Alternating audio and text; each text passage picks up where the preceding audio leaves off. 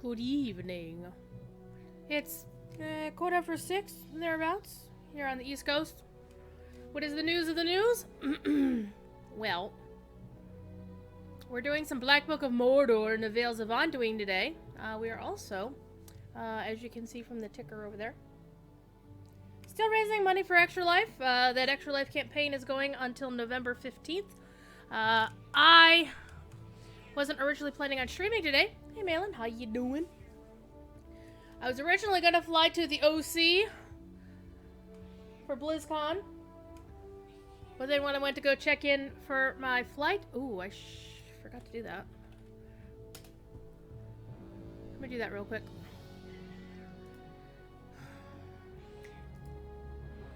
So my airline offered me a free change of flight. Due to the wildfires in California. So I decided to save myself a night's hotel charges since my roomies for BlizzCon aren't arriving till tomorrow anyway.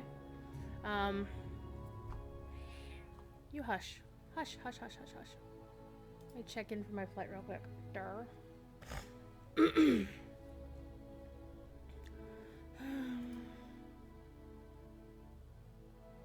There. That was simple. I like my airline. My chosen airline. I'm not going to say who it is. I don't want to be a promotion for something when we are raising money for kids. For the kids! Exclamation point EL in chat if you don't know the details of our Extra Life campaign. Bing! And, depending on which of the two Standing Stone games you play, either Lotro or DDO, there's a command, one for each. There's Matham. We're going to use Matham because we're on the Lotro side. But if you play DDO, you can do exclamation point dice and find the specific link on the DDO forums that says what incentives the DDO side gets. But I just linked the Lotro ones. Today's drink is grape soda because I didn't want to drink caffeine at this time of day because I'll be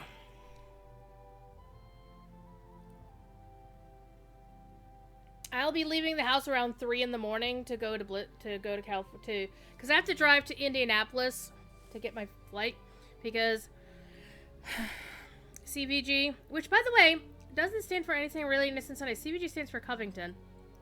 If you know that. Middle Earth Maiden.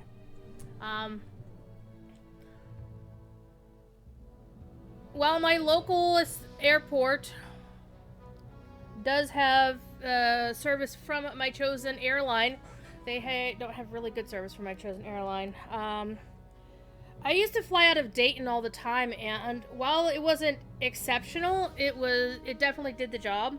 And when they moved their operations down to Cincy, I was like it's like, yeah, I don't have to drive up to Dayton. There's no flights. I'll have to drive to Indy.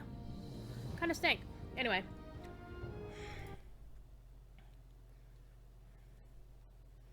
So we've been having all kinds of fun. The official team goal, as you can see, has raised to 20K. There isn't anything cool going on this year for raising 20K. We're not putting Cordovan into a kilt again or anything of that nature. Our community manager is no fun.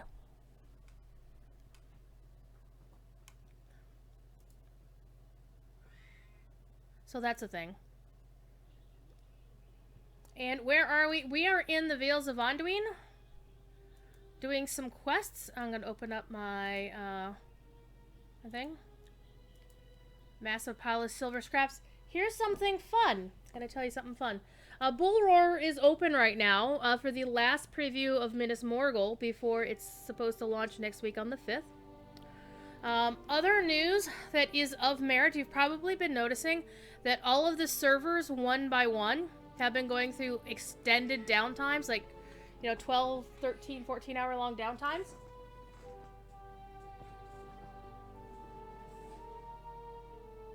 Hi. And tomorrow morning from 4 a.m. to 6 p.m. Eastern, so that's a 14-hour window, Belagear, Brandywine, and my beloved Crickhowl here are all going to be part of a downtime. Everknight's gone through it. Gladden and Laurelin have been through it. Landreval's been through it. Gwai here had been down most of the day, and it has something completely unrelated. So, there's that. Hi. What are you doing, you big fat thiefy?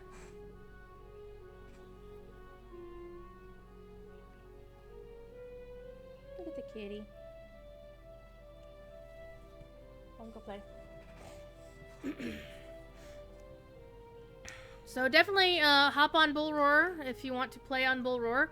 I believe it's open till Thursday, and and if you're on Billy Gear, Brandy, or Crick Hollow, you might as well, because there ain't nothing else. Your servers are gonna be down tomorrow. So,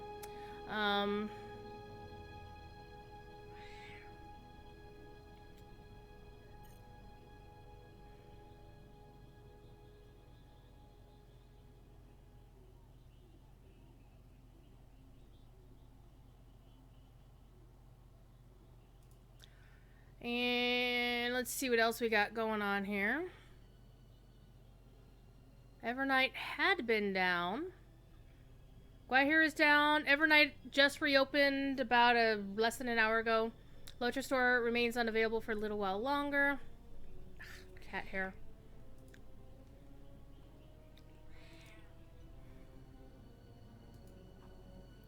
Where are you?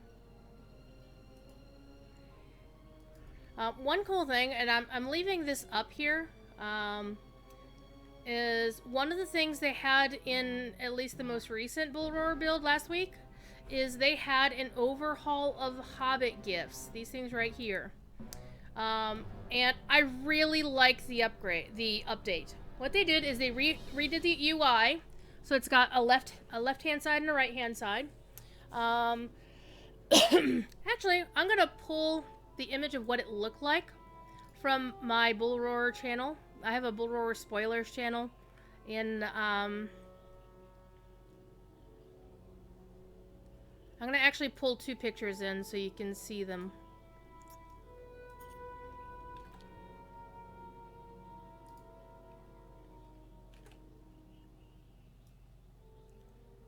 So that's what the UI looks. Well, hello there.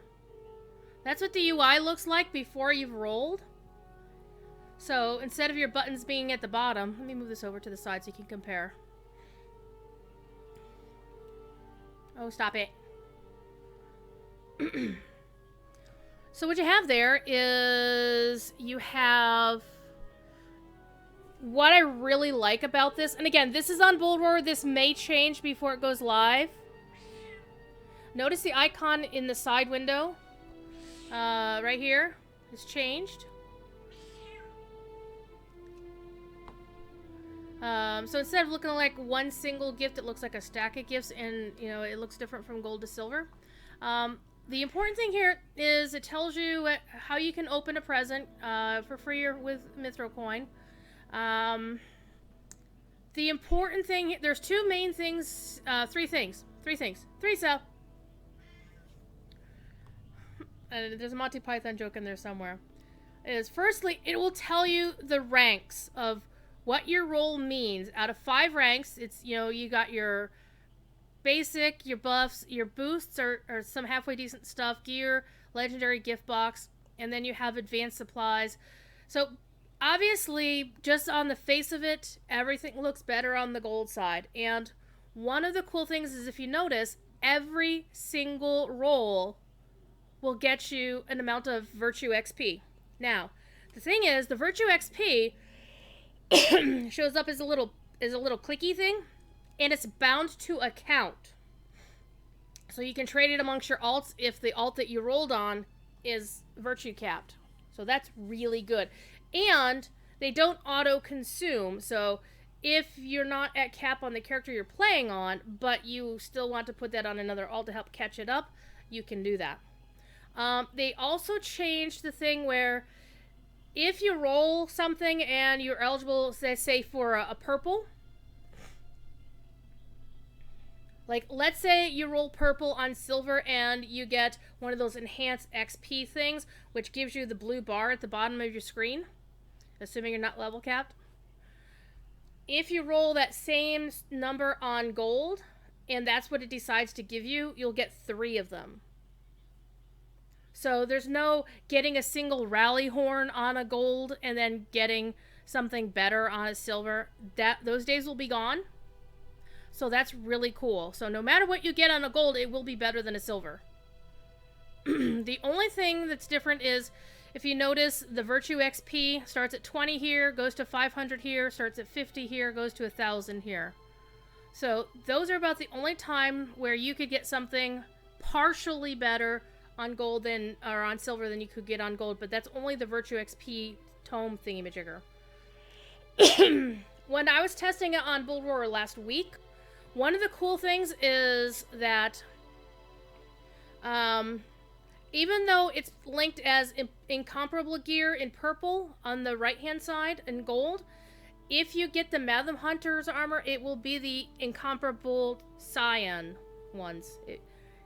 You can get the gear, like if you get the gear on a silver roll, even though it's under the cyan thing, you're actually going to get the rare purple Madam Hunter's gear.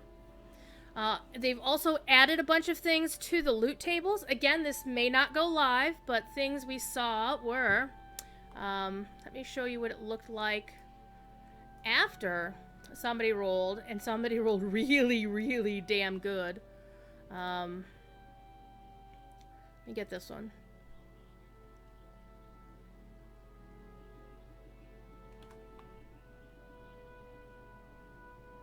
Let me show you this one. This one's really cool. That's not what I was looking for, you dummy. Get that out of there. Remove. Alright. There we go. There we go. This is what it looks like after you've done a roll. So, if you roll something, it'll tell you who you've received a gift from, which is really cool. Now, I rolled this second one on a level 5 character.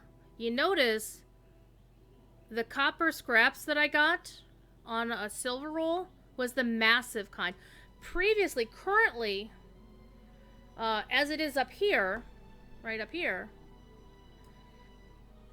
the amount of money that you'd get for the scraps, they had little items that would scale based, not like on every single level, but basically, you'll get a tiny pile, a moderate pile, or something, or a massive pile. In Hobbit Gifts, as they were on Bull Roar last week, they were all massive no matter what character rolled, or what level they were, which is really cool. And you can't get copper or silver scraps on a gold roll. If you roll the money thing on gold, you will get the massive pile of gold scraps. That's cool. Finally, as you can see here, bound black steel key. Not bad. This is basically the legendary gift box. Basically, if you roll 100 on a D100 kind of thing. It would probably happen on a par with getting 200 mithril coin out of a gold roll. So, because that's one of the other improved legendary gift box things that I had seen when I was testing it on Bull Roar. So that's pretty cool. So not only do you have some idea of what to expect when you roll, depending on how well you roll, but they've added some new things to the loot tables. Another thing they added was a large box of festival tokens, which would get you anywhere between 6 and 24 festival tokens, depending on which one it was. I also saw things like imbued legacy scrolls, imbued legacy replacement scrolls, universal solvent. What else did I see? Let me go back and see what else we got here. Relic packs, like in a premium relic pack, they get your 5 relics from tier 8 to 10. I mean, there's some cosmetic silly things like dwarf candles, but the festival tokens, and there's percentage-based morale and power pots. So, yeah, there's some pretty nice things in that.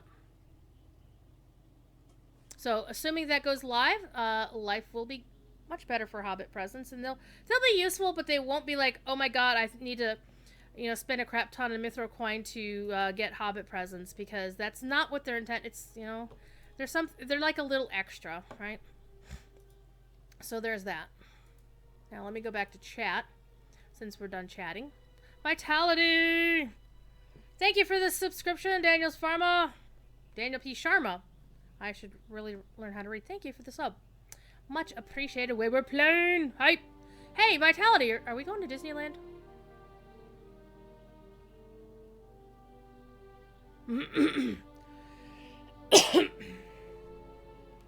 Anyway.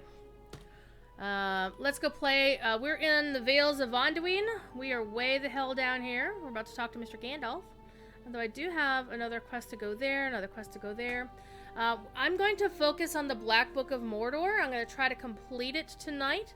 And maybe even do the Shades in the Swamp interlude, depending on what we've got going on. I am planning to run until 9 or 9:30. And then we're gonna hop over to Sapience and go hang out with him as he builds Lego, because what's wrong with a 50-something building Lego? Not a blessed thing.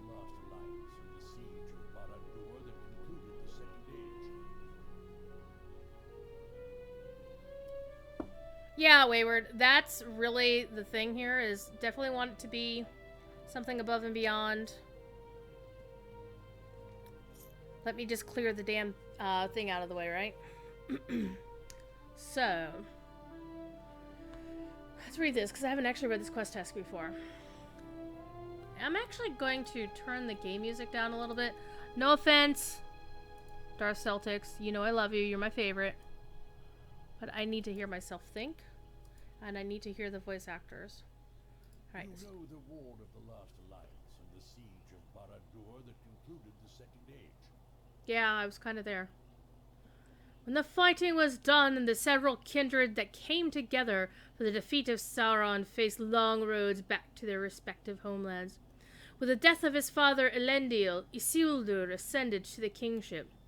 After 2 years of ordering the affairs of Gondor, he set forth to claim his father's throne in Numinas. He bore the shards of his father's sword Narsil, which had been broken when Sauron was defeated.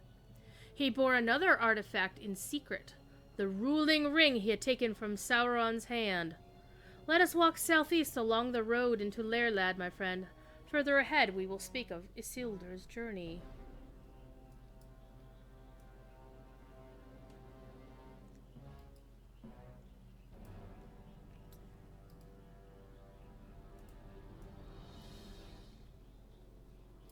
Now, we do have other quests I'm actually going to... Let me actually ignore them for right now.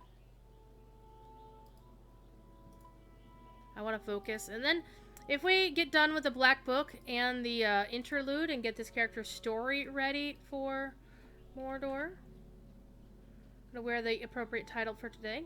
Or Minas Morgul, I should say. Then, we are gonna go back and do some of the side quests, or we'll hang out or chat.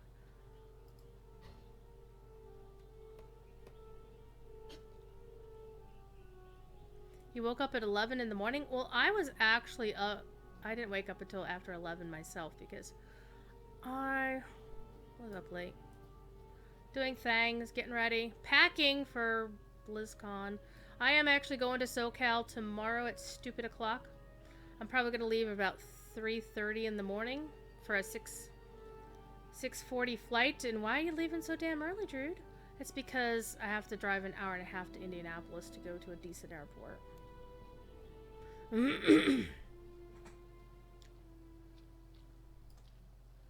Crossing the Glen. This game is just so beautiful.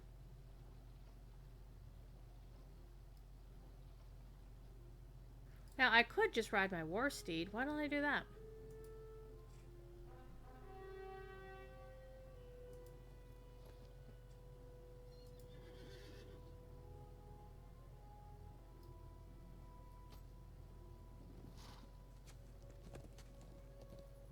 And my character is wearing the gear that you get. Ooh, that reminds me. A little bit of an announcement thingy-majigger going on here.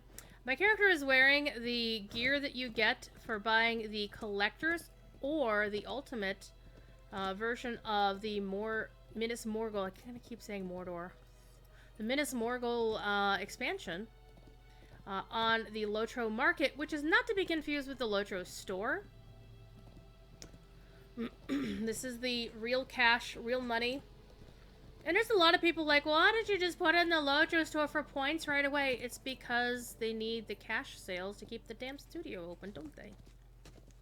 That's the way that works. Wizard's a bit of a fasty.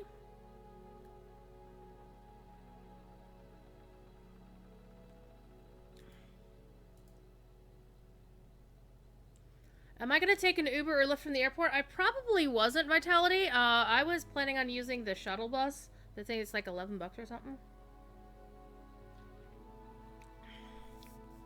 Why?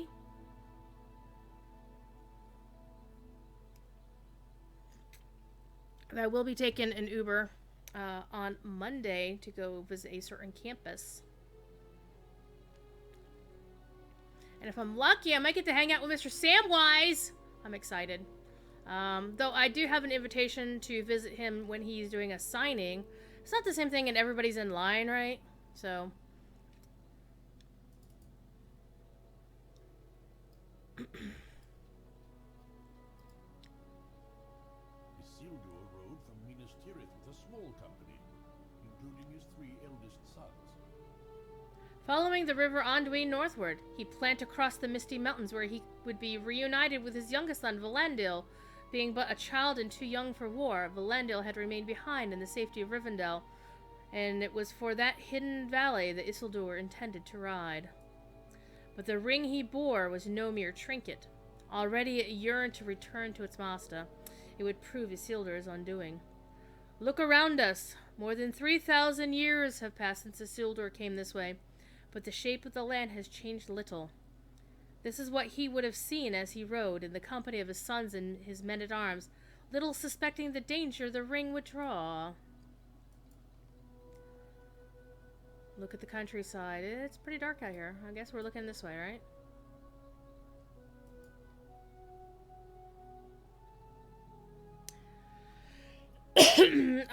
Banning Uber and Lyft from entering the airport. They need to go to a specific area. Actually, I experienced that last year.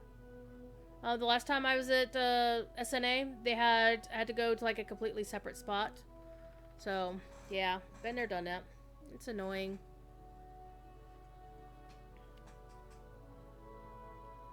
But yeah, I normally ride the shared van thing, which means I need to go hit up an ATM and get some cash out for it because they generally don't take credit cards. Blah. But I'm looking forward to ramen, Korean barbecue, sushi. You know what's the other thing I'm looking for? Roscoe's Chicken and Waffles. We might steal Monty Kroll and take him to Roscoe's. I already invited his, like, Monty, we're actually going to schedule Roscoe's this year, aren't we? Because last year we didn't schedule Roscoe's. Me and a friend of mine kidnapped Monty. While he was still in costume as Grillmaster 76. When he was doing the backstage commentating for the community night, you know, with Darren. And, yeah. We went to Roscoe's and we're like, oh, the heck with this. It's going to be an hour wait to get Roscoe's. Let's go up half a block and we'll go to Denny's instead. So that's how you never actually never actually intend to go to Denny's. You just kind of wind up there for whatever reason. The War of the Last Alliance had ended in victory. Did that success blind Isildur and his men? As they rode north, did they think the shadow was gone forever and dark things would trouble them no more? I do not know for certain. They lived in fear of Sauron's evil for so long that it seems to me that they may have met his defeat with doubt that it would last. Whether they did or did not, it is true that dark things abided still in Middle-earth. The orcs of Wilderland lay in wait, lurking within the shadows of Mirkwood. Perhaps they heard rumor of Isildur's approach, or perhaps the ring called out to them. Let us continue up the road. We walk in the footsteps of Isildur's company even 3,000 years later. So, announcement time. I am going to go. As I mentioned, I am still raising money for Extra Life. I raised my, thanks to a very generous donation from my actual boss at work. I hit my initial goal of 500. I raised it to 750 because, you know, I don't want to be too much of a burden on my community because many of you share, you know, hang out with other people in our Lotro stream community. And many of you have very generously donated to other folks. So I understand the notion of donation and charity fatigue, believe me. However, I'd already planned on doing... I'm probably going to do a stream next Tuesday when I get back. Depends on when I get back. If I get back in time to do a proper stream before Corey comes back on, then I'll do that. If not, I will stream on Wednesday, which will be unusual because normally I work Wednesdays now. I have a job. Yes? Thank you. Get over here. But my boss very generously let me have Wednesday off. And apparently I'm getting paid for it, even though I don't have vacation time. So I will be home next Wednesday. Not tomorrow, Wednesday. And I will do a stream then. And so while I won't be doing my show on the official on Friday, because I'll be in California... I may or may not show up on Court of the Rings in Discord. I don't know yet. Because security at BlizzCon is going to be a nightmare. But everybody knows Cordovan can't handle a stream without help, so. However, on the 8th... The 8th and the 15th, I had planned on doing, what, the 8th? The 12th and the 15th, I had planned on doing Extra Life, streams. So here's what we're going to do, kids. Here's my incentives. I have some stuff to give away. Well, I haven't got it yet. I will get it this weekend. Not Blizzard stuff, you ding-dongs. Here's how we going to do this. On the 8th, here... Wait, no, the 8th I'll be... Let me think again. Pull up calendar. Okay. On the 12th here... on the 8th, which is a Friday, on the official Lotro channel, and on the 12th here, I'm going to be doing a giveaway of a Minas Morgul Collector's Edition, the middle tier, to the single highest donor to my campaign that day. Okay? Whoever donates the most amount of money, whether it's they win by a penny or whatever, they will be given a code for the Collector's Edition of Minas Morgul. Right? And on the 15th,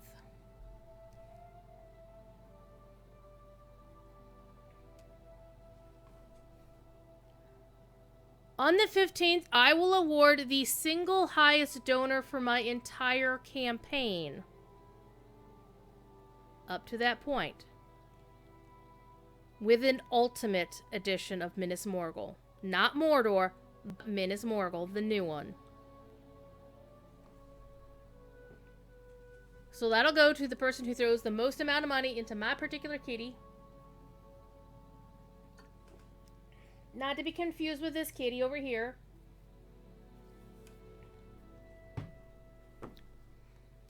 And we'll see how that goes. I will also see about if I can get some Lotro points codes to give away. On the 8th and the 15th. I cannot give them away here on my channel. The ones that Cordovan gives us are explicitly for the official, so... We can do that. So, if you want to hang on to a dono until a week from Friday, or 2 weeks from today, or 2 weeks from Friday, you can do that. But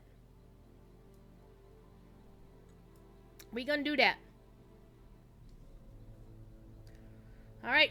Gandalf looks around at the countryside with satisfaction. Despite the warmth of springtime, you feel a chill in the air. Okay. Worst Eden. So spread the word. Pop a tweet up if you're on social media. Facebook if you do there. Just point them this direction and let them know that there will be giveaways on Friday the 8th,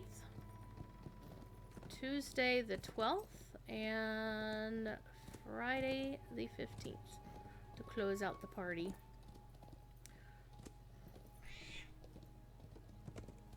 And I still have some music event related titles in a stash that I can also hand out. Things like concert attendee, a couple of musician ones. Now, one of the things to bear in mind is if you donate to either the Lotro or the DDO side of things, well, if you donate, you then should send a PM to Cordovin on whichever forms is applicable, having read the links that I have dropped in chat, and you should send him a PM with the details, and let him know what prizes you want to have from the community loot list. On the Lotro side, we've got a lot of account-wide titles, account-wide pets such as a Spirit Bear and a Tundra Cub, a bunch of steeds, most of which are account-wide. One of them is not. Gandalf. Gandalf indicates that he wishes to stop here. Orcs struck as Isildur's company crossed near to the Gladden Fields. Whether we alerted by the ring, present of the ring, or not, the orcs attacked. The attack came in darkness, with neither sun nor moon in the sky, and in that blackness the orcs had the greatest advantage. Look around us. Isildur and his men were unfamiliar with the lay of the land, but their foes ranged it for years, plundering the towns and villages of Wilderland. Well, there's some movable trees down there. And by the way, I love the mist effects here at the tops of the mountains. Scenario, you wacky dude. You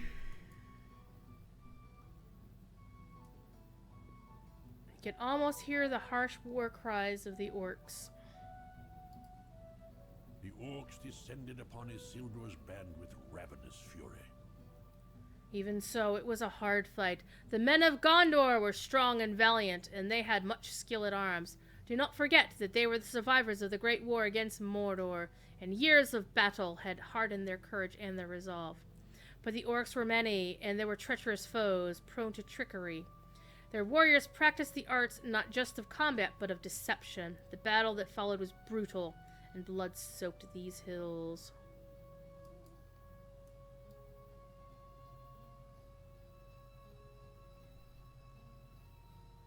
A meandering horn. I love that name, meandering.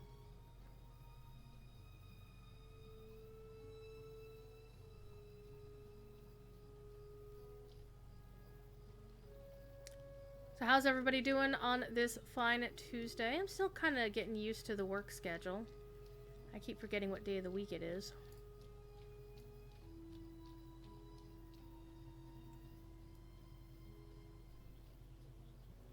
Gandalf motions for you to stop. I will stop when I gosh darn well please.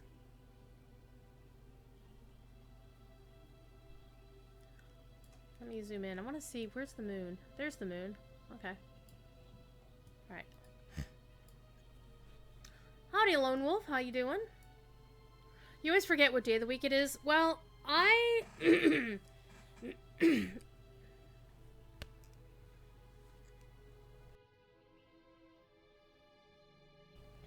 I generally forget what day of the week it is, except based on what streams are going that day.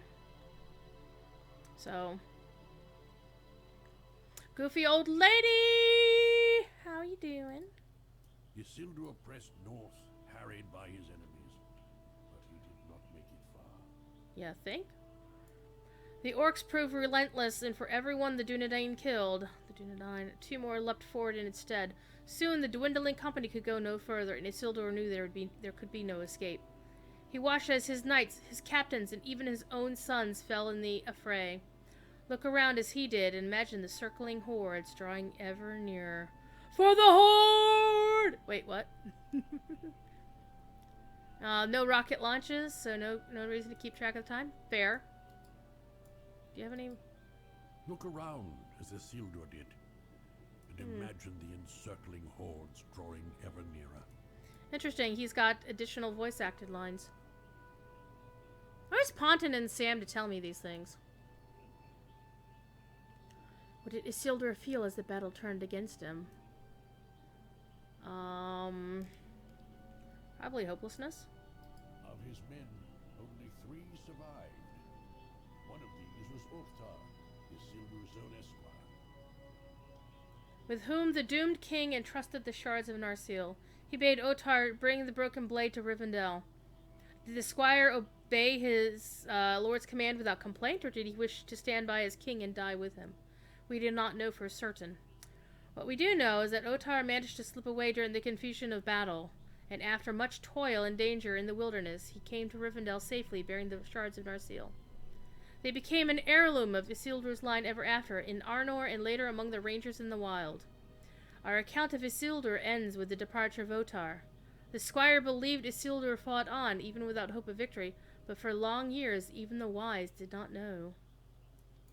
For many years following the disaster of the Gladden Fields, none knew what became of Isildur. Most believed he perished in the ambush shortly after Ottar escaped with the shards of Narsil, for there was no further word of the king. His body was never found, and there was no claim for ransom by the orcs or their masters. But in time, the wise learned his true fate.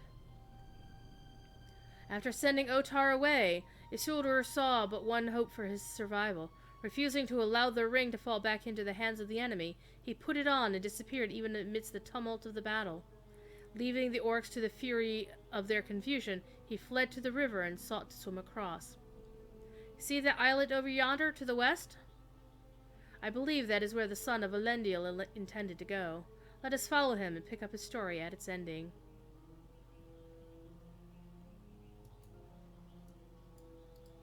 See the islet over yonder?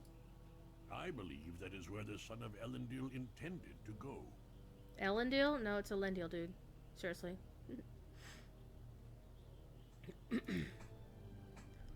So, for those who are arriving late, I'm going to be doing some giveaways in time with my Extra Life campaign. Right here. My next show on the official Lotro channel will be November 8th. And will feature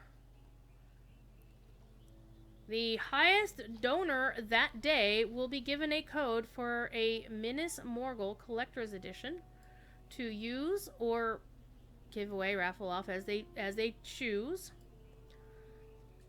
The following Tuesday, on the 12th, we'll do the same thing, but it will be here on my channel. And finally, the big kahuna, what do you call that one? The big kahuna? The big enchilada. There we go. On the 15th, on the official Lotro channel, the highest donor for my entire campaign will be given a code for an ultimate edition of Minas Morgul. True story. That's one cool thing about having a job. You can buy things like that. Give them away. I like doing that. Alright, Gandalf, what are we doing? The river Anduin is mighty, and it was no less so when Isildur sought to swim across. The effort nearly killed him, but he managed to reach the island. But alas, while he was still in the water, the ring betrayed him. It slipped from his finger and was lost. Even when the wise pieced together this account of the events, we did not know the truth entire. We believed the ring had been borne on the current to the sea. Thanks, Saruman. And that it left this Middle-earth. The truth and the rediscovery of the ring has now shown otherwise. Look around you and imagine Isildur's despair as he rose from the water without the enemy's ring.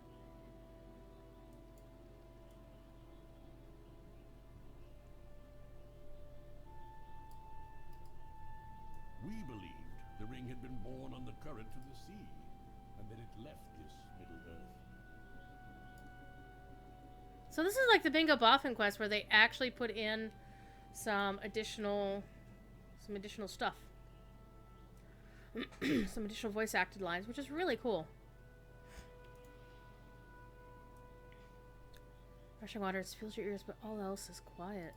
Bereft of the safety provided by the ring's power, Isildur did not live for much longer. The orcs spied him standing by the water and shot him with arrows. As the tales say, he breathed his last breath here in the Gladden Fields. I believe it happened in this very Eot, which is why these flowers bloom here still, rather than the Gladdens that spring up elsewhere in the field. Oh. Simbilmuni, they are called in Rohan, where they cover the grave mounds of many dead kings. And so Isildur at last met his end, betrayed by the ring and slain by his foes before he could return to the lands he hoped to rule. But his tomb at Anuminus stands empty, for his bones remain unfound to this day. Well, if he died here... That is the end of the tale, and it has taken many years to piece it together. This unassuming island in the Anduin has shaped the fate of Middle-earth in its own way, has it not? How might things have transpired had Isildur not swam across the river to reach it? Agents of Sauron would have taken the ring from his body, and the Dark Lord's dominance would be all but assured. Be glad it was not so. The ring worked great evil upon its course, but in the end, the actions of Isildur enabled its destruction these many years later. I've enjoyed our walk, my friend, and now I will return to Bjorninghus and resume my study of the Black Book. I will meet you there, but before you return, I ask that you pay a visit to Holtvis, the village of the woodmen at Wood's Edge. They suffered greatly during the War of the Ring, and their efforts to rebuild and return their lives to normal have not yet borne fruit. You say you have already lent your aid to the woodmen? I know that. Do you think I would ask you to return without reason? If you have the good fortune to know a wizard, know that he is not to be ignored. Go to Holtvis and ask me no more questions. Gosh, Gandalf, persnickety, aren't you?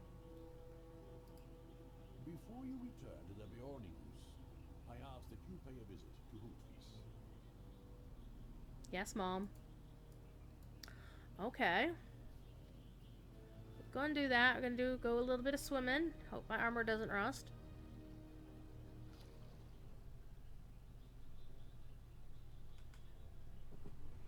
While we're in the middle of the river, come here. Come here. Where are you, meow? Come here, you butthead.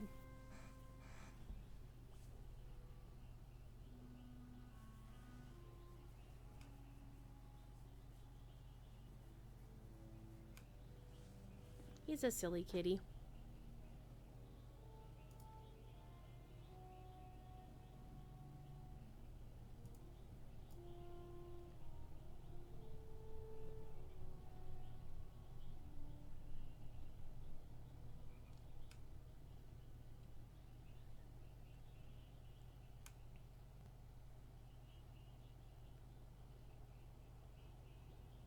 It's all foggy.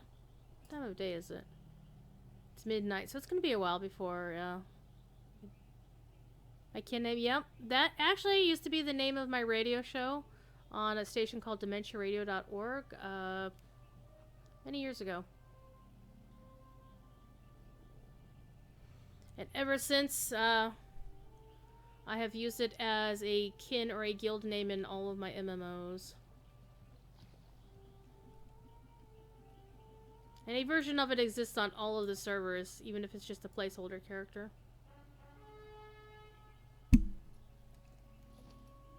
In fact, it's also the name of my Discord, which you can find by doing !Discord in chat there.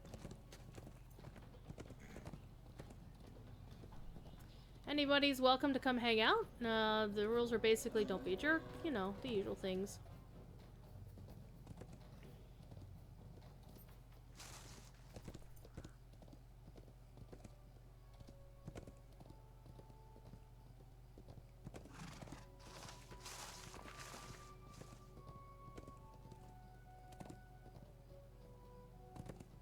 It's like, why are you avoiding all the bad guys? Because I'm in a hurry. I might have to fight this tree, though.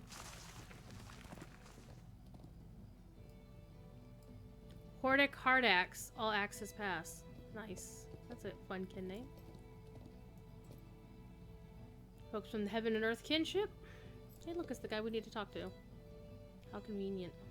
Fortune must smile on Hortvis for you to return to us so quickly. It wasn't so quick. As it happens, we do have need of you. 2 of our hunters were frightened away from their prey by some apparition, and while no one in the village would wish for them to endanger themselves, they left the carcass behind. Our food stores are too low to do much without provisions. Creatures of the Vale have surely found the abandoned carcass by now, but if you can hunt more forest hearts and woods edge for us, we should be able to fill the hole it's lost left in our stores. Once you have gathered some replacement flanks, bring them to Vermund as you did before, and Holtvis will be grateful. Okay, we're gonna go hunt some deer. Oh dear. Okay. I can go kill some hearts.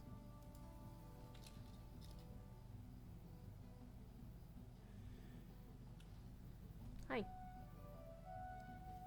You know, I can't actually kill things very well with you doing this, kitty. I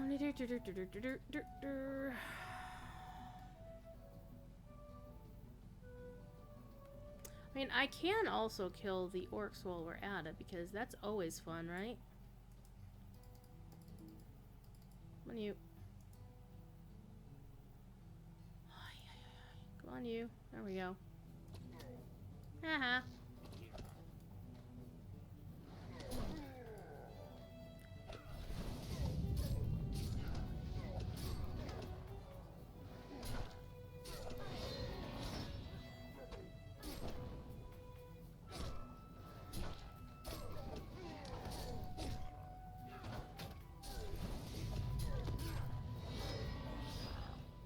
There we go.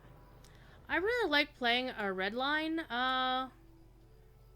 champion with a goodly splash of yellow line for all the good stuff. Rushlock! How you doing, sir? What are you up to? Are you causing trouble?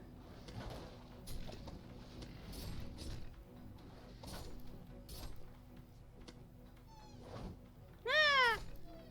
Ah! My cat.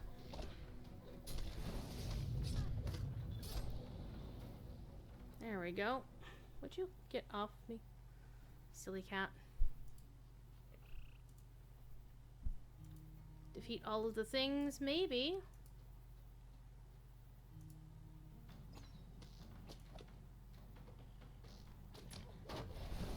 So it's really funny. I was getting ready to hang out in the Extra Life Marathon on Friday, and I was on Landreval on my level 70 hunter, and a rather familiar name ran past me in Bree, and I'm like, I sent them a tell saying, are you the Rushlock who hangs out with David and JQ? And come to find out it was indeed that very same Rushlock who had been sneaking into Lotro and playing with his friends.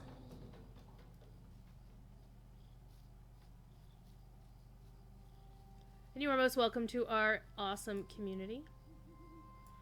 Forest Hind, you don't count. No, actually you do count. Nice. You've only seen the Eccleston season? Oh yeah, Gallifrey, the home of the Time Lords.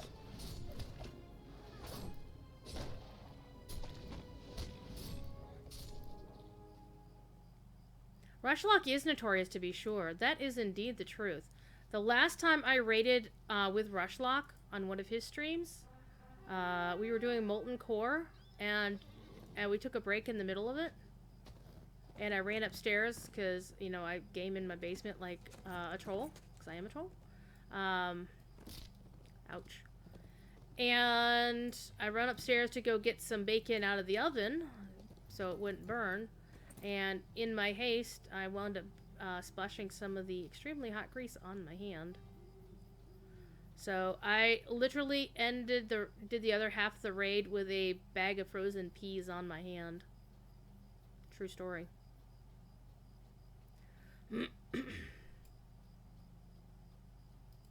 They got better. You see, there's no.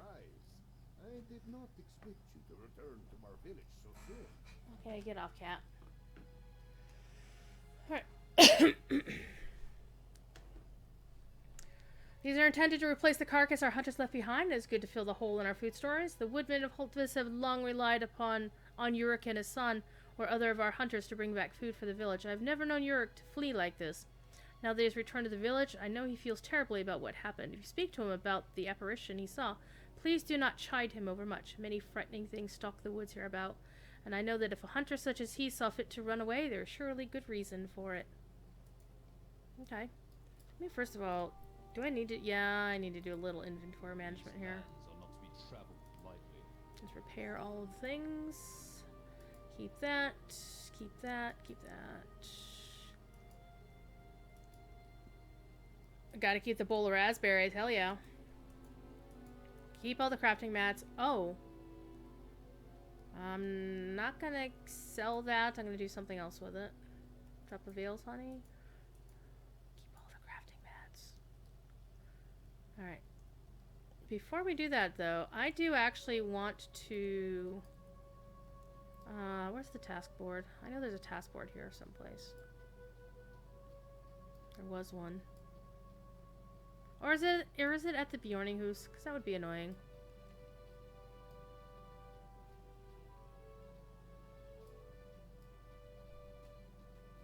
No, I'm not going to kill the sheep. You terrible people. Let's go talk to Yurik. Before today, I would never have counted myself a coward. But I suppose you have heard tell of my shame from the others in the village. It is true that I abandoned my hunt, and now that my son and I have returned to safety, I can hardly bear to give voice to the fear I felt. He shook his head sadly. The creature I saw filled me with such terror. My blood ran cold, and I felt rooted to the spot to see it. At first I thought I beheld Vigari, spectral wanderer of the Gladden, but nay, this was something else. I can still see its terrible visage. The apparition stood in the waters of the old ford, half across, and as the courage drained from me, I urged my son Badwilla to leave our prey behind. Together we fled, and I could not bear to look behind me as we ran, for I expected to see the terrible creature close behind. Bodily it did not follow us, but I could still see its face in my mind, and it seems a far worse pursuit. Sounds like the tale of the Headless Horseman that we told last week on the show. If you go in search of it, go to the old fort to the northwest, but bring caution with you, and do not fear to flee as I did. The shame is hard to bear, but on this day at least I hold life more precious than honor. There. Where is the nearest task board? Behave yourself, cat.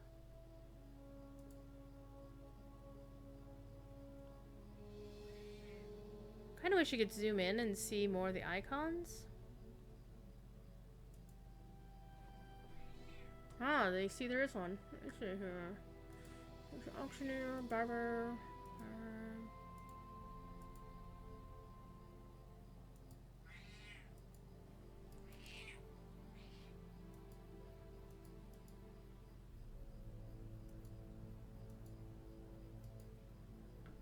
Adding all of the icons to the map. Because apparently there weren't enough of them. I just want them all on. Turn them all on. I should just click to select all. Dear.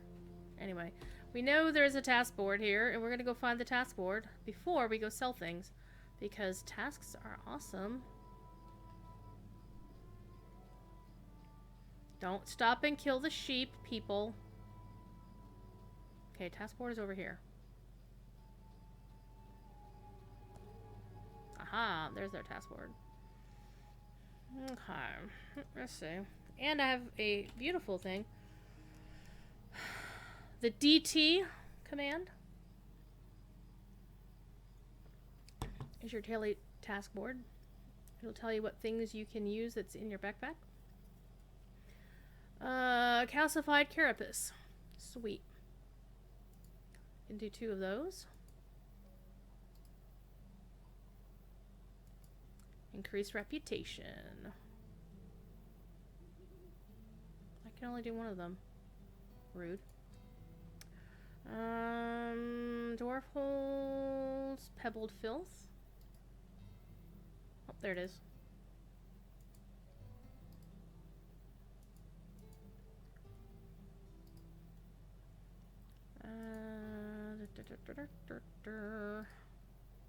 So Big Ed Mustaf would love this because I am actually doing tasks on the stream. Okay, so out of all of the things that I have, I can do a couple more of the pebbled filth though.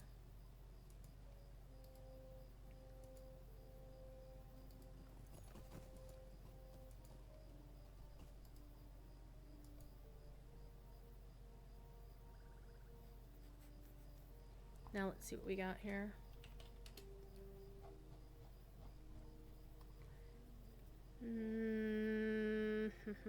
Nope. Okay, nothing else that I have on me is going to help in this circumstance. However, I do want to lock down the things that I was trading just for a second ago. Calcified branches.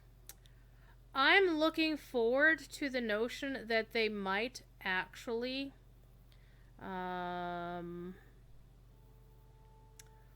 where's the other ones? I should have hit this first. Oh my god, I'm an idiot. Make me do that again. You added the busy bee, which kind of does the same thing. You enjoy that? Nice.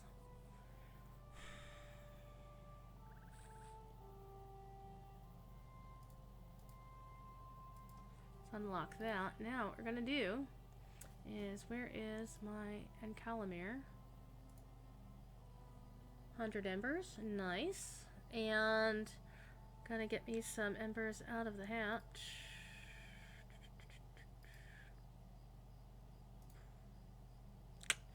Sweet. Let me see how many I have, because most of my embers are actually stuck on a different server. 300. Alright, not worried. Alright. Now we can go sell stuff at the regular vendor. Clear some bank space, some vault space.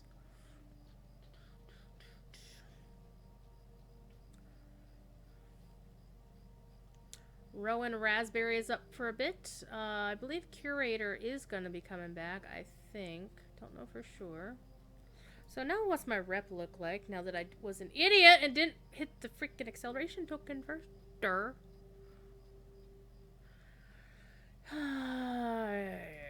Supplier person.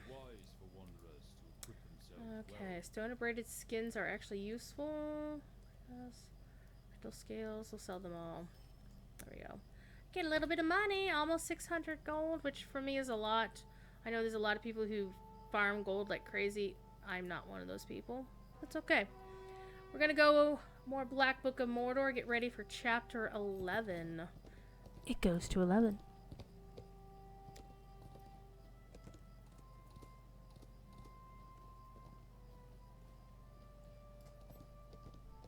So things coming up in January on the Landreval server, the Lonely Mountain Band will be doing Weatherstock 7.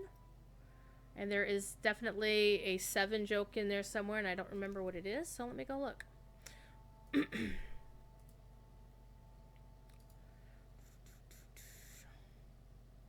Ooh! For those who don't want Bull Roar spoilers, Chromite found something cool. Chromite found, in the database, a 5-tier catch-up scroll of empowerment. And it's in the tooltip on it says, this scroll will unlock the tier of any legacy on an imbued legendary item up to 5 times. The target legacy must remain at least 10 ranks below cap. Nice. And also he found a catch-up starlit crystal, which it says this crystal will unlock the tier of any main damage or healing legacy on an imbued legendary item. The target legacy must remain at least 5 ranks below cap. That's cool. We don't know how much they're gonna, you know, what you have to, how to acquire them, but still those are pretty nifty. Chromite goes data mining like crazy. It's all good. What was I looking for? Oh, Lonely Mountain Band Winterstock. Durr.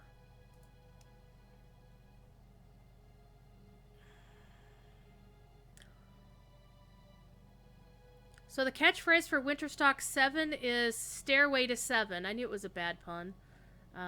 Blame Master Aiden unless he tells me that somebody else did it. That sounds like the kind of pun Cordovan would come up with because he can do stupid puns. Though Melindrian of the Department of Halbert Security is my heroine in the my lady hero in the formation of stupid ass puns. Yes, Lone Wolf, I have seen two Scots in an elevator. Oh, it's so good. I laugh so hard. Actually, Lone Wolf, things like that are kind of what inspired my Rage channel in Discord, which I'm not going to discuss much about that. But it actually kind of looks like a cheese wheel. Oh no, an ambush. But this is for that other quest. We're going to do it real quick.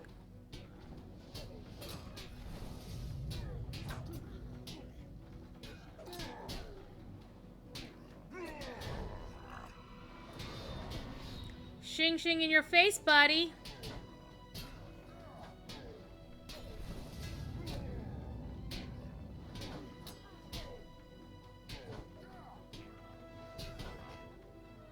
There we go. So that was for a different quest, but we're going to the same place anyway, so might as well.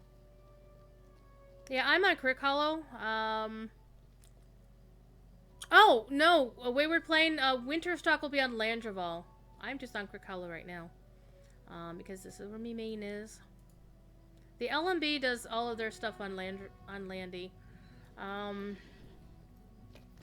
have already committed to streaming it on Friday, the 17th of January. During my time slot, I don't know if Cord is going to be doing anything else, making an actual game plan, or we might just say, Cord, we're going to do a game plan and kick him out of his own show because that would be funny. So, make yourself a mnemonic. Wayward LMB equals Landy. Landy and the LMB. No evidence that a wagon has crossed past the old ford. Has passed across the old ford. Wait, what? Okay, I'm gonna take this other quest out of my way. Is it the full weekend? Yeah, it's the 17th through the 20th? Let me go look.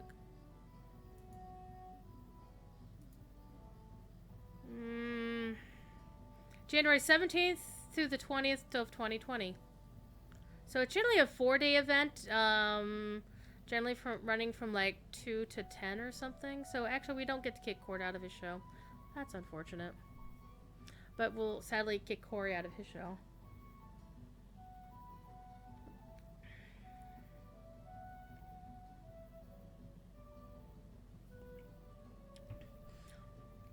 That assumes, of course, that Cordovan is willing to allow it. He may not, because I do remember the last time we did Winterstock, there was some pushback on the fact that it was 4 days long. So, we'll find out. Uh-oh, the tiny monster is hungry! Oh no! Wayward Plane! Don't die! Don't get killed by your tiny monster. Alright, let's go meet Karazgar. You have encountered the apparition you're... Wah! What just happened? What just happened? I heard laughter. Hobbit laughter. I know who that is. Vitality, thank you so much for your donation. And people are like, I can only give $5. $5? You know what you can buy at a supermarket for $5? They need stuff like that too. So any amount helps. Any amount is useful and valid. Hi, kitty. Meow. So before we talk to Karazgar, we're going to do the Professor Corey thing, and we're going to actually look at him. Look at what he's wearing. Okay. He's got some interesting boots there, and some greaves. Some chainmail. Some chainmail wrappings on his arms. Pretty basic gloves with some spikes on the back, so if you punch somebody, it's really gonna hurt. But actually, it's really gonna hurt if you get somebody with your knuckles, because the spikes on these part of your knuckles right here aren't gonna do anything. Unless you, like, go like this and, you know, like, your fingers would do better.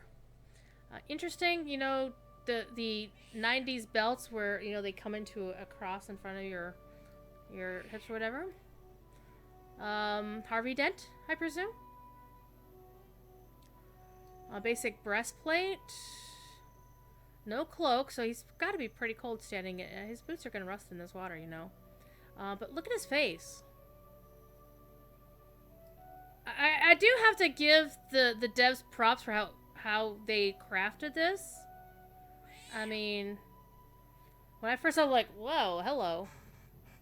So Karazgar has a ruined face. No wonder he wore the mask. I can see why he wore the mask. Oh, Lone Wolf! Thank you for the gifted sub to Rushlock. Appreciate that. Rushlock gets the amazing love and hype emotes. If I get 6 more subscribers, now again, I am not raising money for my own subscriptions. I'm focusing on the thing up there, the Extra Life Happiness. But if anybody chooses to subscribe to the channel, they get emotes, and if I get 6 more subscribers, I can make a new emote.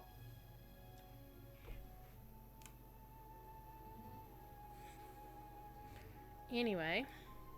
I do not intend to harm you. I wish only to speak with you. Uh-oh, this is gonna go well. The last time we saw him, he, like, wigged the hell out at seeing the Black Book of Mordor in Gandalf's hands. I was like, give me the book and I'll leave you all alone. And we're like, yeah, we're gonna do that. Wayward, there is that, yeah, but, you know, it's also work for a Cord to do. But he did actually say that, he did actually make a comment about how that weekend would actually work pretty well for him, so maybe he's going to do a bit of the streaming himself. Except I hate how he streams concerts.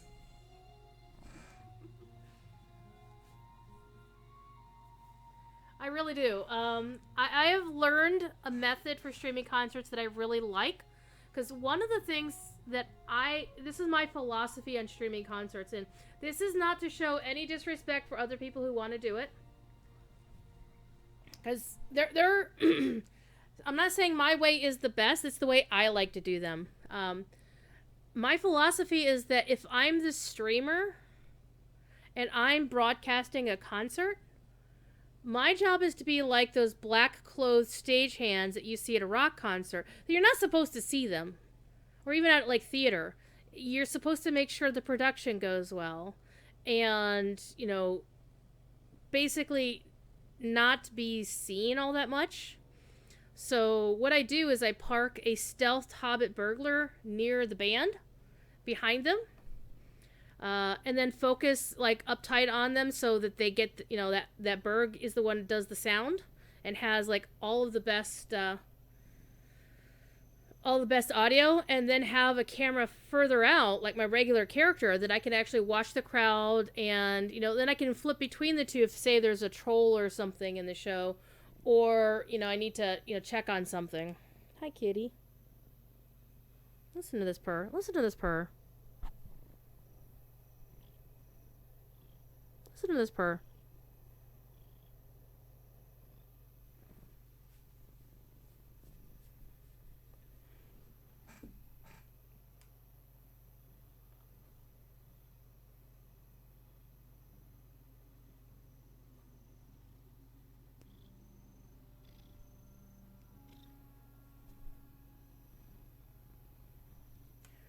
So if the schedule stays current as is, the streamers who would get interrupted for Winterstock would be Professor Corey, me, Big Ed, you,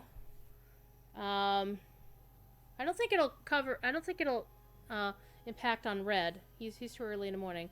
Balviel and our slew of Monday streamers.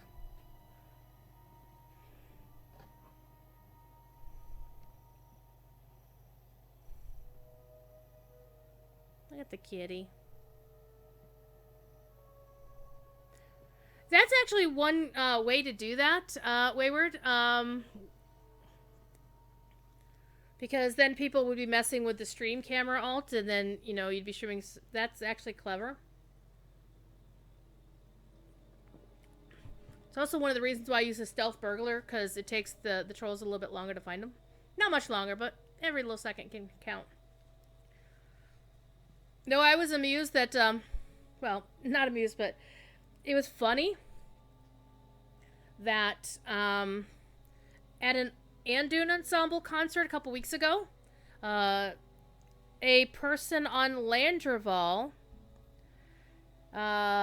brought a toxic cloud debuff with him out of Saragost and killed half the audience. Right in front of a GM that was visible, because they were dealing... The GM was there dealing with somebody else being stupid during the concert. And so the GM had uncloaked to handle things. And this idiot dropped this toxic cloud right in front of the GM. Good job, you. However, they obviously didn't get a permaban or anything like that, because I happened to witness that same exact player with the same exact name, kin name and everything, was one of the people who kept one-shotting Cordovan during the time that all of us were in the moors, killing everything. You have nothing to fear from me. Not on this day. Oh, scary. I just want to talk. Yeah, huh?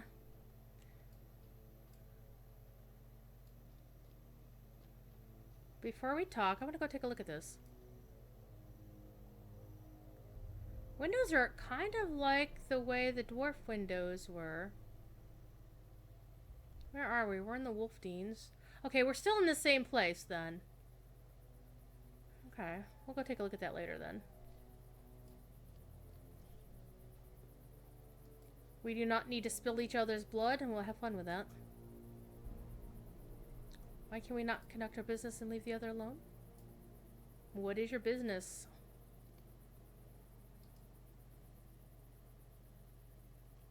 Oh, you get a choice. That's interesting. The game rarely gives you a choice, but generally the choices it gives you, sometimes they're not obvious. Like the one involving Halros. Like, the consequences of that choice are not that obvious. Like the one involving Halros, you know, whether he goes with the Great Company or stays in the Shire to protect it, doesn't... Well, it may actually... You never know. When they do the scouring of the Shire, that may come into play. I don't know.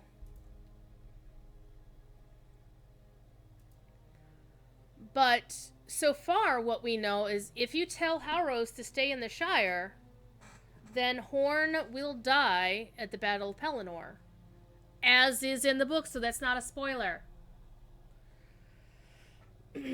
Horn's name is in the last song that Gleowine wrote. It's in the canon.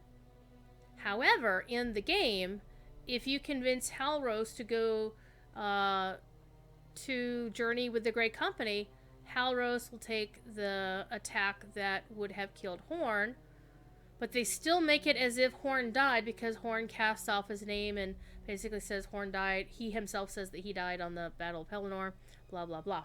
So, either one is really tragic. And it's really interesting. Now, what I want to know is who the bleep is calling me at 7:30 at night, because I'm not expecting a call, and I don't know the number. Normally telemarketers don't call me this late in the evening. Anyway, I'm gonna be nice. My elf is not... Even though she is a champion, she's not prone to attack necessarily attacking first. She's interested to see what's going on here.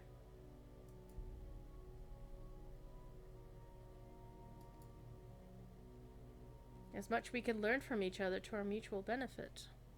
Does anybody know what happens if you choose the other option? Maybe on my next alt that I take through here, like when I go through here on my minstrel, she'll attack him. Ooh! I can ask, what can you say of the Gurzoil? What do you want? Why do you want the Black Book? And why would I ever aid you? All very good questions. So let's go talk about the Gurzoil.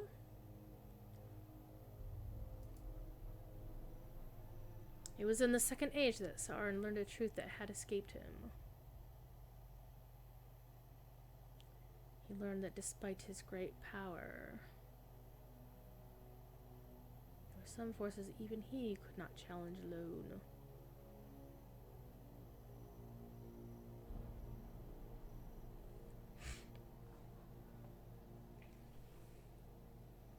Oh yeah, that's actually, I got a couple of those calls earlier today, Wayward. They were snared by the Dark Lord and made to serve him, but in some tasks they proved insufficient. Yeah, we know. They're dead. We were different, oh yeah? We sought to worship him.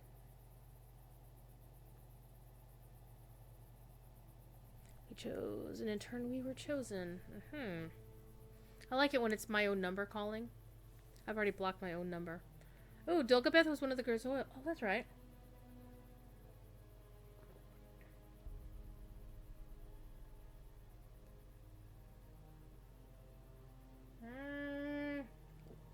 Greatish? To be fair, Dulgabeth is dead. Gulthok's bite made us ageless and deathless? Gulthok? We were given what the Numenorians desired but could not attain. Endless, unceasing time, or so we thought. Ah, here it goes. Because, of course,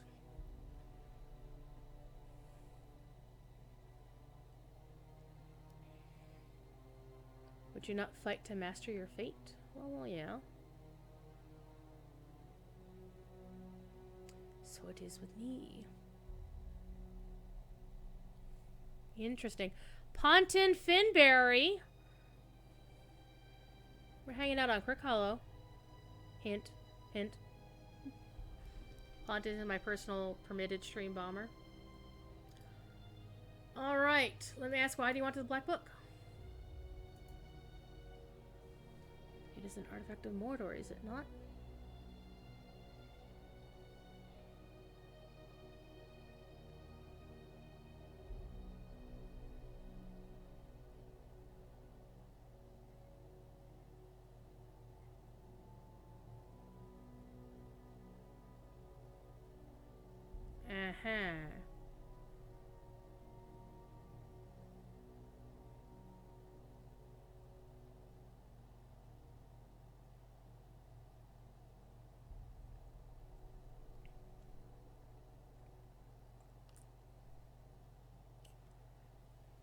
Interesting. When the North belongs to you, yeah, have fun with that.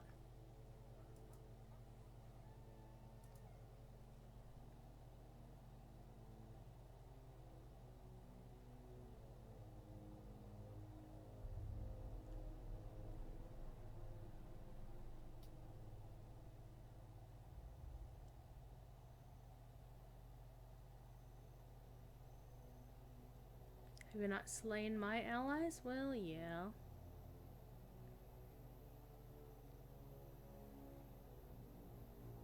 Coin of honor against an elf. I am an elf, you dingaling. I didn't name myself Adventurer.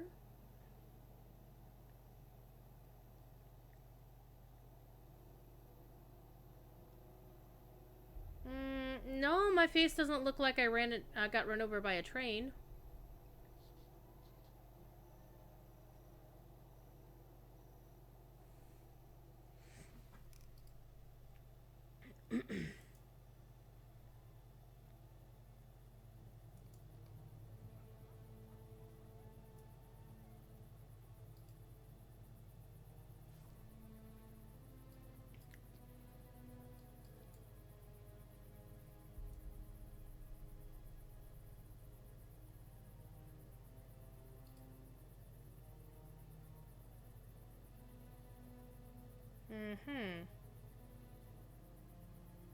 Give him the book and he will do my bidding?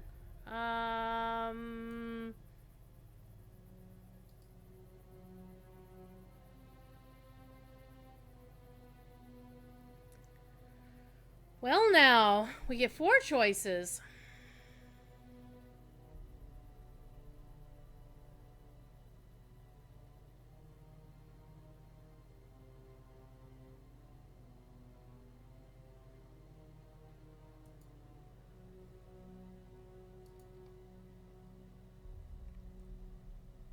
Yep, yours too.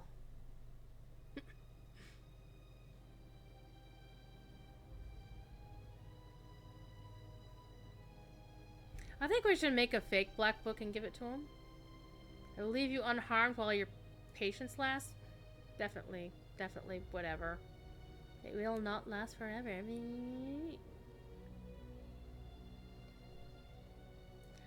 Oh, hi! Oh, hello there! I must be gone. Yeah, get the hell out of the road. More important people are coming down.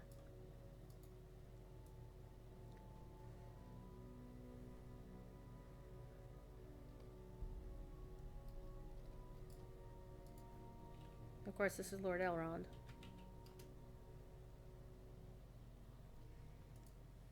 And of course, we got Glorfindel, a bunch of elves of Imladris, and the Lady Arwen. Of course, we're going to be courteous to Lady Arwen.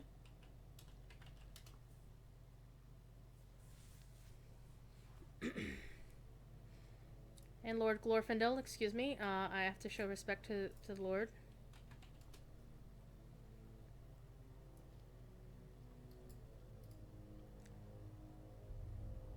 I have come with much of my household across the mountains by way of the High Pass, for the marriage of my daughter awaits us in Gondor. Aragorn Elisar has claimed the crown of that land, and it is Arwen's wish and his that they marry. She will remain by his side forever. I know the way of hard choices, and this is hers to make. Glorfindel accompanies us, as do many other of my folk. Some will attend Arwen at the wedding, and others there are who desire to see the lands beyond Imladris one last time before departing this Middle Earth. All are welcome, for such an occasion should be made as happy as can be, and more hearts make for merrier times. We travel light, but not without goods and gifts. I myself bring the scepter of Enuminus. It will be a gift for King Elisar, for it is his by right. No longer a walking stick, is it, eh? It is my own desire that this journey be full of cheer for my daughter's benefit, but this land holds only sorrow for me. I will be happy to leave it. I understand there is a pleasant house nearby which we might find lodging. It was the home of Bjorn the Skin Changer, and it is kept now by his son, is it not? It is indeed, but let me take a look at the Scepter of Enuminus real quick. Doesn't really look like a a scepter to me is something about yay long, right? And you hold in your hand and, sit the butt of it on your leg while you're sitting on the throne, not like an actual staff.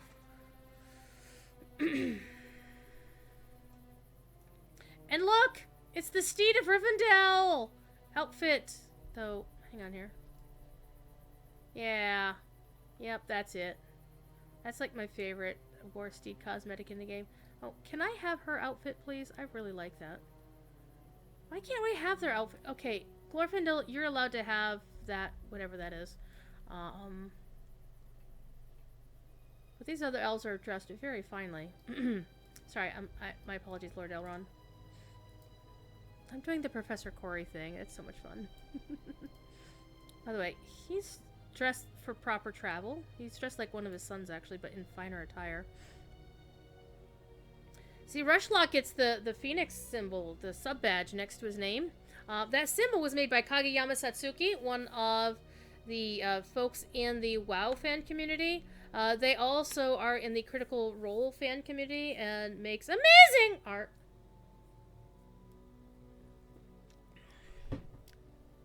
Back in a bit. Pontin's getting food like a hobbit should.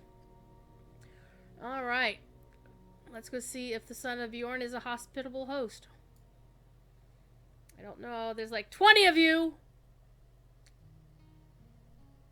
And all of a sudden, there were a bunch of elves hanging out.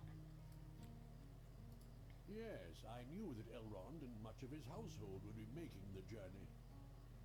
Why did you think I suggested doubling the quantities of each errand Grimbjorn requested that you complete?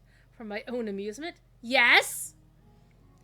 Gandalf chuckles quietly and his eyes twinkle. Nay, that was merely an additional benefit, my friend. Speak to Elrond and learn how his company fared during their passage of the mountains. I trust they encountered no problems. Few creatures of this Middle-earth would dare to trouble either Elrond or Glorfindel when apart, and when together, only the most foolhardy would think of it. But there have been many fools in service of the enemy. Ooh, I get a class trait point! And a cloak. Ooh, let me take a look at this. Hey, that's gonna be nice.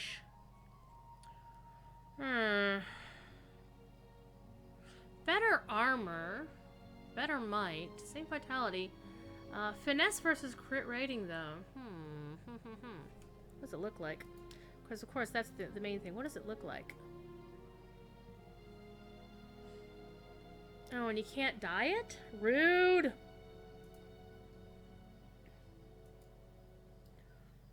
Alright, let's talk to Lord Elrond. Hi. It's good to see you outside the confines of my library. It seemed I found you there. I wonder why that is, Master Elrond.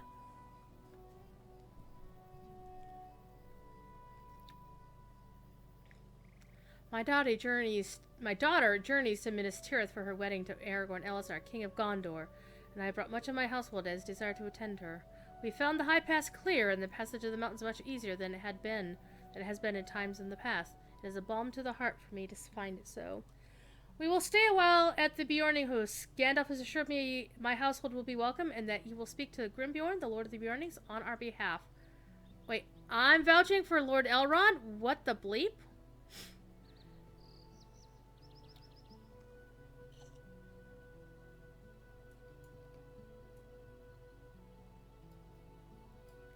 And all of a sudden we've got, wait. That's not what you were wearing on the mountain pass. All of a sudden, oh wait, these are the wood elves. They have to be. I mean, that's obviously one of Elrond's people. But these two are wood elves from Felaggoth. Like, and these, yeah, two Rivendell and one Felaggoth. Alright. Hi. Just random elf looking over. Oh, nice elf. Hi, goat. Lord Glorfindel. The mountain passes have not always been as safe as we found them on this journey. Indeed, they have been a source of grief for Elrond and his daughter, for it was in the Misty Mountains that Celebrian, Arwen's mother, was captured by the orcs. That is a sad story, and I will not speak more of it now, but I know in my heart that while Arwen is full of joy at the wedding that will come at Journey's End, this land holds much sorrow for her. With an abundance of caution, I chose to safeguard the company as they traveled, and I am pleased to report the passage was without incident. After a short rest, we will continue on to Lothlorien, but I am confident we should have little to fear before we reach the safety of the wood.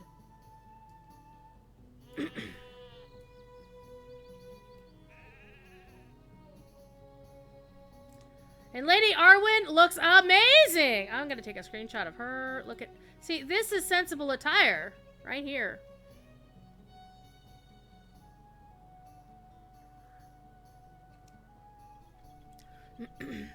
Hang on. Discord business.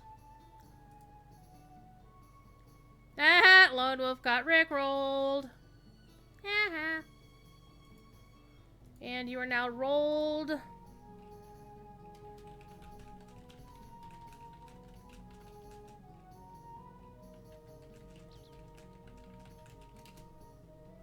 There we are. Lady Arwen. Still wearing her her hair piece, even though she's got a hood on. But that is very sensible, and it's actually a very elegant attire. I wish we could get a attire that good. Alright. Sorry, Lady Arwen. We will stay here a short time before continuing on to Lothlorien. That's the same voice actress as Galadriel. Makes sense, you know, considering, you know, it's her grandma. I've never seen the home of the Bjornings, but it seems most lovely. The beauty of the flower fields and the buzzing of the bee pastures are quite different than the sights and sounds of Imladris and Lorien. We will stay here for a short time before continuing on to Lothlorien, where I will meet up with my brothers. Then we will continue on to Gondor and the White City, and by midsummer we will toll the wedding bells throughout the kingdom. I hope you will attend my wedding, for I understand you have been a help to all of Middle-earth and to my betrothed, and it is his dear wish that you be there with us. Will you also ask the Lord of the Bjornings to attend? It is very kind of him to offer his hospitality to my father's household while we stay here a time. Oh, here we go. Suddenly you've got 20 elves on your front step. This is gonna go well. Bacon Donut Butt Bandit, how you doing, my friend? Good to see you, as always. For the folks who just arrived recently, pieces of news. Yes, we are still doing Extra Life, as you can see over there. The URL to do the donation thingy. Yeah, the her got long. URL is up there, extra-life.org /participant/druidsfire. And cool bits of news on Friday the 8th of November and Tuesday the 12th of November, one on the Lotro channel, one right here on my channel. I am going to give the highest donor those 2 days a collector's edition of Minas Morgul. And on Friday the 15th, the very end date of our campaign on the official Lotro channel, I will announce the winner chicken dinner of an ultimate edition of Minas Morgul that will be given away to the person who donates the most single or most cumulative amount to my specific campaign. Because, as you see, I do have a new goal. Because we beat the old one. I'm being conservative here. Because I know we've got a large and awesome community. And there's a lot of choices as to whom you might wish to donate to. My donations go to Cincinnati Children's, because that's the one literally like 10 miles that way. Just wanted to say hi, but you're still in Mordor and don't want to be spoiled. Oh, you poor soul. Thanks for hanging out, Bacon Donut Butt Bandit. It's good to see you.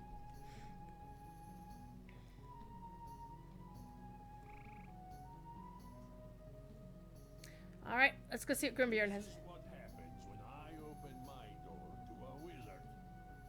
And his companion. There will only be 2 of us, he told me. And then there were more, and more, and more. And now an elf lord and his household have taken up residence in at my humble home. What? Do I wish to attend the wedding of the elf maiden and the king of Gondor? Pah! If you think an invitation will remedy these irritations and inconveniences, they might have consulted with me before their arrival. The wizard has already given up on entertaining his friends. He has gone inside again. Follow him to convey my displeasure. Attend the wedding? Bah! Oh, poor Grimbjorn. The wizard has gone inside again. And it sounds like the voice actor does Radagast. Alright. Gerta and getting into it in the middle of it. And I love these doors. These are gorgeous. Remember when we brought Corey here once to take a look at this? And he was like examining like everything. It was so amazing and like cool. I love the beeswax candles made out of honeycomb. Hi, Gandalf.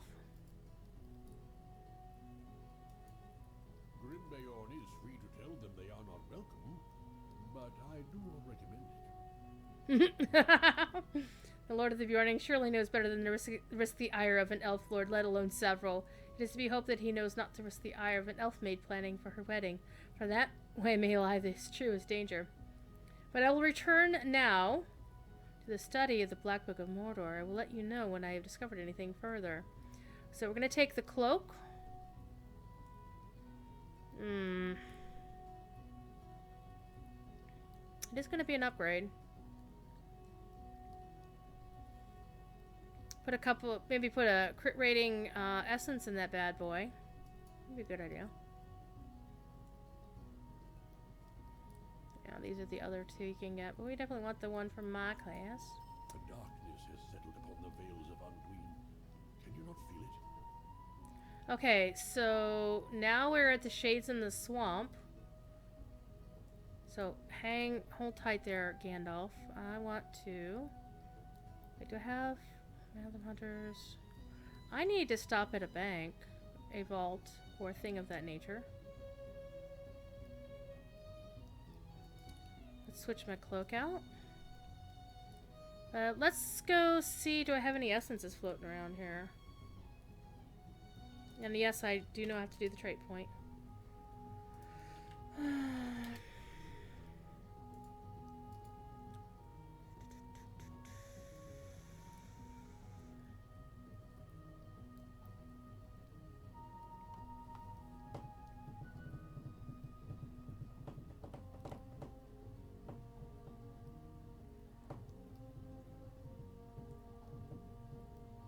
Well, I don't have the essences. Well, I have weak Mithrin essences, but I don't have...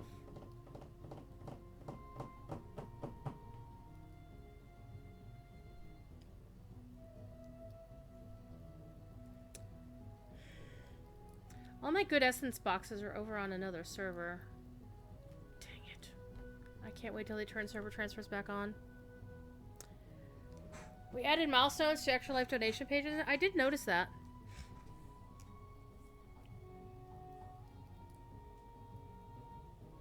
So, I need an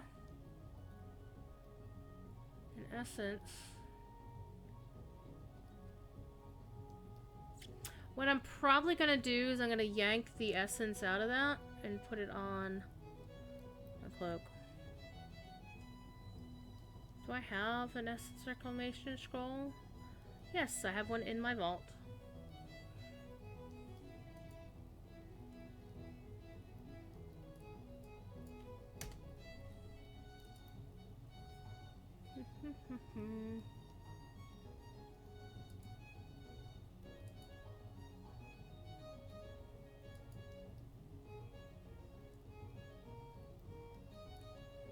All the crap I've got in my bag, in my bank.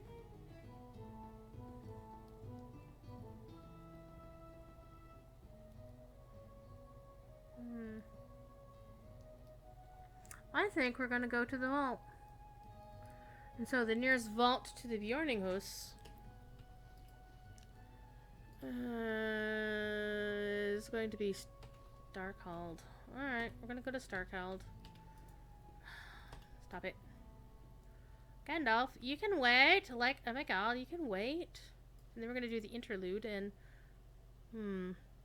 Wayward ate pizza, not pasta. Pizza's good. We had pizza at work yesterday. My boss likes to buy us food all the time. I told him, dude, Mike, can you, like... You know what?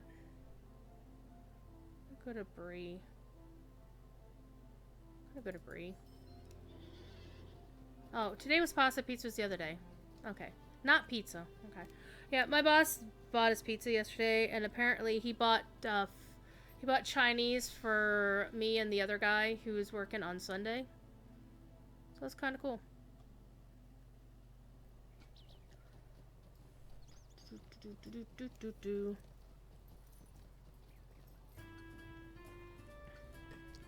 Hey, look, it's the Bards of Valinor.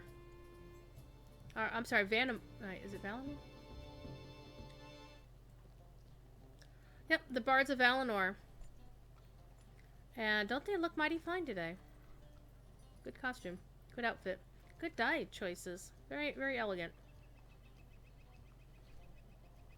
However, we are busy. The Bards of Valinor are slightly infamous. It was during their set that was when I ran upstairs and nearly broke my toe earlier this year during the middle of Shirefest. Alright, opens the vault. Let me see. What can you do for me?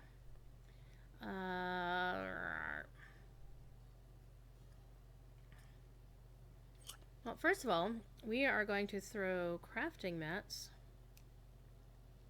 into the vault.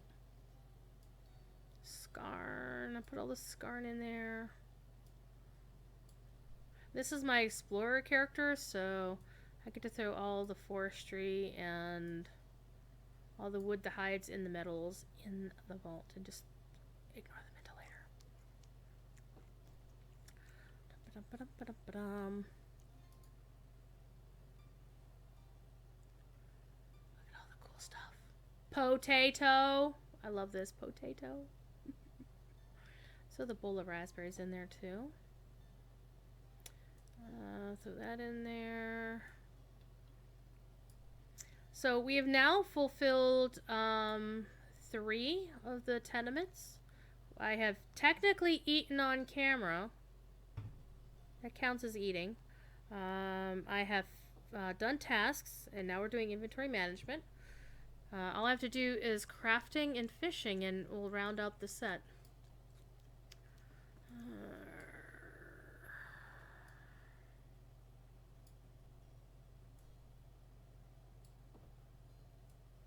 One thing I wish the vault would not let you do is I wish it would not let you put bound items into the vault, like bound to character items into the vault. Because if you ever transfer your stuff from one server to another, and then you go look at it later and it says bound to unknown player, that's why. Okay.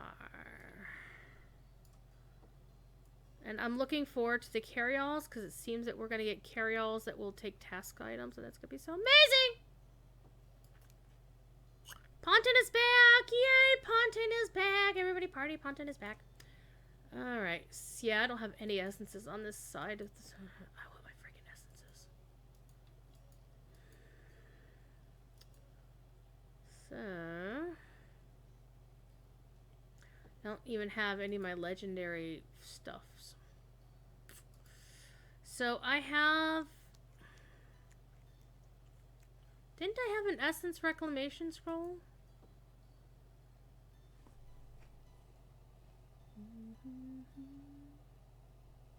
I did. It's right here.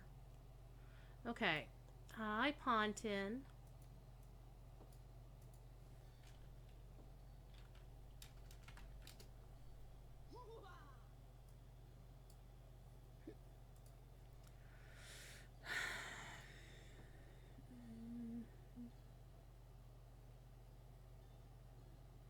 I'm going to take the essence out of here and put it over on that, just so I have something.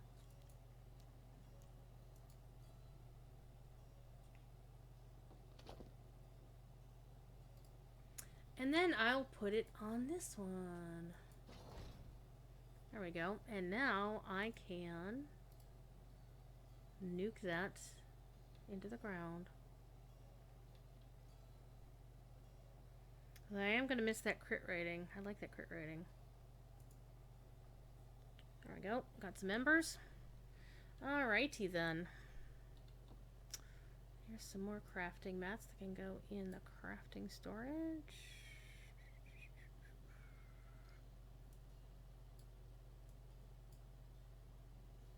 Alright.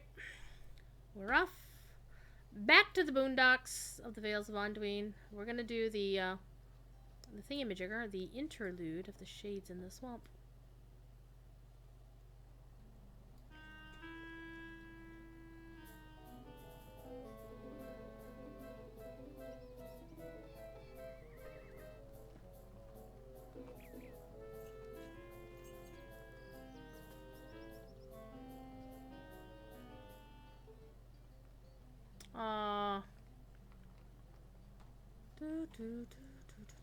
So it's from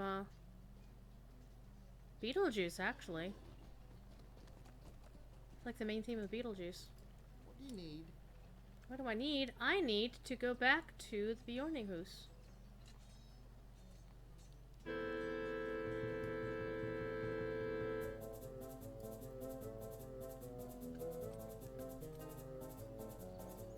Yeah, let's stay and listen to it. Just one of them.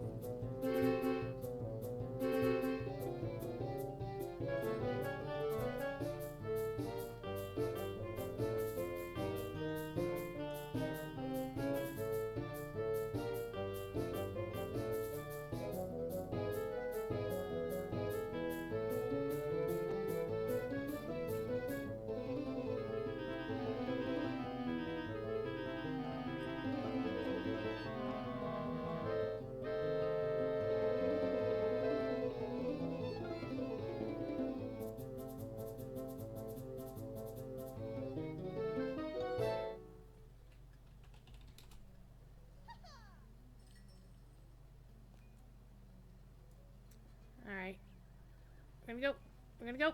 Or else I'll be sitting here for 3 hours listening to them. How can I be of service? Alright. Let us get back to the Bjorninghouse. We're gonna go to Holpis first, apparently.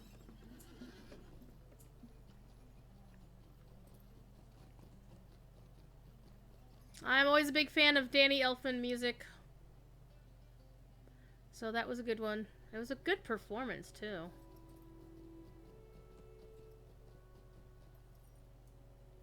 Excuse me. Whoa.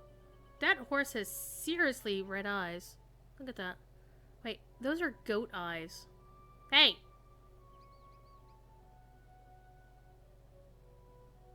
Wow, that horse's eyes are like super creepy.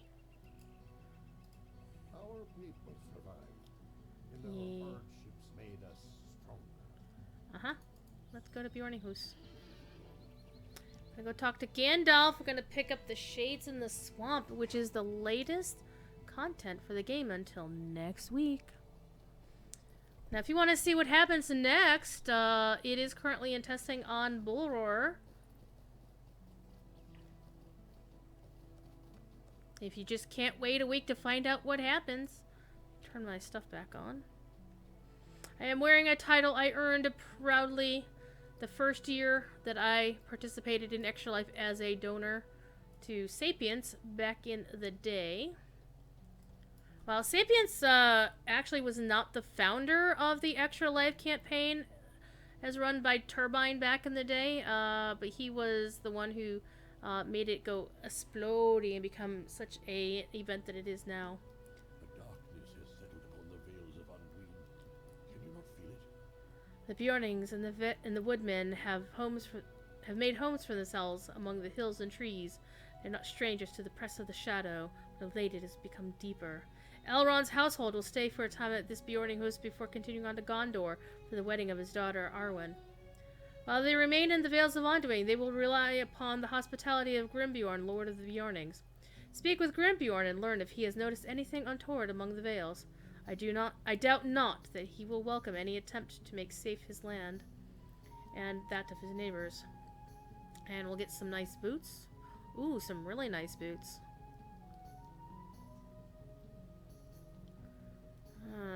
Parry rating instead of crit though. But tactical mitt might be nice. Alright, what do they look like? It's always about what they look like, right? And you can't see with this outfit. Gosh darn it. You'll be able to see with this outfit.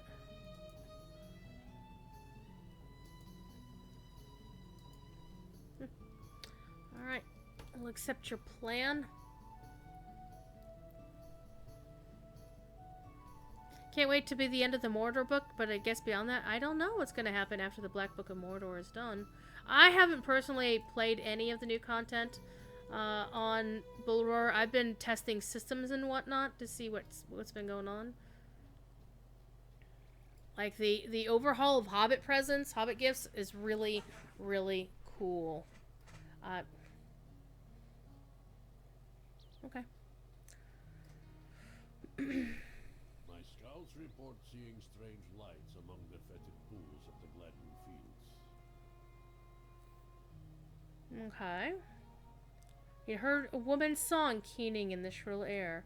It has always been a strange place, home to shades and spirits, but of late these reports have become more frequent. Has something changed? I cannot say, and will not. But I will face it with tooth and claw if I must. That has always been my way. I just want to finish the interlude so that when I get to jump in on live next week, assuming that it launches on the updated schedule of the 5th. I should be home on the 5th, assuming all the flights and everything goes well. Probably around 6 o'clock in the evening. But since that is a Corey teaching night and it's a special episode of Exploring Lord of the Rings, I'm not going to actually log into my main until Wednesday night after work. No, actually on Wednesday, because I don't have to work on Wednesday next week.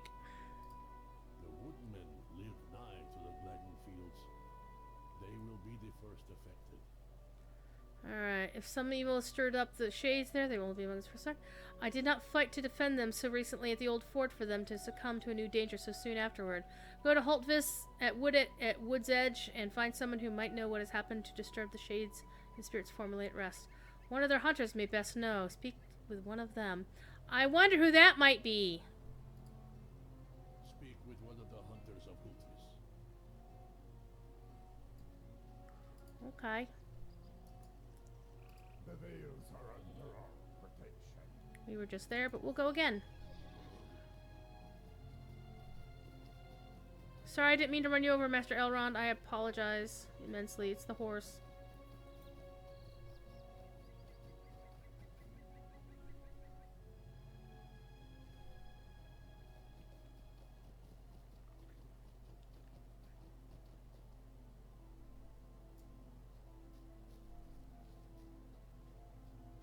Yep, I was right. Can it be? In my heart, I hoped you would return, but I feared to send word, and in any event, I did not know how to reach you. But for you to arrive at this moment, I dared not hope for it, even at my lowest point. My son, Bedwilla, is a hunter, as I am. We were hunting on the west bank of the river, not far from Avarbarg, when we were surprised by a party of orcs. It is not unusual in these dark days, as is our custom we split up in order to frustrate their pursuit. Bedwilla knows to return to Holtvis when it is safe, and I have not yet seen him. Do you think you could look for my son? It may be the orcs of Avarbarg proved too wily for him to escape, and he may be held in their fort on the island. Slay the orcs there, and if you still do not see sign of him, proceed further south into the Gladden fields. We heard tell of shades and colored lights among the pools, and while I forbade him from seeking them, he may have been drawn in that direction after escaping from the orcs. Please, there's no one else to... Help me, Obi-Wan Kenobi. You're my only hope. Alright, we're gonna go kill some orcs for you, buddy. Well, we got this. We got this. We can do this. Let's take a look at our map. Gonna go to the island and go kill some orcs. So we good? So at 9:30, we are going to bop on over to twitch.tv/sapience, which is the personal channel of former Lotro community manager Sapience. We're not gonna jump off the cliffs, no, because we may be crazy, but we're not entirely stupid yet. Except we are gonna run into a tree if we're not careful.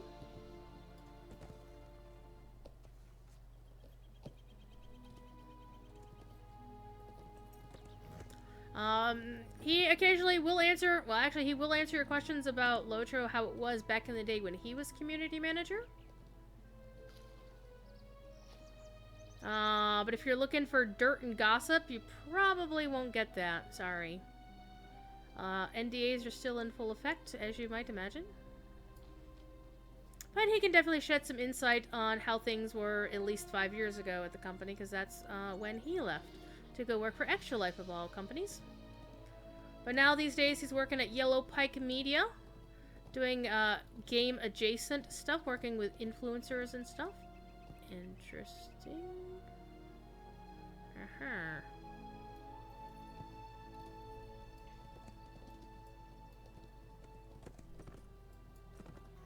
There are horsies up here. Why are there horses up here? Just random horses.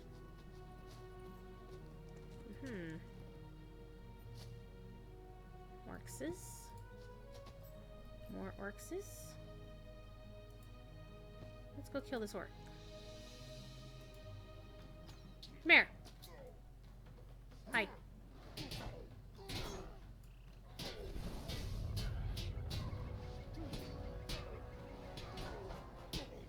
Shing shing! Toast!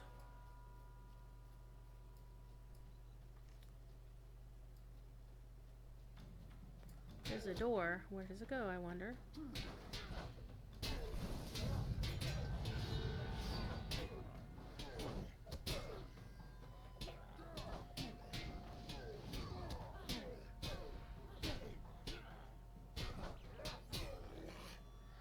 Two! Ah, ah, ah, ah. of orcs up here. Ooh, old elven parchment.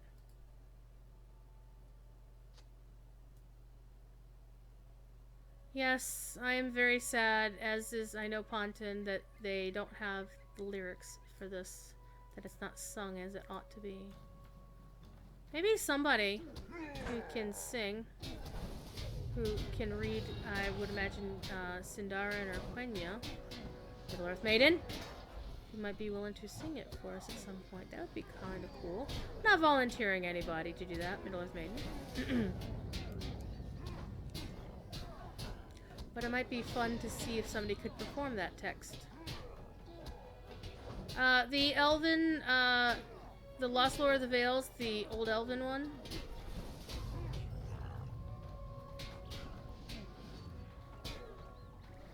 Wouldn't that be cool?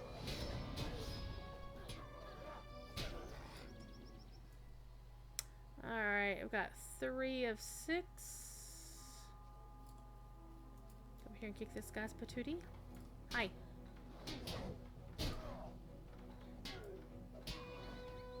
Stunned in the face. Haven't done that one yet. That's fine. Not worry.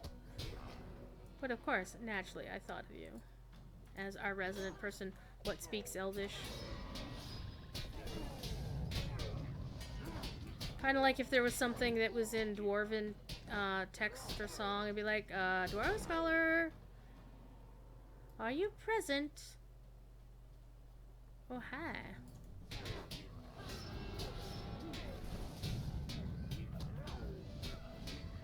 I honestly think, well, the Xing Xing is really cool. I totally love Devastating Strike. I mean, Raging Blade is cool because you get that Xing Xing sound, but I thoroughly love Devastating Strike. It's like...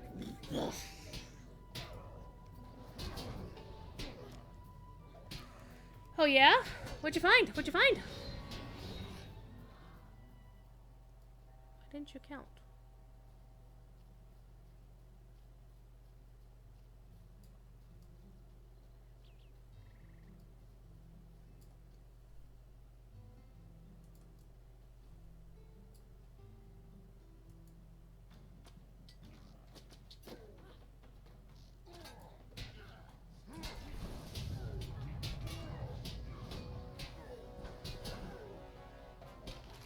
Really?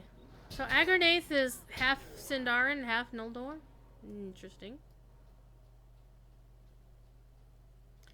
Interesting. Alright, now we gotta go south and kill some shades. Okay.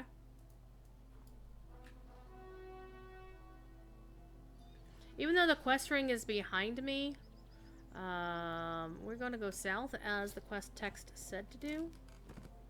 Go kill some shades down south.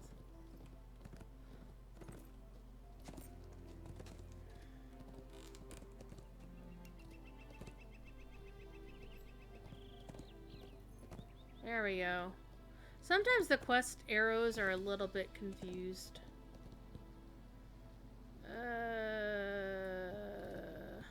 Oh, YOLO.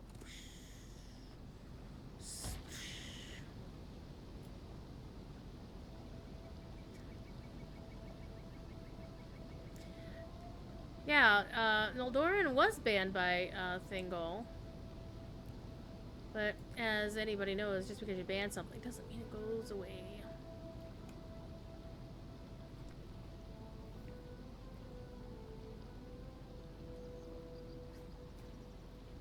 Maybe what you can do, Maid of Lions, or is Maid of Middle Earth Maiden, send Maid of Lions a message on the forums. Just PM them and ask them about that.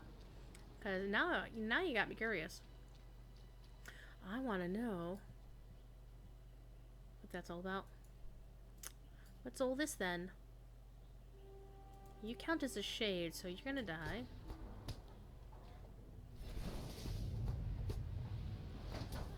And Fodas says hello. Hello, Fodas.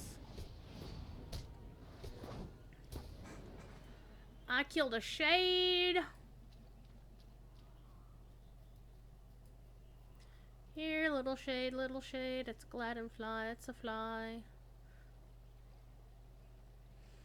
And yeah, this is pretty gosh darn spooky.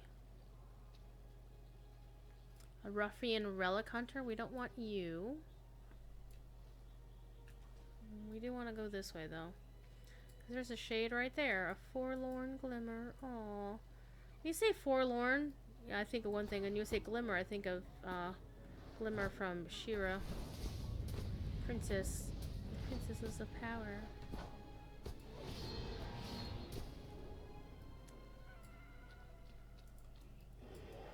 And you with your monstrous debuff.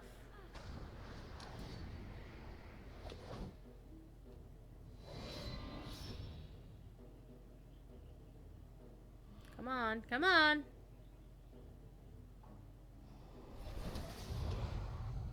Right in your face.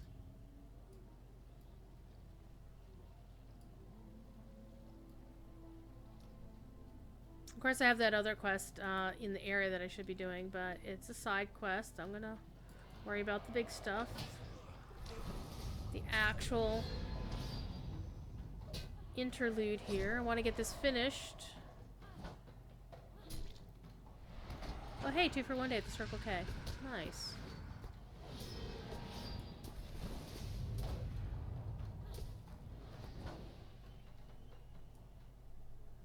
Okay.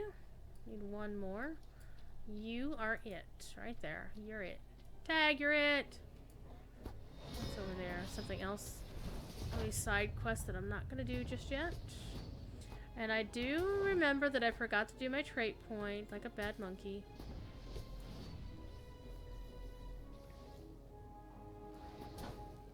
You're that weirdo who looks up lore. What is wrong with you? Hear a faint voice calling from the northwestern reaches of the Gladden Fields. Uh-oh. Uh-oh! See a lost spirit. See toads.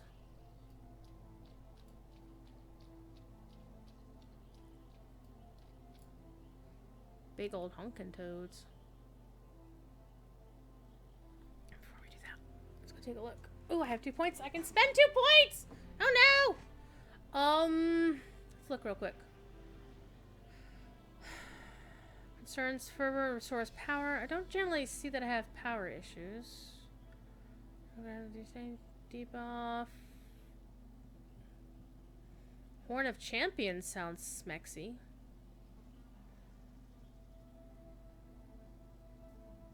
Sweeping riposte. I do like that when I'm in. Doesn't do as much damage, but I like that.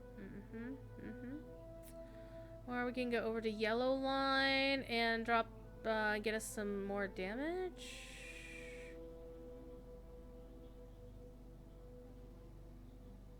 Ooh, Blade Wall damage, and that's like 20%, but do I use Blade Wall a lot? Not really, but still, that's a nice attack. Oh, hi. I'm busy.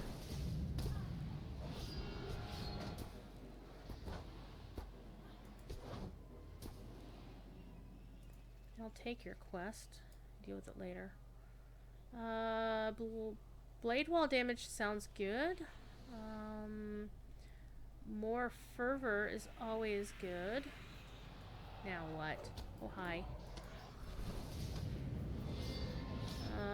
Finesse increase would be good.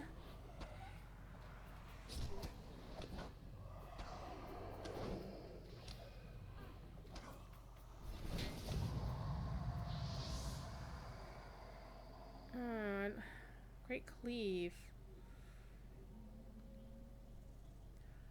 That would actually be kind of nice. But it lasts for 30 seconds. I think what an actual attacky thing, or finesse increase. I'm gonna pick something, and Chromite's probably gonna say it's the wrong thing to pick, but that's okay. I can live with that.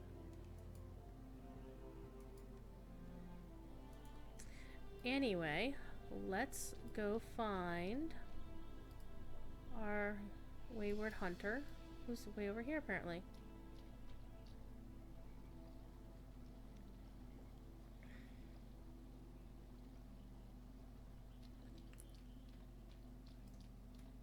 Uh-oh, uh-oh. Bedwilla. The injured hunter lies among the remains of dozens of corpses. Yeah! Good job, man. I think the orcs were trying to keep me alive.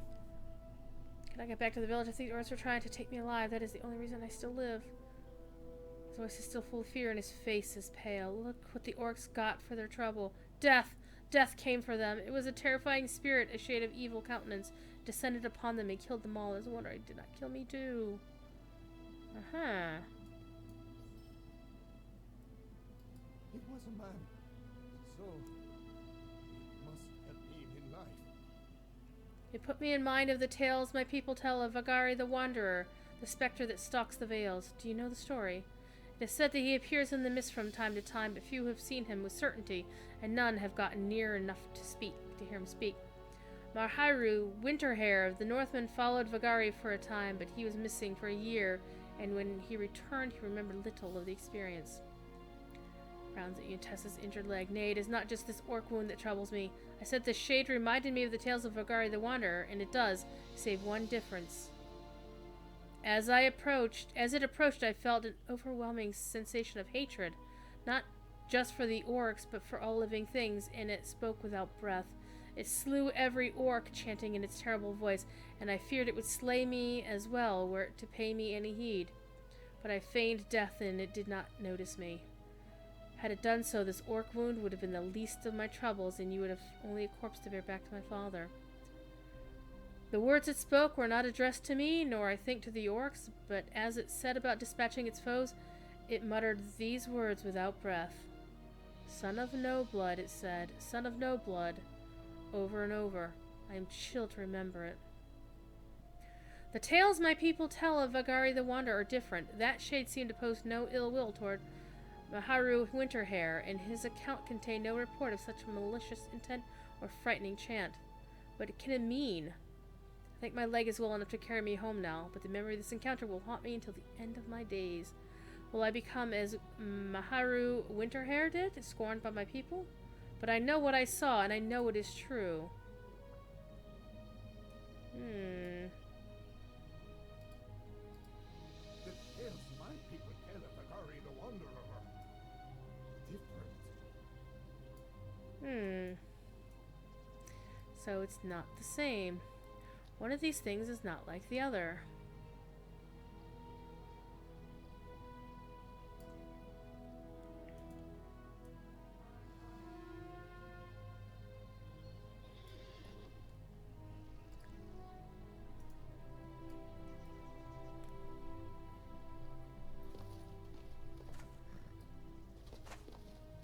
I'm gonna cut up here and then across the old ford.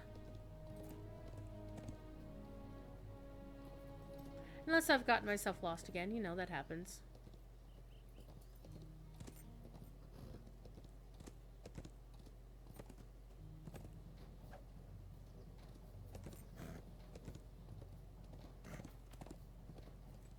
And I haven't done the quests here either. I have on my alt though, just not on this character.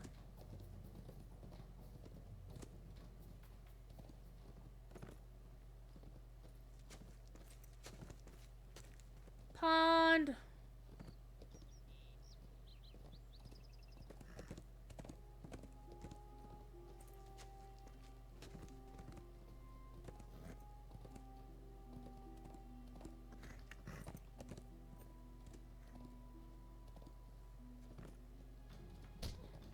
Excuse me.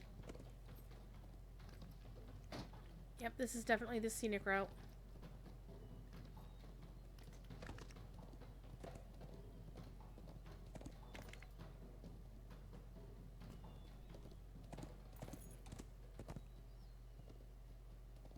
The devs have gotten a lot better at their landscape building, I have to say, over the years. I mean, it really hits you in the face, like in Athelion for sure.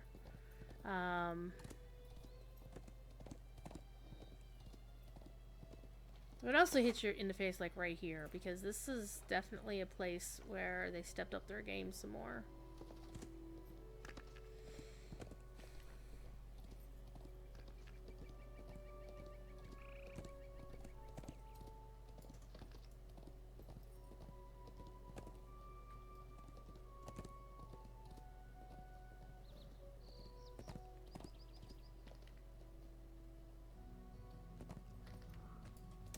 Notice a slain orc by the side of the road. Guess what? We're not gonna bother with it. I'm on a mission.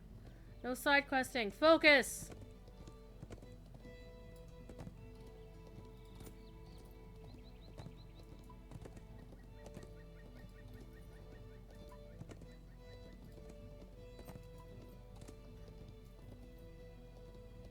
I'm gonna be good, not like Professor Corey.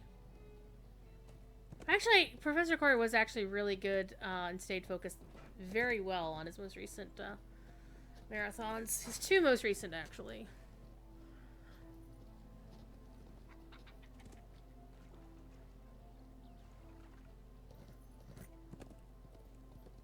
It's walking trees. Oh my god, walking trees.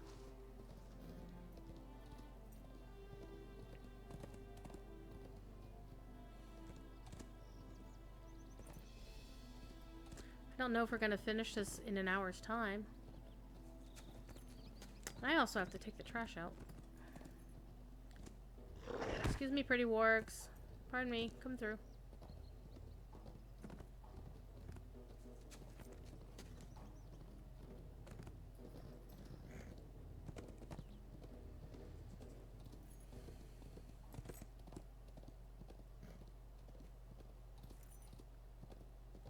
You need to take trash out as well? There you go. Well, see, it's Tuesday night, so it's trash night here in my part of town.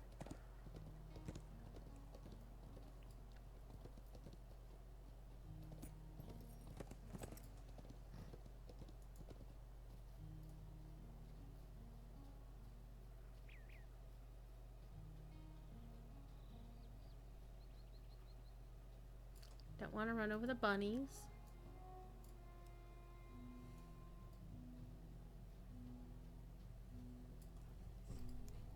Have you learned more about the darkness that has settled upon the Vales?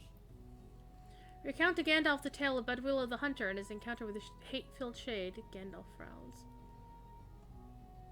I cannot tell what you think of the story. Is it your belief or Bedwylla's that the shade he encountered is the same as that encountered by Mahru Winterhair, the spirit called Vagari by the woodmen? The Gladden fields have seen much death and tragedy over the years, and the woodmen have long reported mysterious lights and unsettling voices in the marshes. It would not surprise me to learn that this is a second shade, as filled with rage as first seemed benign. The aura of hatred that Bedwylla described reminds me of the dread that accompanied Sauron's most powerful servants, the Nazgul. But Sauron is gone, and Nazgul with him. The spectre must be something else, and indeed, let us be thankful for that. In point of fact, I believe I chanced upon this very shade during my travels long ago, and thought it gone, never to return. I will tell you of that encounter, but first I ask that you go outside and speak with Master Elrond. I would like to know what he thinks about Bedwylla's story, for he is counted highly among the wise, and I greatly value his opinion and the reach of his knowledge. Yeah, you like Elrond, but you don't like me. Chanced upon this very shade during my travels, and thought it gone, never to return. So story time with Gandalf is coming, maybe. Maybe. Go talk to Master Elrond.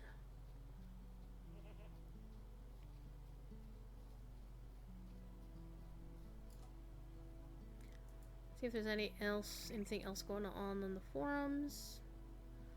Nothing else on the dev tracker. Not surprising, it's 8:30 at night. The enemy is gone, but the things he set in motion may not yet have dissipated. The tale you weave is of great interest to me, and I'm afraid I can provide little insight that Gandalf does not already possess. Save this, perhaps. Shades linger most often in furtherance of an oath they swore in life. For a shade of such hatred to remain in this world may indicate that it serves some terrible power. The enemy is gone, but the things he set in motion... See, even Elrond uses the capital H in the word he. Whether there be one shade or two at work in the Vales of Anduin, I advise you exercise caution. Whatever may be the truth of it, stories can change over the years. Who can say what the original kernel may have been? Vagari the Wanderer may mean no harm to woodmen or to Bjornings, or to those who travel in their lands, but remember that even in the original story, Maharu Winterhair was taken from his home for a year and returned greatly changed. Ill intent or no, his life was altered by that encounter, and I should judge not for the better. I miss my library. If only I had access to my books, I might say more, but this will have to do. Return to Gandalf and tell him this. I know what the wizard believes Vagari the Wanderer to be, and I caution him that it may not be so. Beware. See, elves are supposed to tell you yes and no. I miss my library. If only I had access to my books, I might say more. Oh, Elrond. Oh, Elrond. Fairly soon, my friend, you are going to a place where you won't have your library, and you won't probably miss it either. You'll have your wife, but not your daughter, and you will be forever tinged with sorrow in the land of Valinor. I told you I encountered this shade long ago, and it is true. I accept Master Elrond's warning, but it does not dissuade me from wishing to learn more about Vagari the Wanderer, and neither should it discourage you. I walked these lands for many years, watching the trials of men and elves, and lending my aid wherever I deemed it necessary. It was some time after the Battle of Parth Celebrant and the departure of the Eotheod that I walked by the side of the Anduin, pondering who would now defend the woodmen against the ravages of the orcs of the Misty Mountains. It was that I saw this very shade. I would have let it be had it not spoken, but it called me by a curious name, a name I had never heard before, and it drew me on.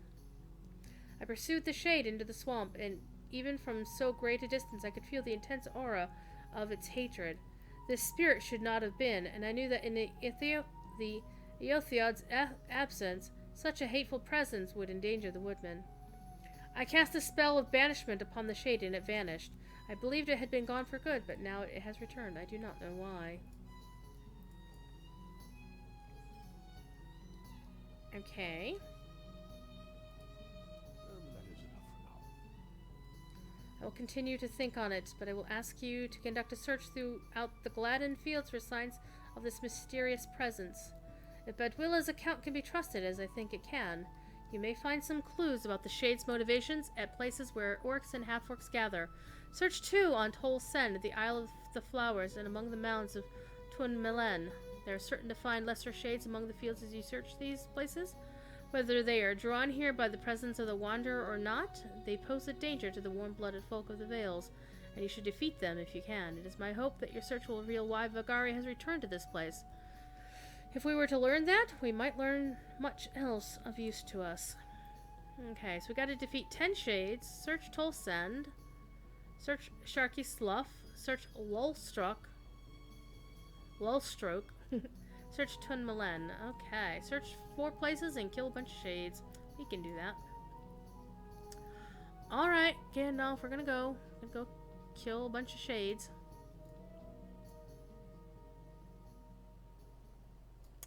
We're gonna go to Holtvis to take a shortcut down there. The Vales must be made safe. Do what you can. Yes, Mom. Pardon me again, Master Elrond.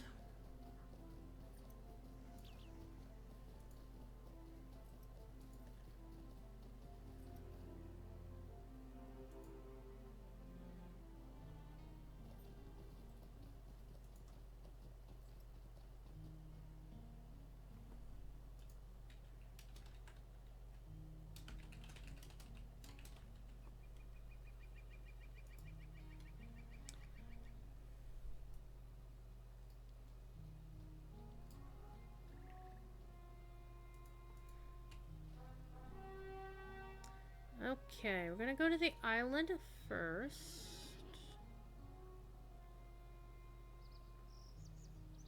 And then we're gonna go wander around in here. Good times. Alright.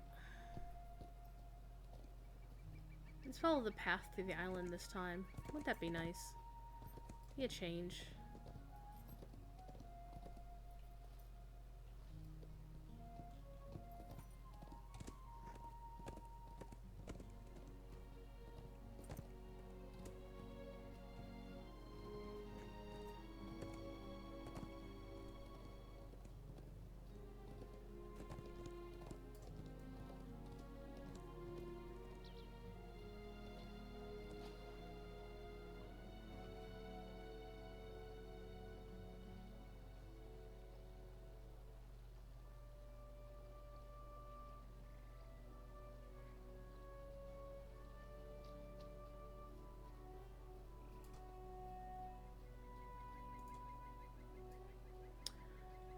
Alrighty. Got about an hour to go. Still doing the charity thingamajigger.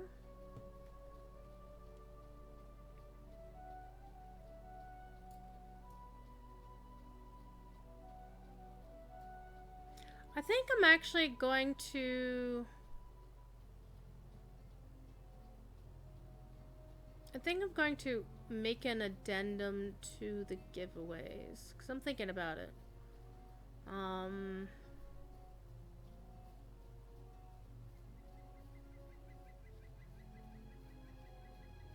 I think I'm going to make a base limit for those interested in winning the collector's edition of Minas Morgul on the stream next Tuesday, not next Tuesday, on the 8th on the official and on the 12th here. I think I'm going to ask that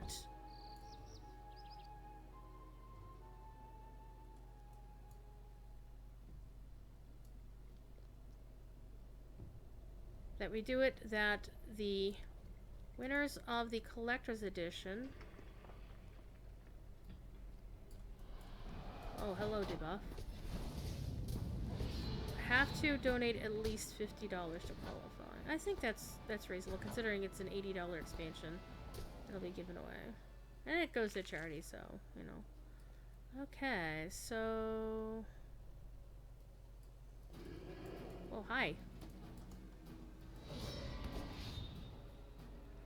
What am I looking for? Is it actually in here? Where are you?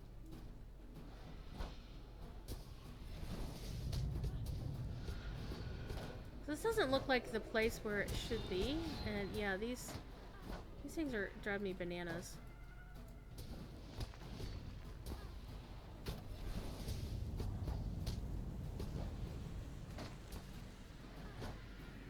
I don't think what I'm looking for is in here, so I'm gonna skedaddle on out and search the island itself. Because it doesn't say to go into Avagbarg. It just says search the island.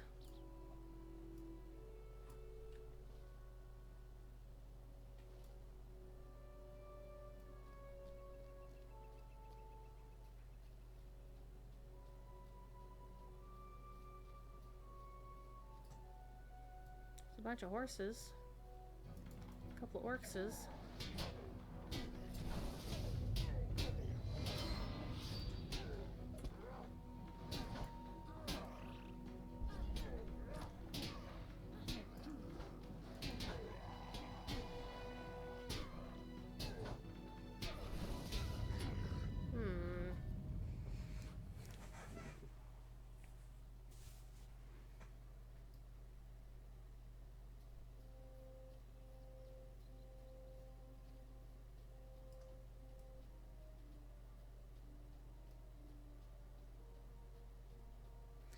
Okay, well, hello, hidden cache.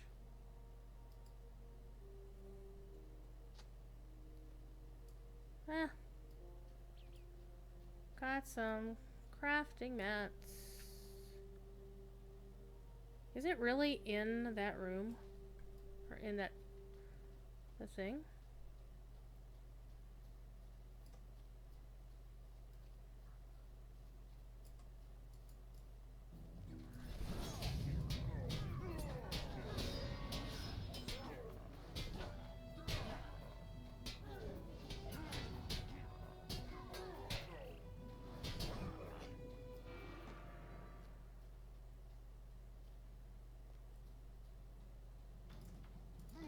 Hi guys. Alright, come on. We're gonna, oh, there we go. You're all in a row. How pleasant.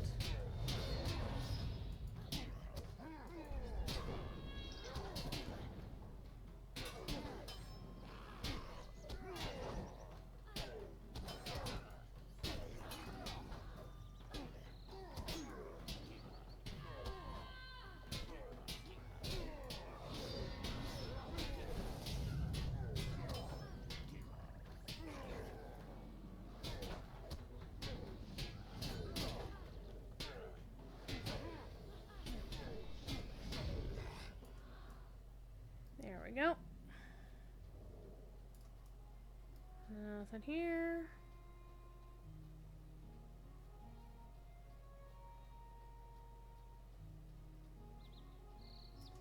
Honestly, I think I'm gonna have to go in that room.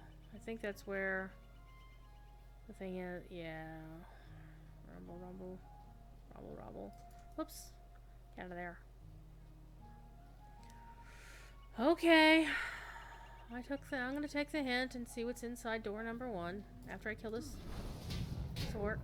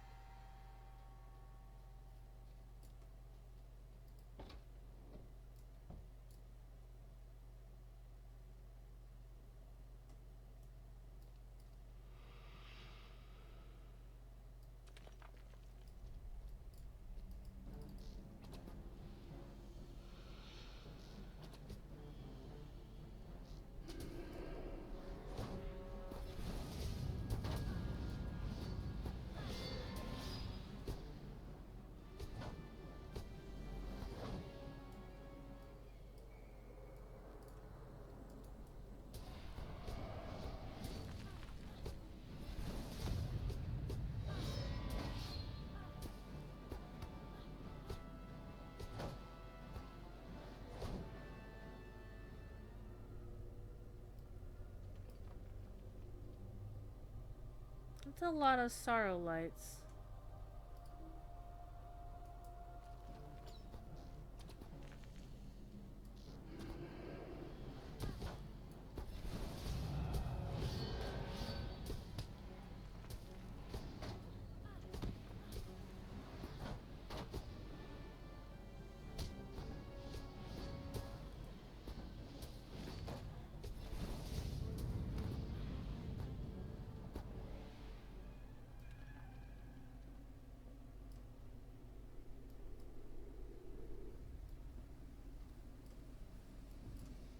Hey, there's a birch bark page here.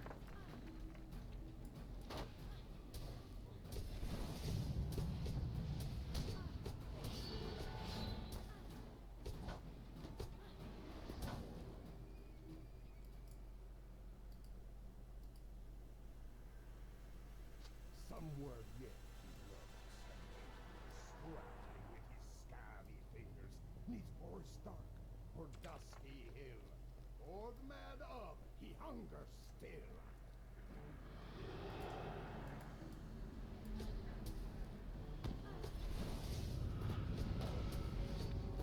I definitely like playing this better on my champion than I do on my minstrelette, that's for damn sure. That was a waste of a Xing Xing, pretty much.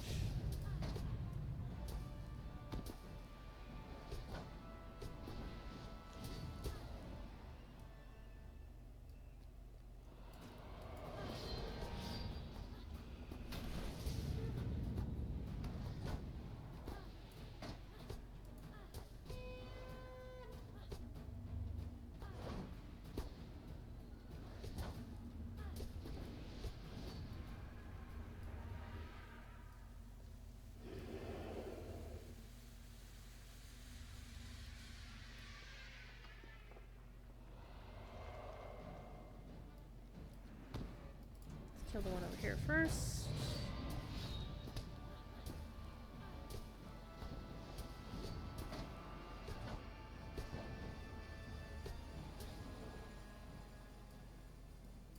Kill the one over here next.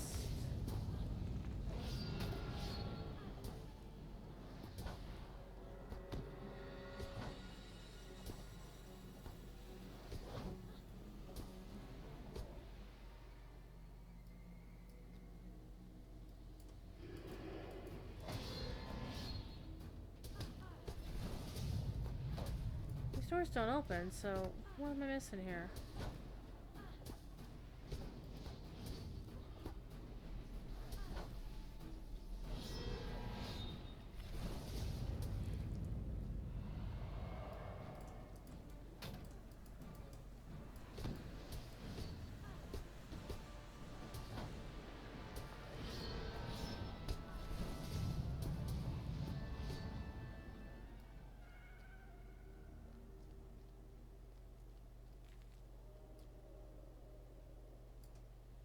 There's really nothing in here, though.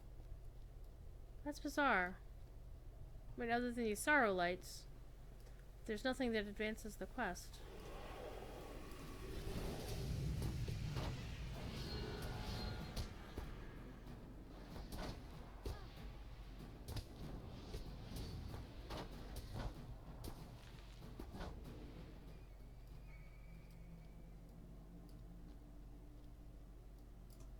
Like, these doors don't open, or they're blocked. Let me go take a... to the wiki!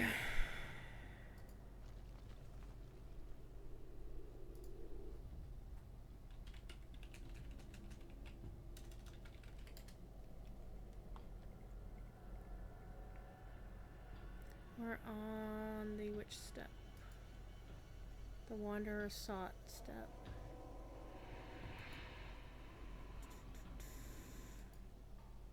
And there's no walkthrough or notes. Nice.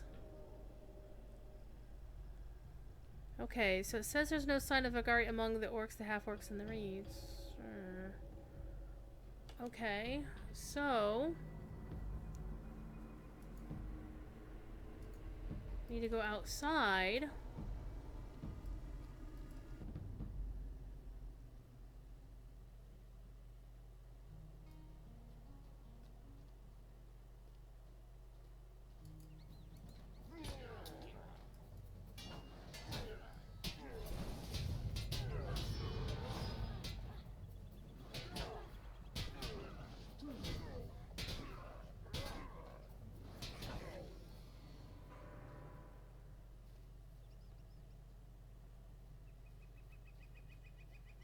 Horses.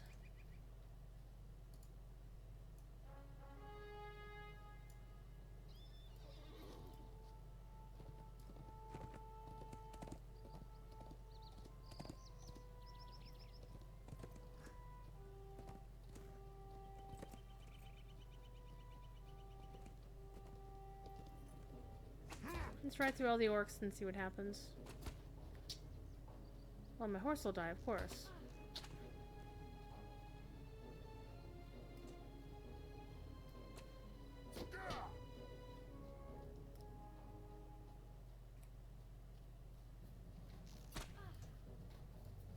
Sure, hi.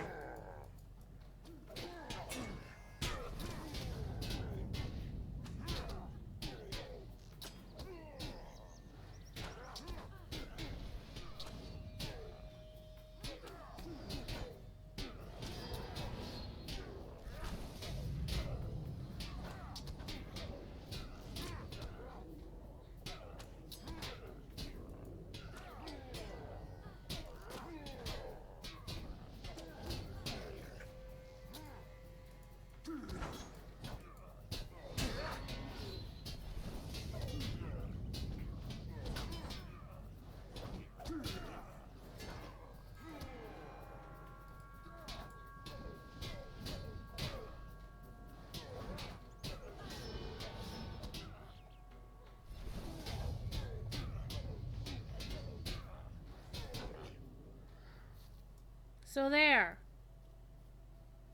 So I just have to kill these guys up here. I already killed them. So I really don't know how to make this quest track any further.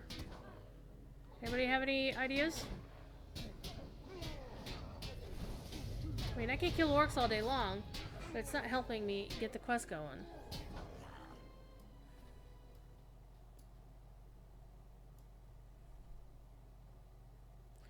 Have fun with that, Wayward.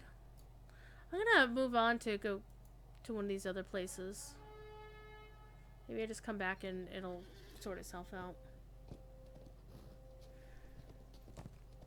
I mean, because the quest ring is definitely to the north of me. I mean, the quest ring seems to imply that it's inside that door or somewhere up there, but I don't know. I mean, as soon as you come in here, the quest ring, you know, the map says, hey, it's here, you're here.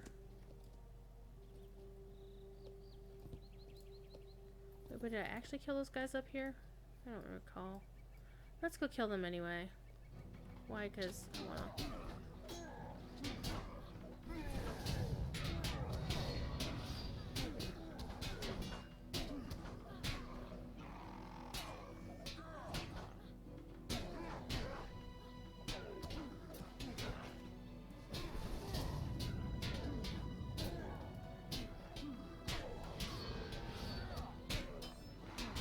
Oh, those floaty, floaty numbers.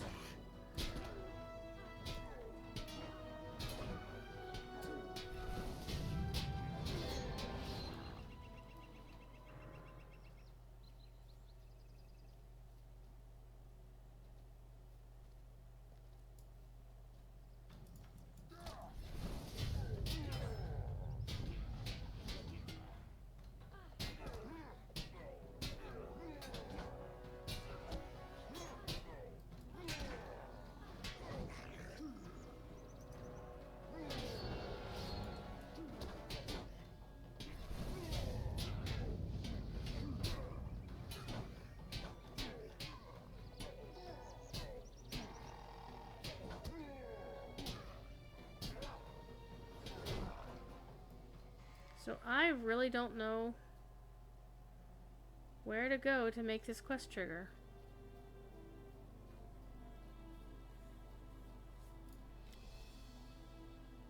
I'm literally standing on the quest ring.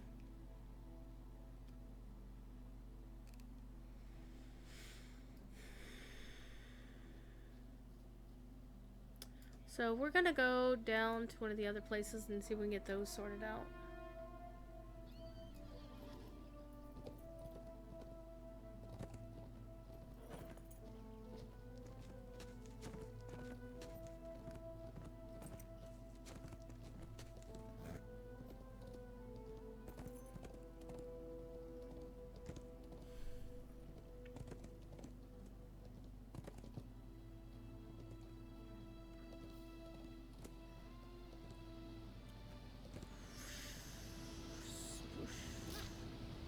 Why is it you break your leg when you're jumping into water? Can somebody tell me that? Why does that happen?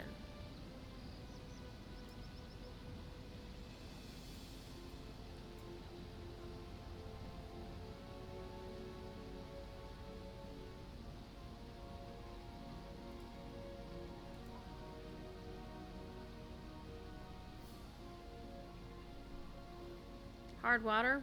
Okay, fair. Once again, you are a lesser shade who gets killed. Because you're a forlorn glimmer. Aww.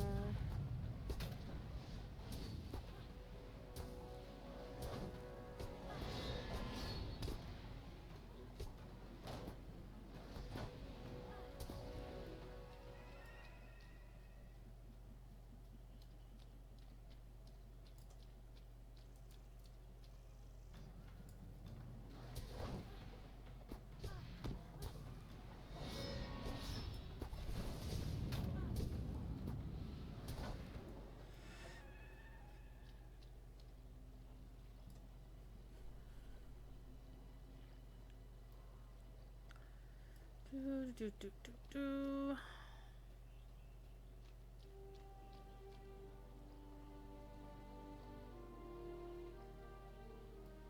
Well, we have to go to Sharky's Slough anyway, so we might as well head that away. And pick up this guy and kick his butt because he's part of another quest. Oh hey, look, it's 2 for 1 day at the Circle K if my client doesn't crash.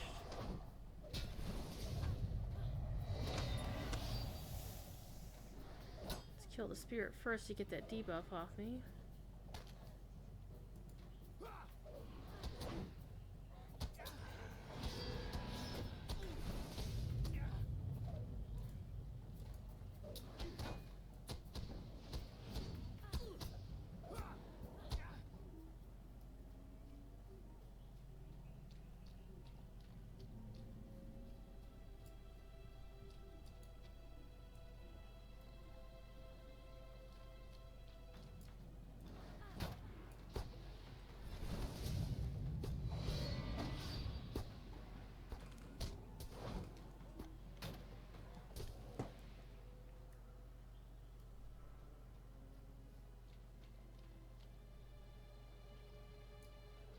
You're gonna get some Vales branches.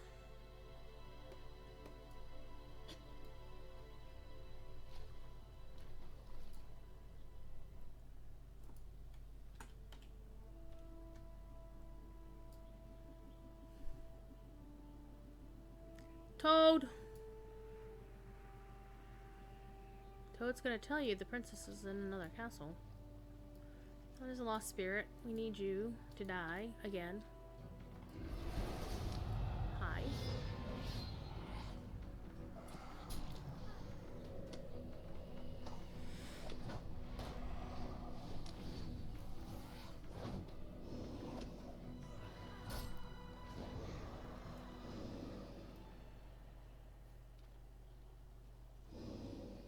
Lots of dead bodies here.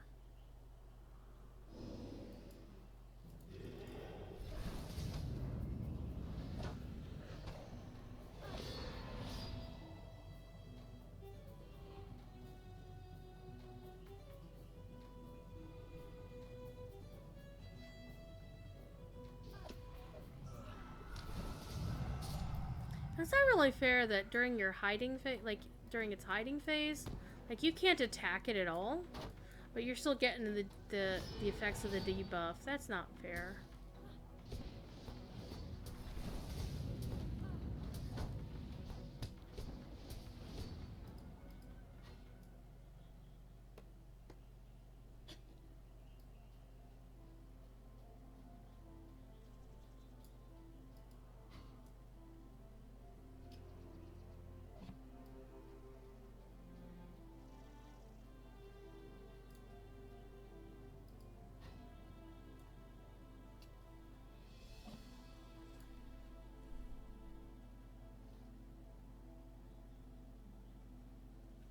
Let's go kill some more spirits and get that done.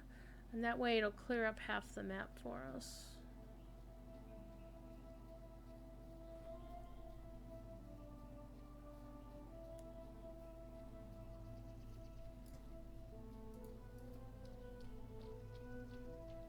Little itty bitty turtle, you might want to run away. You're gonna get killed by an AoE. Good turtle.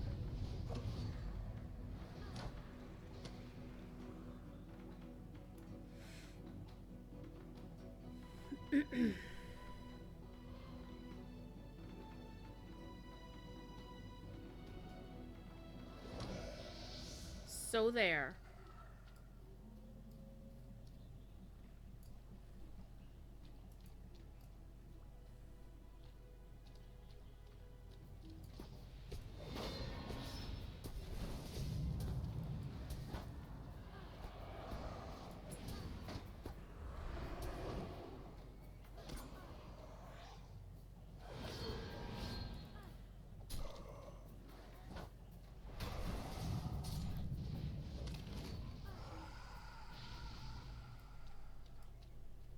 Alright.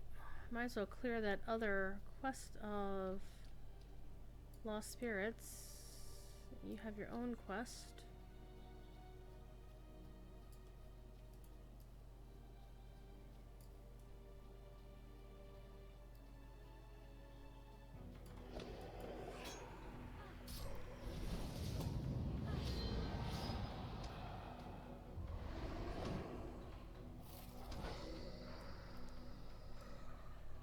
We need one more lost spirit to complete that other side quest.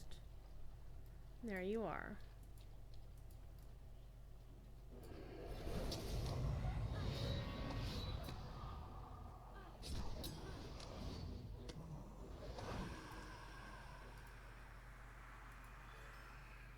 Nice.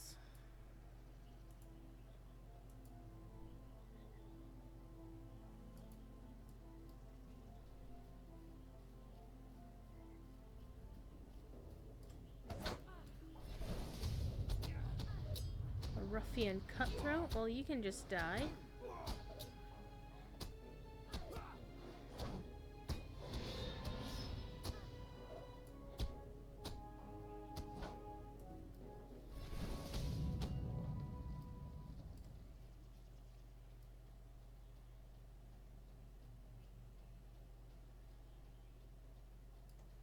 Now we need to get into Sharky's Slough and see what we can find out here. See, I just show up and it says there's no sign of Vagari among the half-orcs.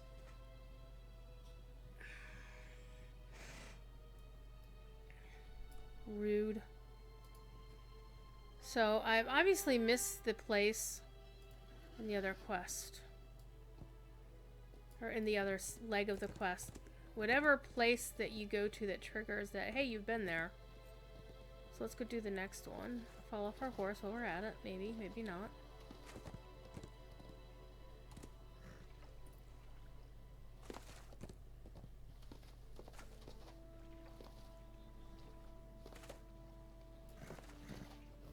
No sign of Vagari here.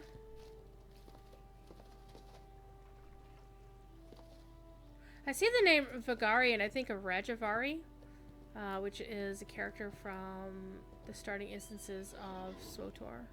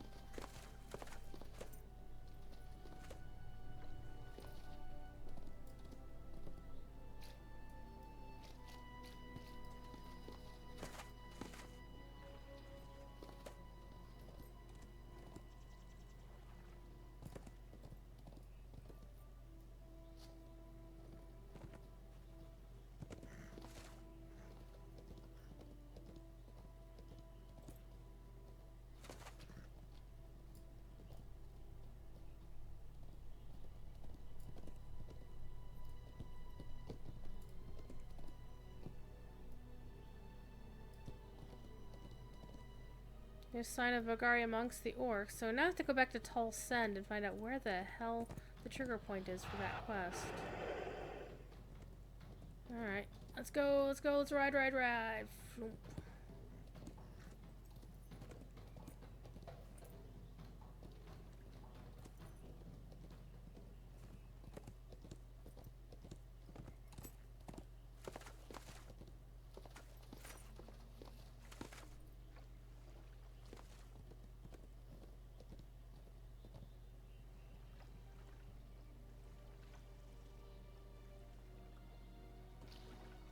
Sploosh.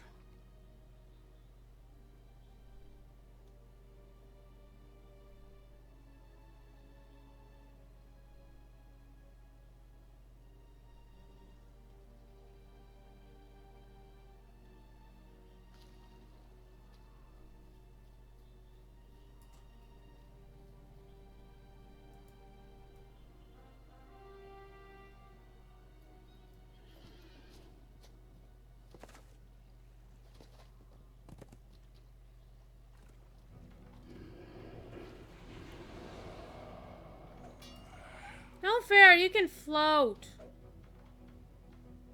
No fair.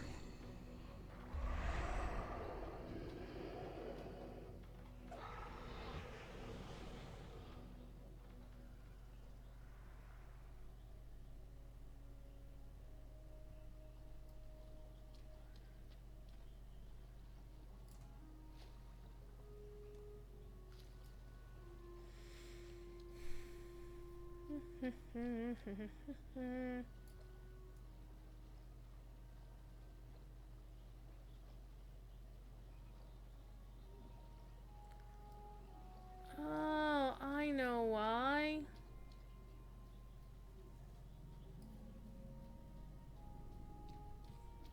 Because that wasn't Toll Send. The Island of Flowers is still and quiet. You feel a watchful presence on the western side of the Gladden Fields. Alright. I'll bite.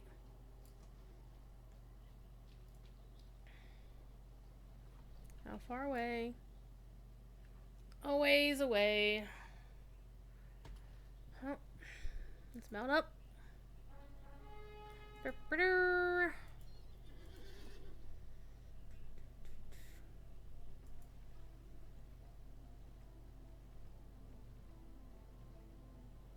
Interesting.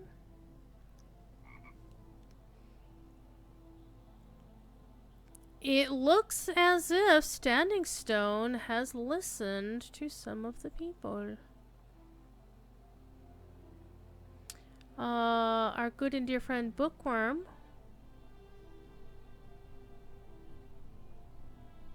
apparently popped a soliloquy of the Valar on a character on Mordor. And the character comes with 2 first stage imbued legendary items. Interesting. Interesting. So that's curiouser and curiouser.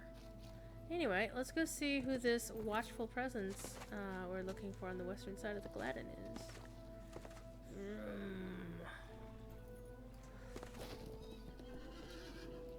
Unattended Skarn. Gonna get mined.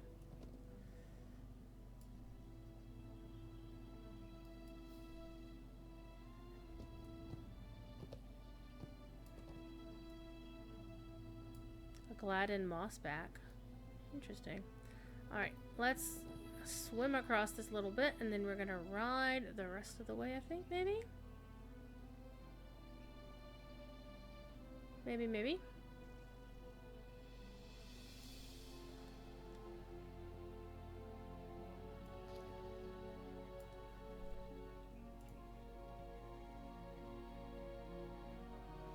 But Chromite says they didn't, they just changed the names. They're still second agers that are Scion and have 2 of the 3 passives. Oh dear.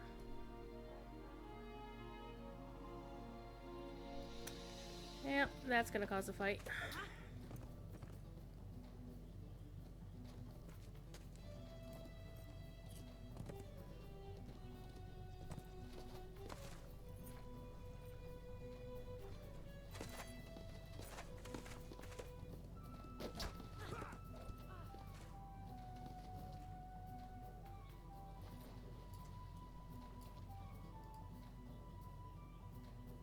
Now hear the lane, old mad up, drowned his brother in the washing tub, sunk his bones in the boggy pools, stole his silver, gold, and jewels.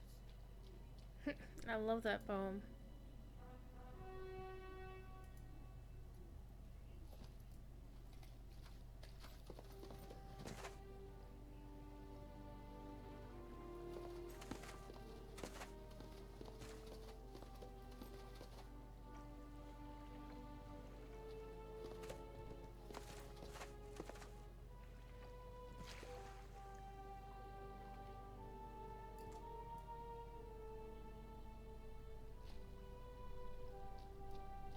Ah, here we go. Bagari the Wanderer. A sensation of dread. Well, hello there, dread effect. Son of no blood, son of no blood. The Shade's voice is cruel and cold. It stares past you with wild eyes, seeming to address someone you cannot see, and you are overwhelmed by a feeling of dread that causes the memory of the Nazgul to rise unbidden in your mind. But the Nazgul are gone, destroyed alongside the Dark Lord. Your musings are cut short by an unexpected realization. The Shade is weeping. I ask for only 3 things, it cries, its hollow voice thick with despair. I ask for my life, it pleads. I ask for the escape, the Shade begs, tearing at its face with spectral hands. The ghostly figure suddenly writhes and shakes. Instead of asking its unseen tormentors for a 3rd boon, it seems to be somewhere else in its memory. I am sorry, it cries.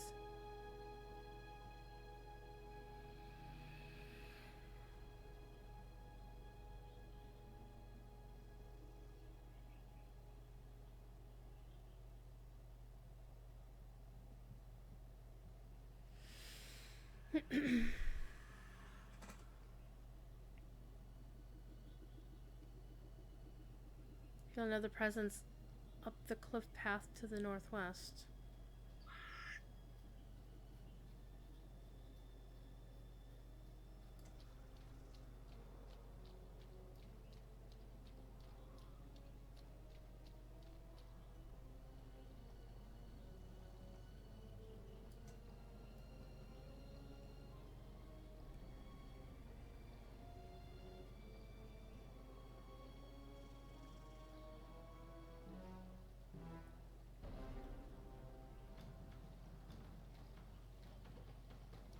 need to get past the tree where I can actually see what's fighting me. Let's kill a bog lurker. In honor of all those times when lore masters would have their bog lurkers out and not really care how much of a nuisance they were being or how much space they were taking up.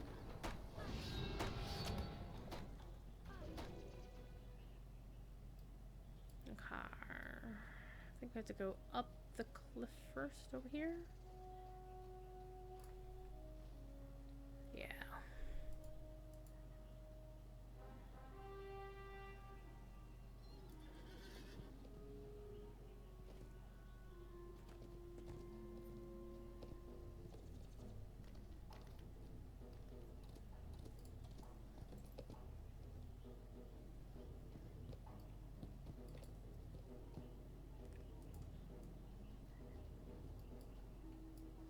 Um,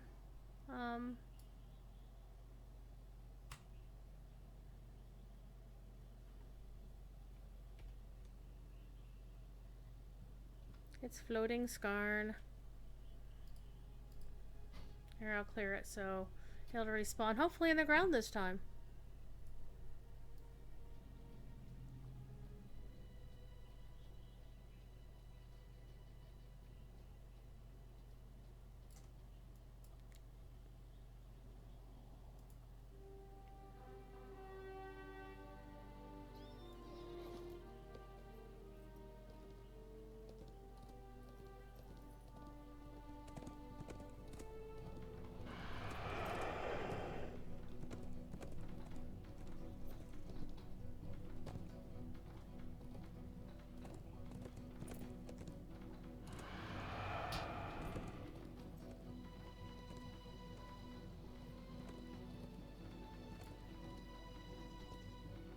Alright, here's the maiden that everybody spoke up, but let me kill these dudes first.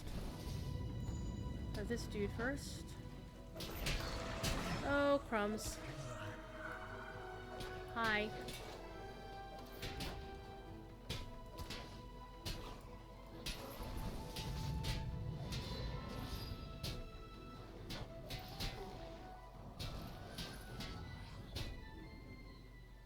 There we go. Hi. Oop.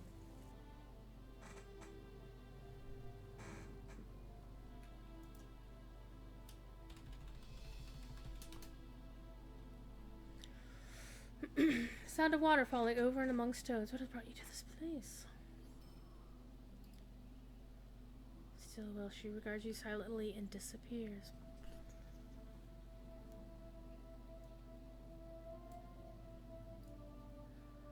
Further west in the Gladimir.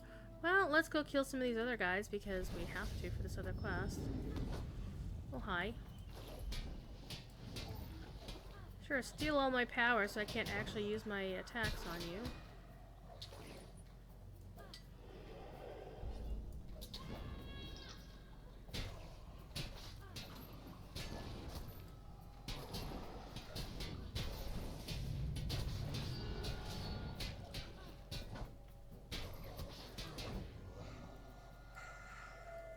This is a heck of a lot easier on my champion.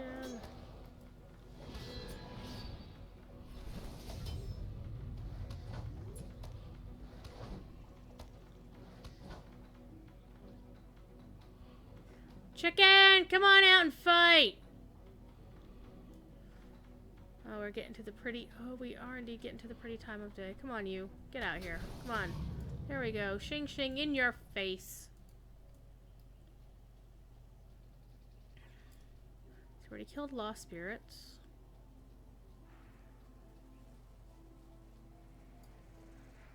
Let's kill a gloom water.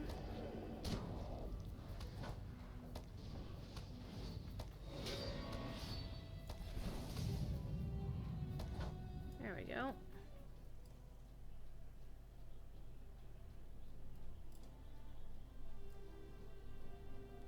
She stares at me with enigmatic eyes. Uh-oh. Are you hitting on me or something? Not that there's anything wrong with that. Friend is not to be disturbed. Go let him remain at peace. No, we're gonna talk to your friend. whether you like it or not. I'm gonna skip the lost spirits because, you know what, I've beaten up a lot of those already and I don't need to beat up anymore. Plus the fact that we can go over to the lake and see how pretty it is.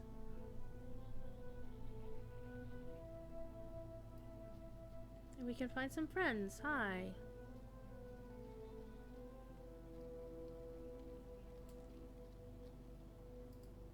What do you need? Rude. A word between us then. Alright. Save that. Save that. Save that. Save that. Save that.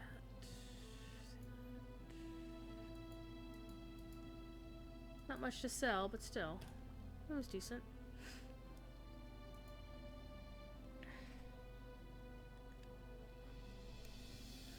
Yeah, I think that's what they're saying, but I'm not entirely sure.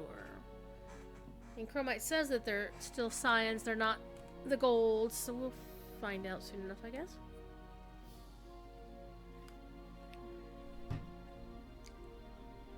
I'm sure, as usual, the forums will be on fire about it. Ain't my job to deal with it.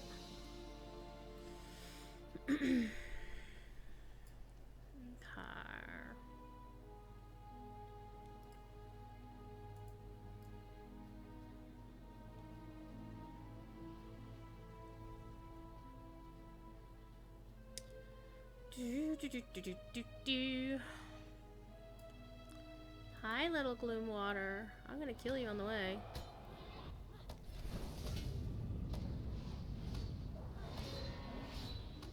I might stream a little bit longer, because I actually do want to get this finished, because if I don't finish it tonight, I don't think I'm gonna have time to finish it before Minas Morgul comes out next week.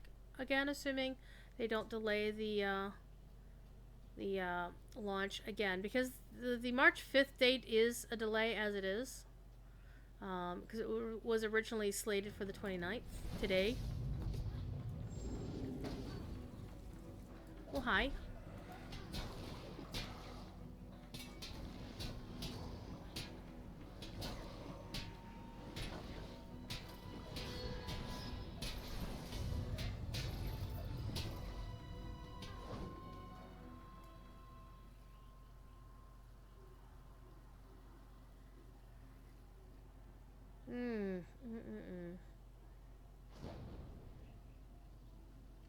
This is so beautiful.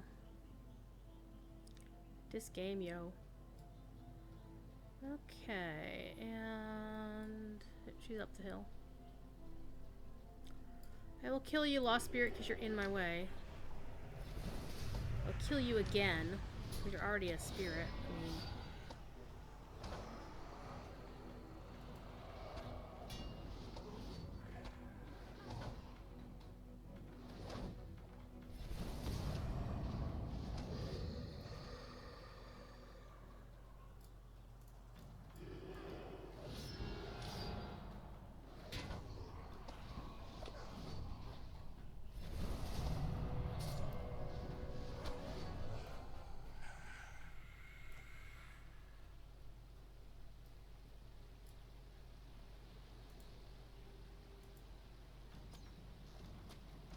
I was hoping to only summon one of you at a time. Damn it.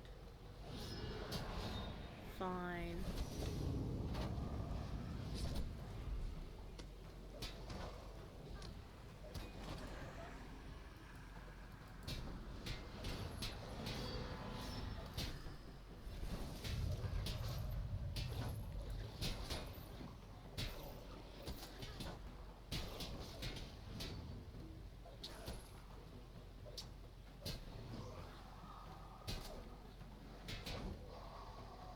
That Disarmor stuff is some serious BS.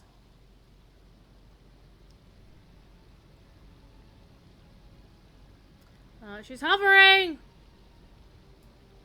She stares at me cryptically. Well, you can keep staring for a second. I'm gonna go over and kill this guy. Actually, you know what? I ain't gonna worry about it. I'll deal with that later. You seek to harm your friend? Who's your friend? Long have I kept him safe, granting him the peaceful slumber he needs. How am I to know you wish him well? Maiden falls silent, but her words hang in the air like ripples on the surface of a pond. Then she crouches and picks up a handful of soil, letting the dirt fall back to the ground between Delicate fingers. So many friends have gone away. Marilith and Bragolet. Oh, ooh. Siloth and Lenwest. They planted flowers among the vales, and now their flowers are troubled by the encroaching darkness. Sprinkle this pure soil upon their flowers in memory of my lost friends, and I will know you can be trusted. As the maiden gazes off to the north beyond the still waters, images rise unbidden to your mind's eye. You see flowers growing among the camps of your foes in the Vales of Anduin, and you hastily mark them on your map. The soil of purity. And let's see.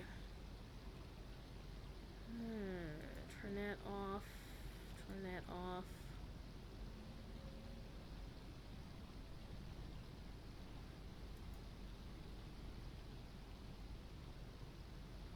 Okay, so in those two places. Alright. Well, let's go.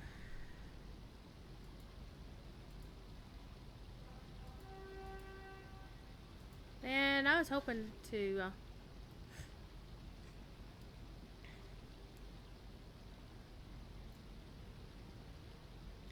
got a hand in front of the one solution that's guaranteed to annoy everybody? Hell yeah.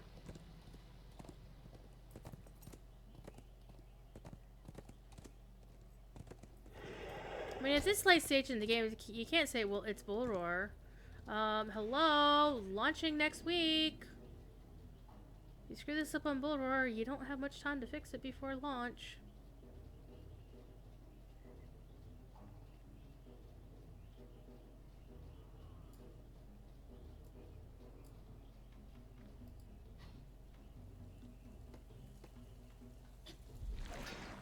Oh, hi.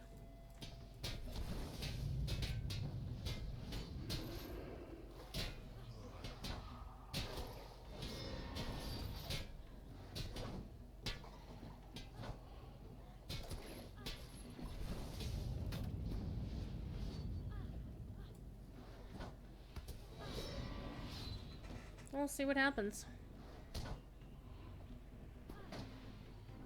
So either the items, one of the things I don't ever want to do is to ascribe maliciousness to it. To something like that. So it's possible that, I mean, the most innocent explanation isn't that they just simply changed the name and hope nobody would notice. I can speak definitively, having met a number of the dev team. I would hope to say that I do not believe that they would do it deliberately. Doing something like that and hoping nobody notices is not really their style.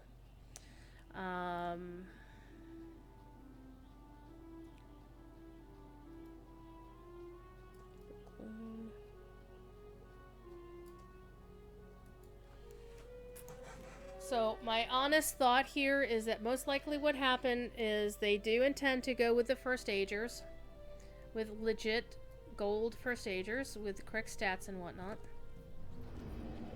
and that holy Christmas, I got ruffle stomped by these guys. That I'm probably gonna die. Wow, that debuff is killer. I'm gonna jump in the water.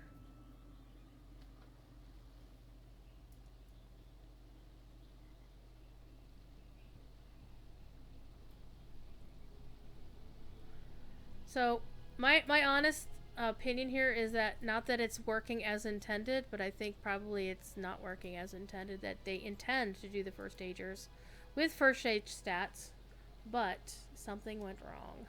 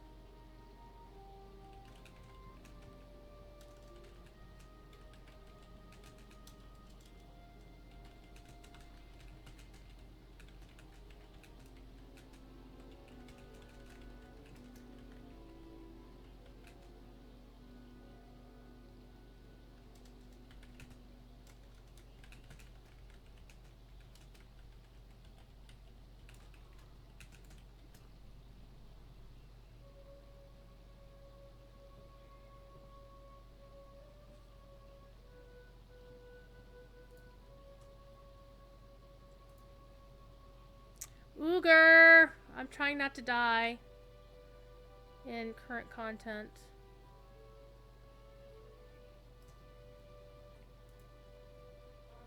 Trying to get caught up with the Minas Morgul content. I was hoping to get this done before 9:30 because that's when Sapiens is due to start streaming.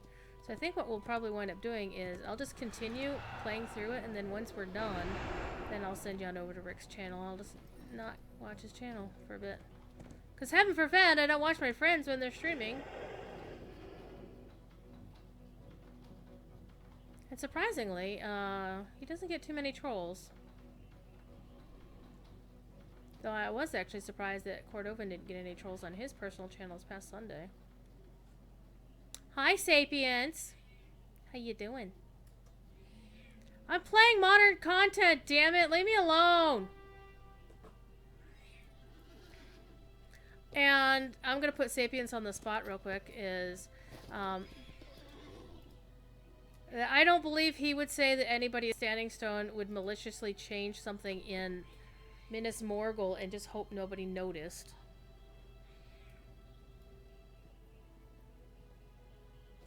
He knows them. What happened to the server? Nothing happened to the servers, for frick's sake, Uger. What happened was they're doing a series of server upgrades, switching the SQL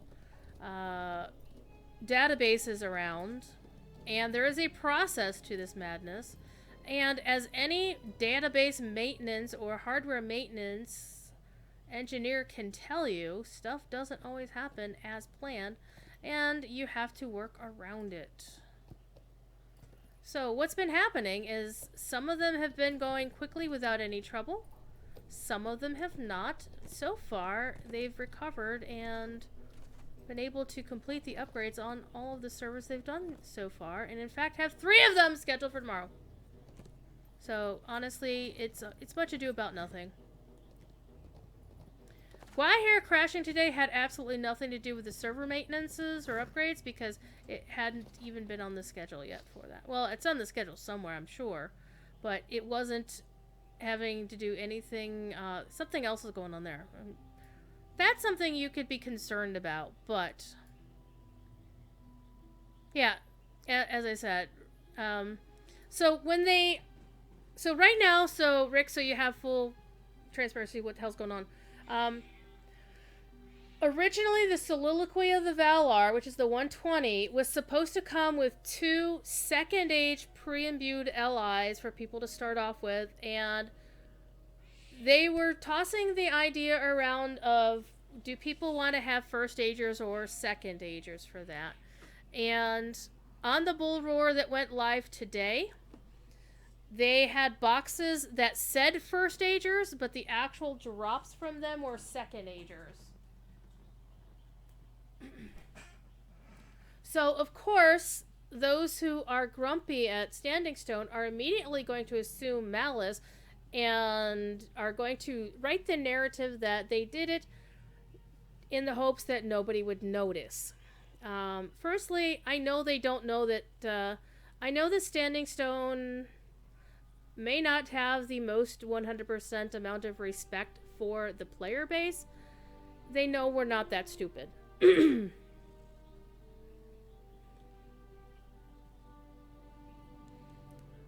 My personal theory is that they intend to give us the first agers, but something got broken and didn't happen right.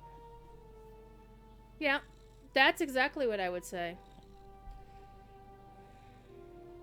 So the name changed, but the item didn't change, or it didn't unbox itself correctly. But look, it's a kitty thief.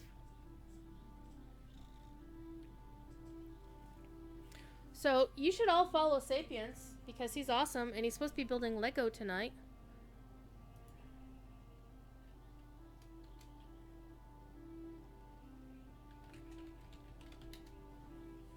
And if you want to hear older dirt about Lotro, then you can definitely follow him. He's got the old dirt. But not that he's necessarily going to tell you. Okay. Whoa, hello. Why am I going here? Because the quest ring says I should go here and kill things. Alright, so I need to find these flowers, which means I need to kill these guys. Hi, guys.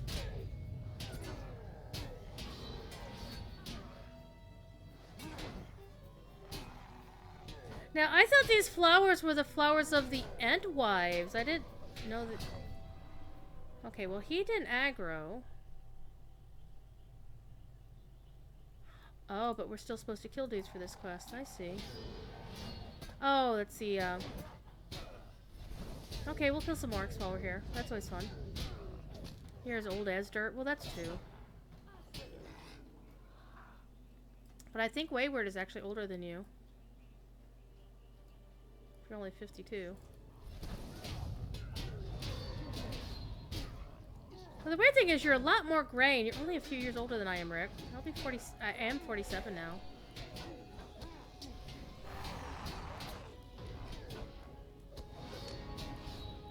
I like how my Raging Blade hit that guy way the hell over there. That was cool.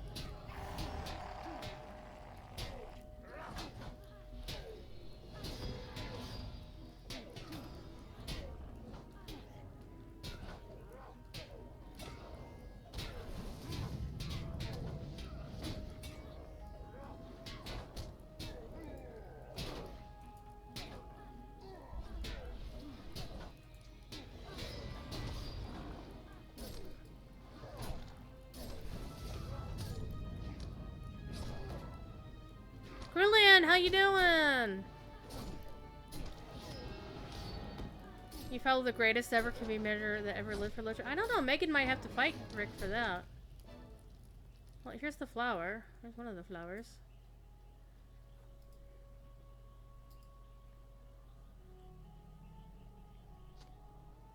The flower shines with renewed vigor. Corpse! You know I'm gonna kill these guys just to loot the corpse, right? You knew that. Hi guys, come here.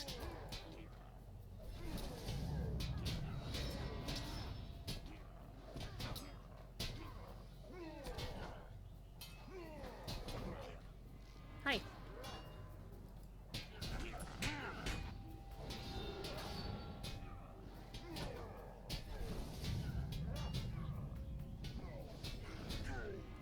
Corpse.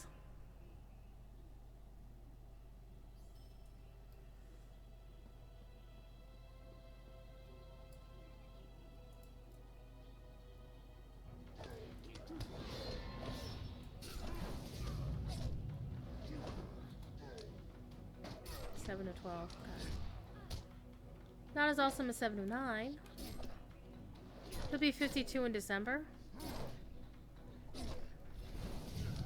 But how is it you're only a few years older than me and you look so much older, Rick?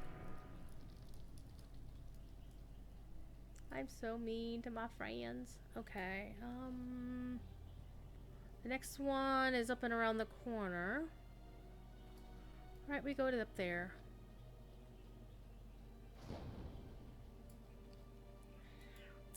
Being a community manager? Yeah, I think the Lotro community really aged you.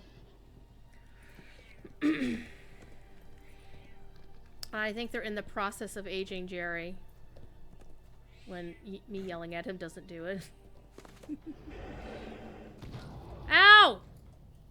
Rude! Here, Thiefy. Whoa, hello. Got caught on the landscape. Megan gets the nod for actually having stood up the community. Stood up to the community or stood up for the community? Because those are two separate things.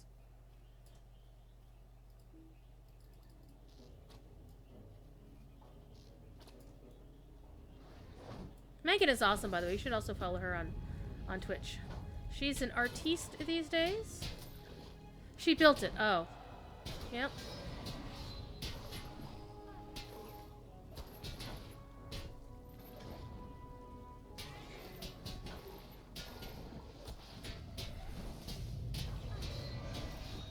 Oops, I pissed off the fly.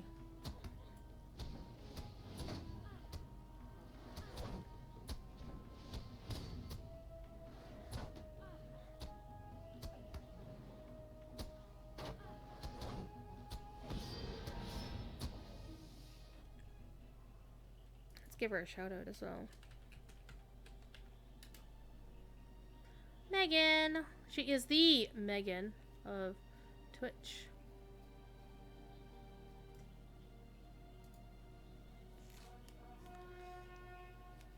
Alright. It's got some more orcs to kill. We got some more flowers to find. I don't think we're gonna get this done anytime soon.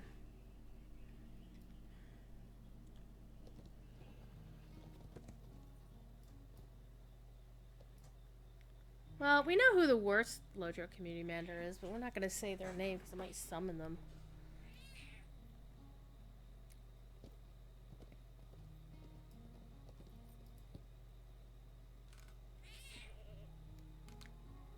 Got a kitty cat. He's very grumpy. Alright, let's keep going.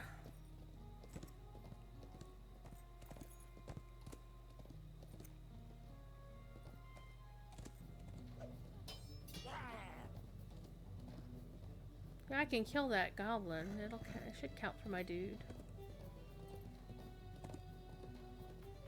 I'm trying to find the flowers right now.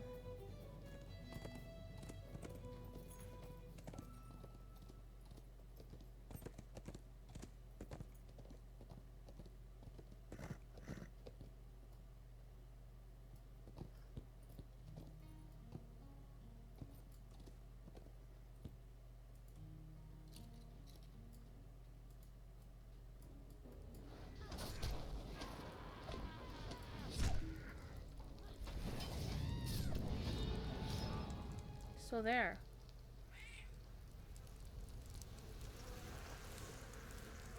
That was a lot of bees. Oh, bee thingies.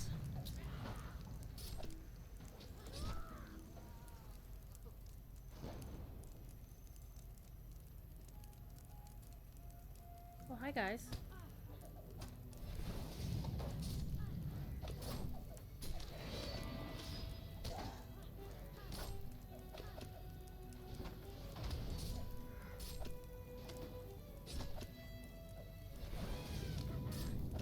Loyal goblins? What about disloyal goblins? What do they fight for? Themselves? Ooh, a Mithrin essence of mitigation. Well, you know, I can put that to use.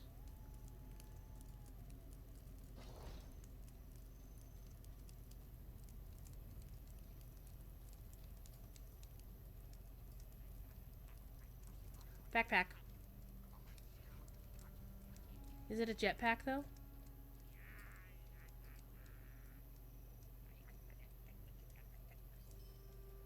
Alright. Breaklad's flower. I remember seeing this in the old forest. Alright. Flower shimmers with renewed health. Nice. I messed up my gear. Sounds like a cord move? No. At least I know not to use freaking mic gear on a minstrel.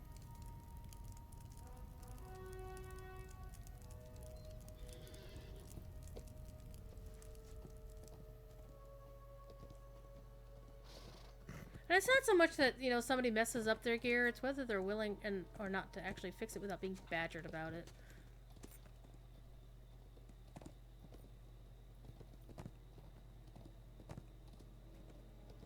Badger, badger, badger, badger, badger, badger, badger, badger, mushroom, mushroom. It's all about a willingness to actually learn. Okay. There's a flower there. Where the last one is. We'll figure it out. Gotta cross the river. So let's go down here to the path and ride the path down to the river. Hi, cat. Hello, kitty.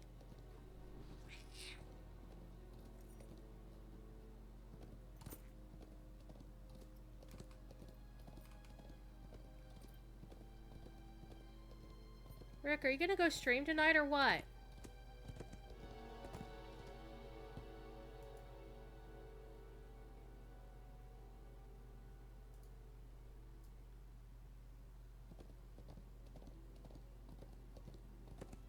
You broke something, trying to fix it? Okay.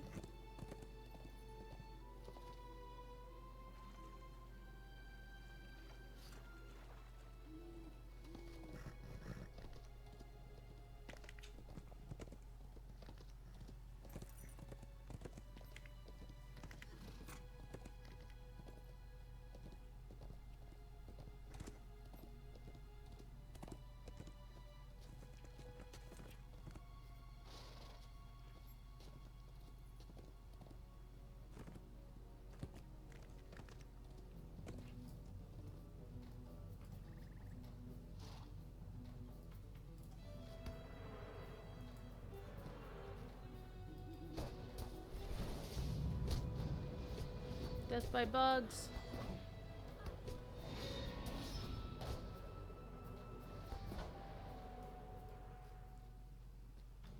Well, hi.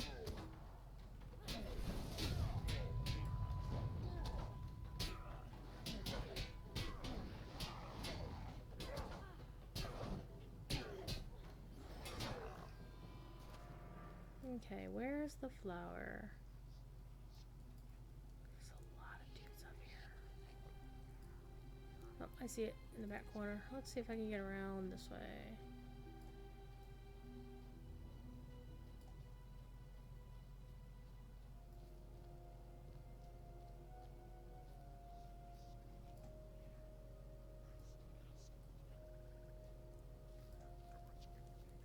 Where did I see the flower? Right here, there. We're running right past it.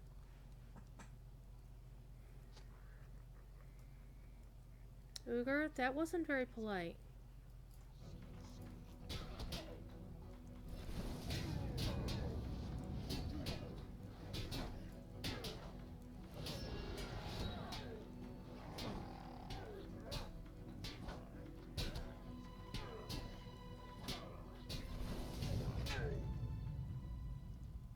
Okay, last flower to find to the south, eastish, southwestish.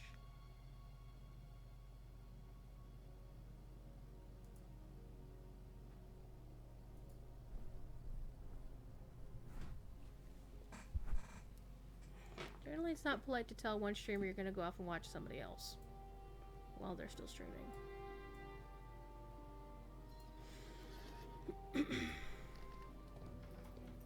Alright, let's just ride on through. I don't need extra crafting mats at the second. Whoa, tree! Go around. I think we're gonna go up the hill.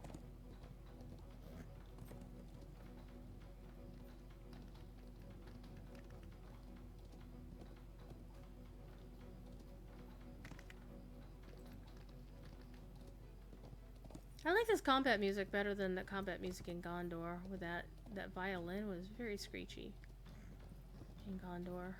Alright, let's keep going. Oh, to hell with it. We're gonna jump in the river. Whoops. That's not exactly what I intended to do. I might actually die on this fall. Oh, bounce. I bounced. Yay, bouncing. In the river. Alright, where am I going? Where's the last flower? Oh, it's way the hell down there. Oh, I might as well just get up on the land as soon as I can and ride that away.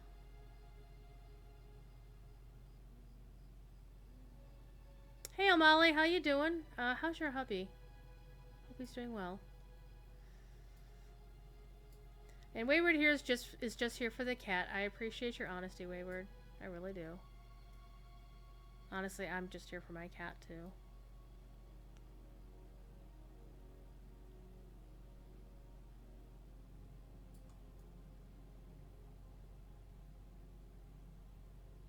Notice how crystal clear the water is?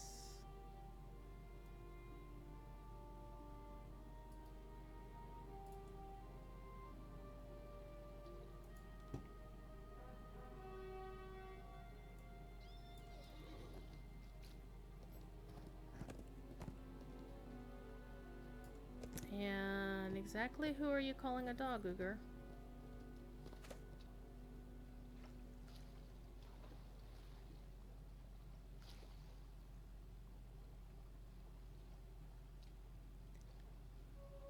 Had a miniature stroke after all? Oof. Let's go over the waterfall. Why? Because it'll be funny. I don't even think it's a waterfall. It's just, yeah, there's some rapids here.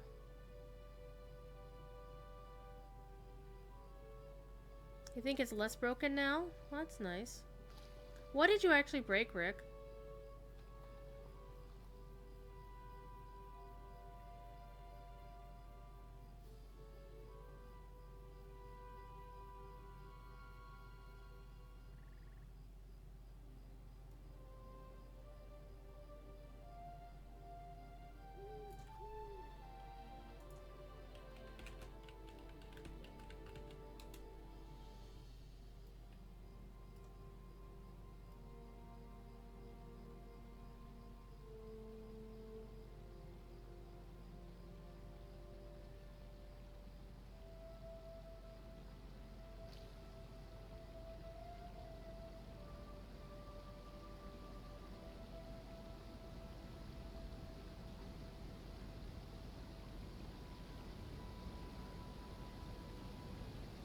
That's not a fall. It's not a waterfall. Not a really good one. Not a, oh my god, we're gonna... You know, I'm just gonna go up on the land where the road is and ride my war steed on down.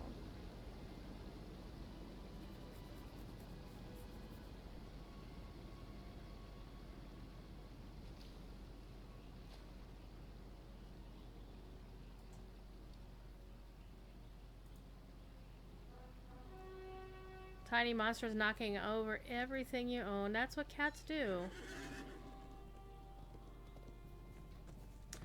Perculia, the primary editor of Wowhead.com, she has a cat she rescued called Brightpaw, and he likes to knock over everything in her house and chew on things and cause all kinds of mayhem.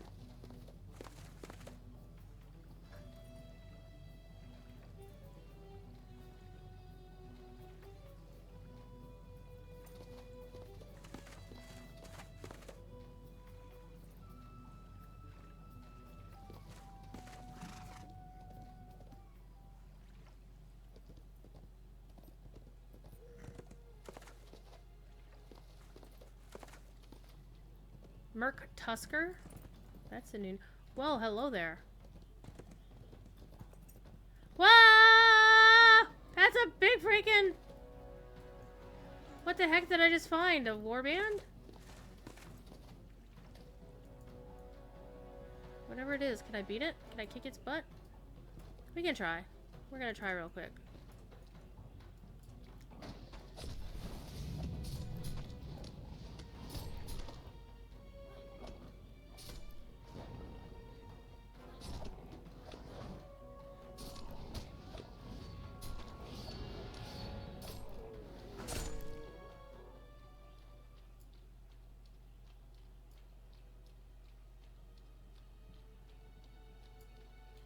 Svinholg? Yeah, we're gonna have fun with this. We'll take the small one first. Hi.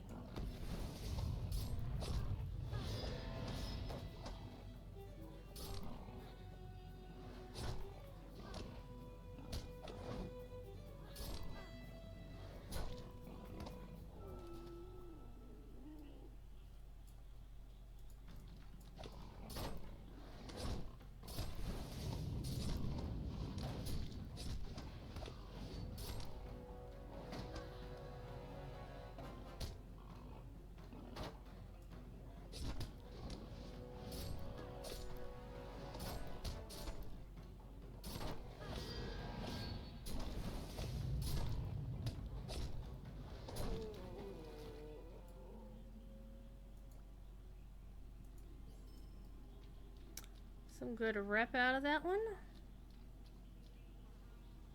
Alright, let's get back on the pony and let's go on and finish this next up. And then we're already past our time and Sapiens has started, so we might send John over to talk to him. Because I have some art to work on before I leave. And I also have to finish packing for BlizzCon because I want to be able to just pick my bags up at 3:30 and get the hell out of here. I'll have to feed the cats, you know. Well, my minstrel would have had problems with him. My minstrel's super squishy.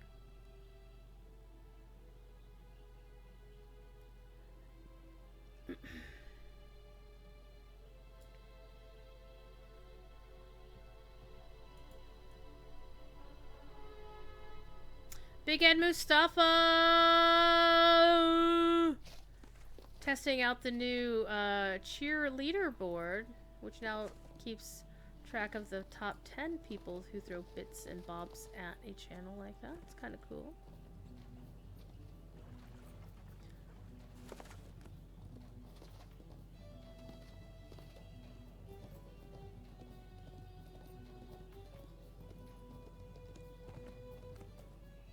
Big Ed Mustafa, we're not stealing your show this week on Lotro Stream.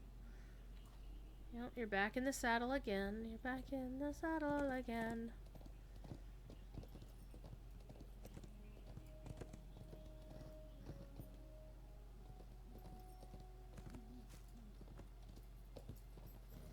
More orcs. Okay. Well, I get to go kill a whole bunch of these guys. So this should be fun.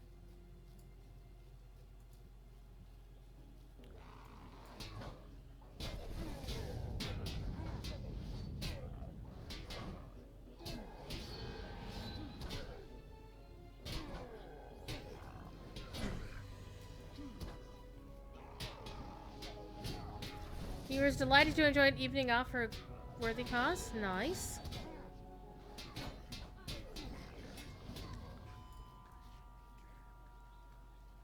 So defiler. Flower's gotta be around. Oh, there's the flower. Hi, Archer. I'm gonna kick your butt.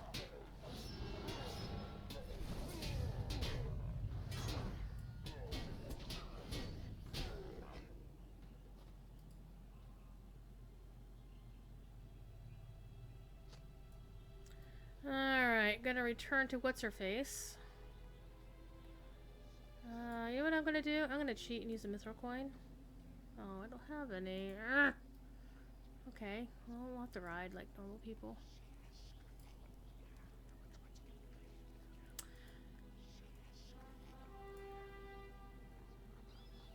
Huh, Elon Musk. Do I need enough to plant 1,000,000 trees and set for Treebeard? Nice. I'm not sure what I think of Elon Musk. Sometimes I think he's okay, and sometimes I think he's the world's most egomaniacal person. And it's like him and Jeff Bezos of Amazon. It's like they've got more money than God, and what do they do with it? They don't do a lot to help, you know, humanity in general. They do a lot to help stoke their own egos. I didn't even know what Jeff Bezos does with it. I think he just sits on a pile of money or goes swimming in a swimming pool full of money like Scrooge McDuck. Where am I going? I need to go up the hill to where the path is. I think I'm too far south for it. Yeah. I'm gonna fall in a hole.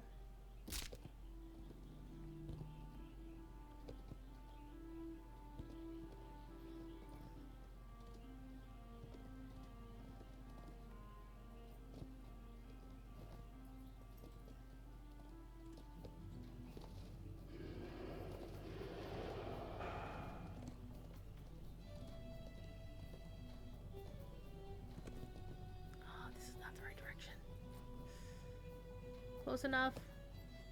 How did I not break my leg on that one? I don't know. I'll take it.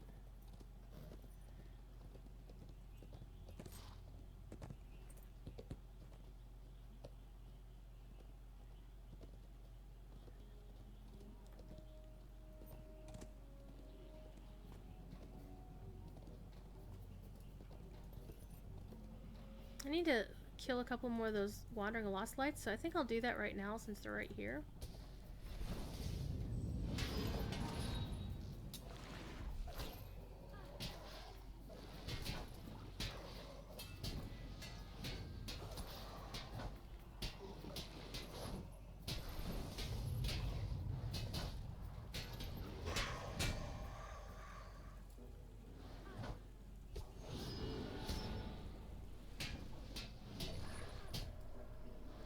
The new Valar is called the Soliloquy of the Valar, from my understanding.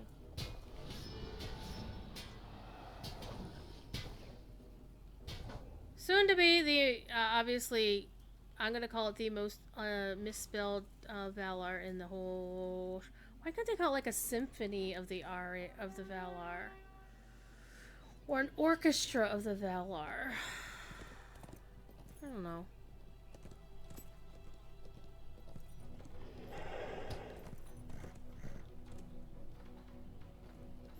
Now we have to go all the way up the path.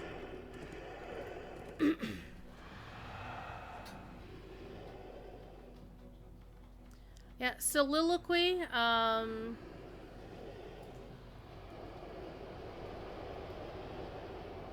Yeah, this is just gonna completely kill me. Look at this. This is ridiculous.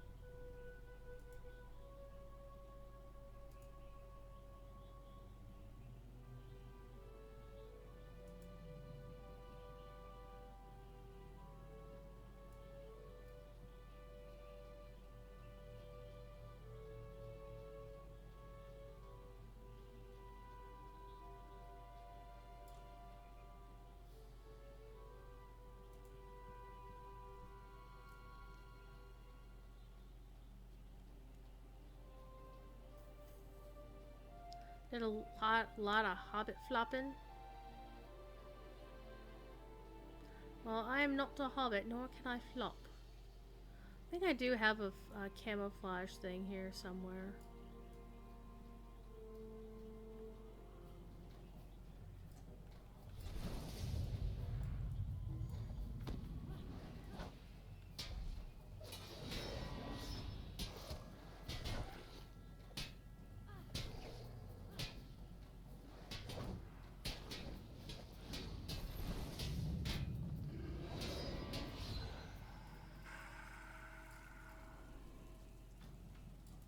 I was hoping to get away from the gloom here.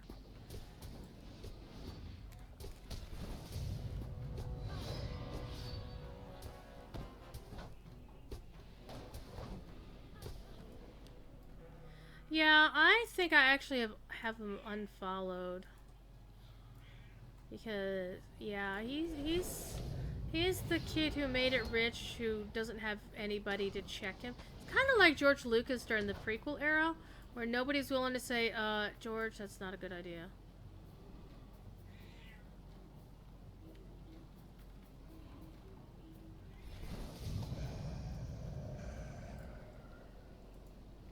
And now people are trying to manufacture fights between George Lucas and Kathleen Kennedy. And I'm like, dude, if you'd wanted to keep control of it, you should have kept it and not sold it. Alright. Now she gazes at you with fondness, and her smile sparkles like sunshine on the water. I delight to know you have honored my friends, though they went away so long ago. The passions of Lenwes could not be quenched, were it not she was the first to leave, and I missed her most of all. Marilith had a beauty all her own, and as she walked among her gardens, there were none who did not love her. Still lost the laughter echoed in the dell, leaping from hearer to hearer, rousing happiness in each one.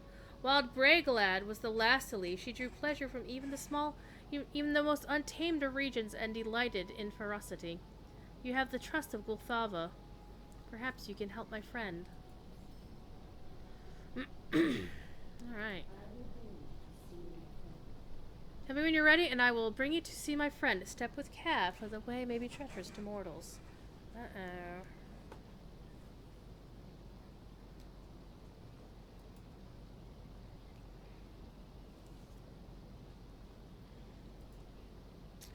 Alrighty. Let's go take a look at the quest chain. How much more do we have to go? This is the last one, so we're gonna do this, and then I'll send you on over to Sapiens.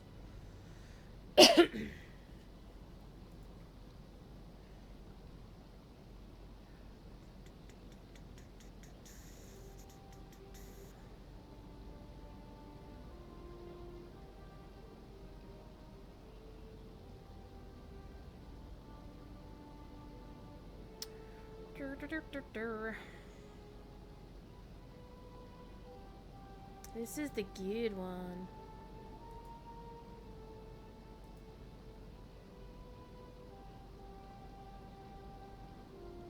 Alright, let's do it! YOLO!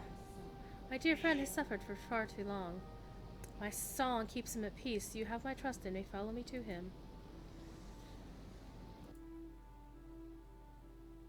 I will bring you to my friend, but do not disturb his rest. My song keeps him at peace. I have not allowed anyone to see my friend for many a span of years. Perhaps your visit will be a comfort to him. Sometimes creatures come to these ruins. Imagine what Professor Corey would do here. I mean, seriously, he would just start looking around. And he wouldn't even do the quest. He'd just go look at all this architecture, if the game would let him do it. But you are different, yes? Yeah, sure. It's a lot of water here. A cage? No, this is not a cage. These bars are for my friend's protection. Uh-huh.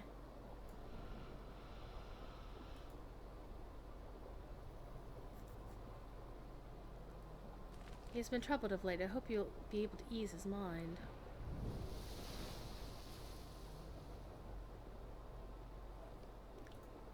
Uger, she was deliberately misspelling it.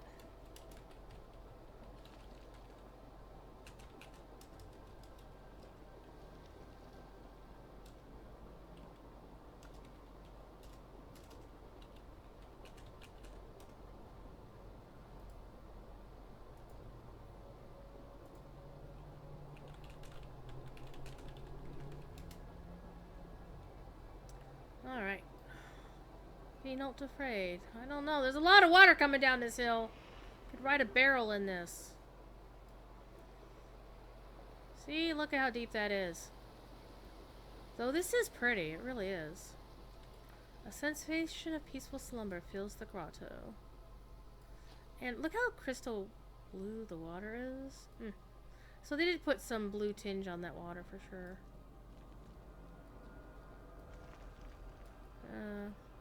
Gulthava's friend. The shade is reminiscent of Agari, possesses none of the Wanderer's dread. I wonder if that's gold. Yeah, it looks like it's gold intermixed with the rest of the... Hi. Who are you? Have you come to let me out? I have been here for a long time. The shade looks around the grotto with evident confusion.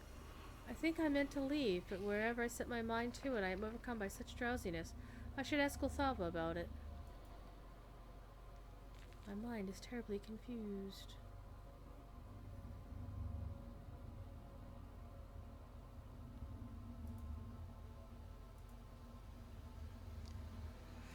I've had such terrible dreams of late. Was there a war? I think there was a war, but I know Gulthava wishes to keep me safe. Look at the statues behind him.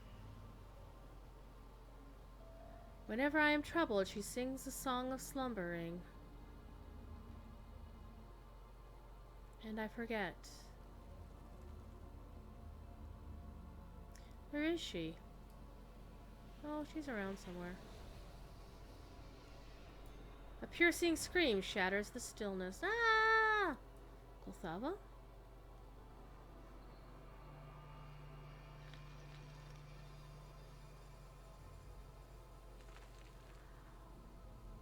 Hurry back down the passage. Find out what happened!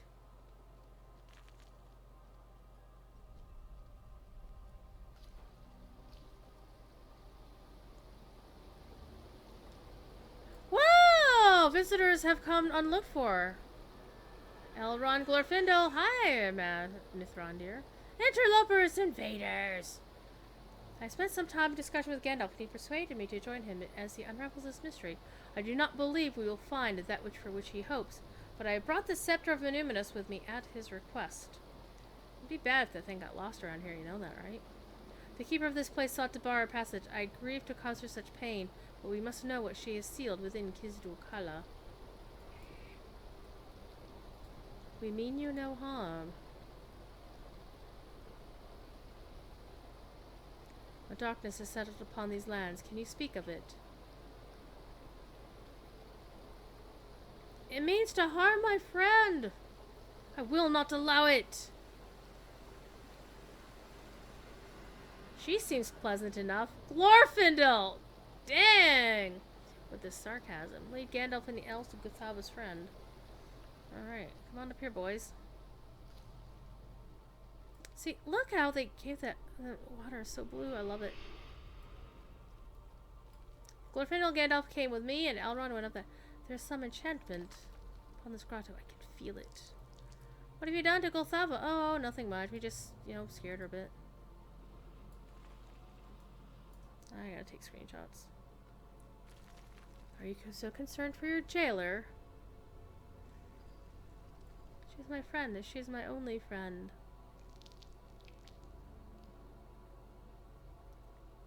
Turn your face to me, Shade. Can it be? Well, personal space.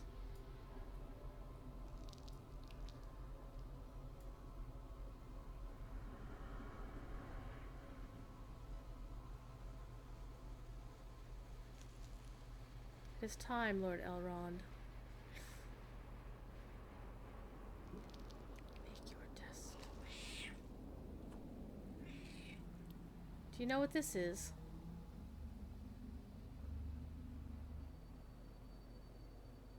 I do not. I have never...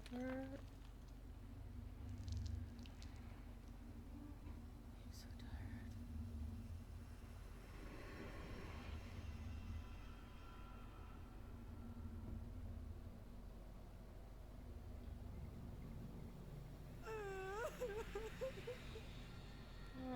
was in such pain. I wonder why. Only I can ease his torment.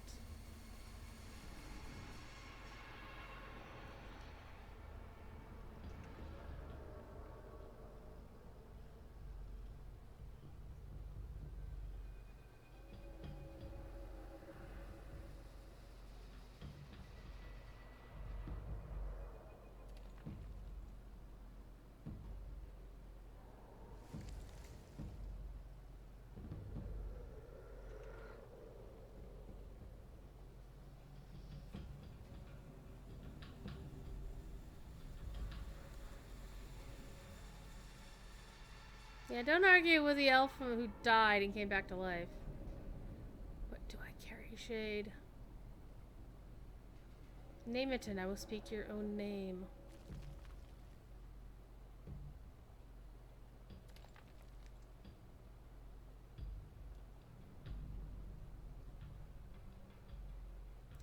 Of your father? What? I name you Isildur, eldest son of Elendil and High King of Gondor, Arnor and Gondor.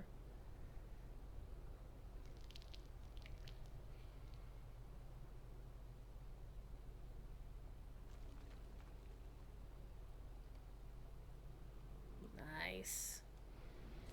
This is why this game is so good. If they're gonna do something like this, it makes sense. I see faces of those I knew, but that was so long ago. There was war, and it would seem it would never end. And yet it did. At last there was an ending, but peace? No, it did not last. I remember. I remember death. Treachery and death. I swam. There was an island in the river. An island. You've taken him from me. Oh. He was a man, Golthaba. Just a man. You cannot give him the rest he needs.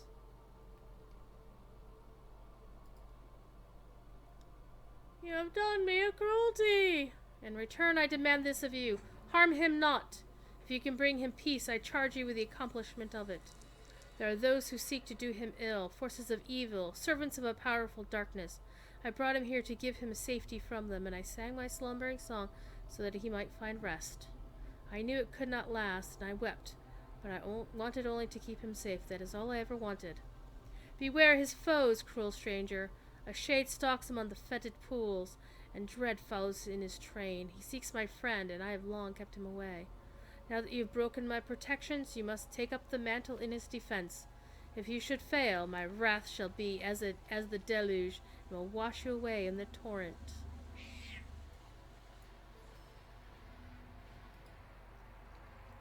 Gandalf's suspicions proved correct. I did not think it could be so, but when I beheld him with my own eyes, I could not deny it. The shade of Isildur remained after his death, and Golthava kept him hidden from friend and foe alike. But what can have bound him here beyond the span of his life? There is more to learn of this matter. He spoke of an island in the river. He must have returned to Tol Send. Go there and speak with him, and then return to Bjornihus with what you have learned.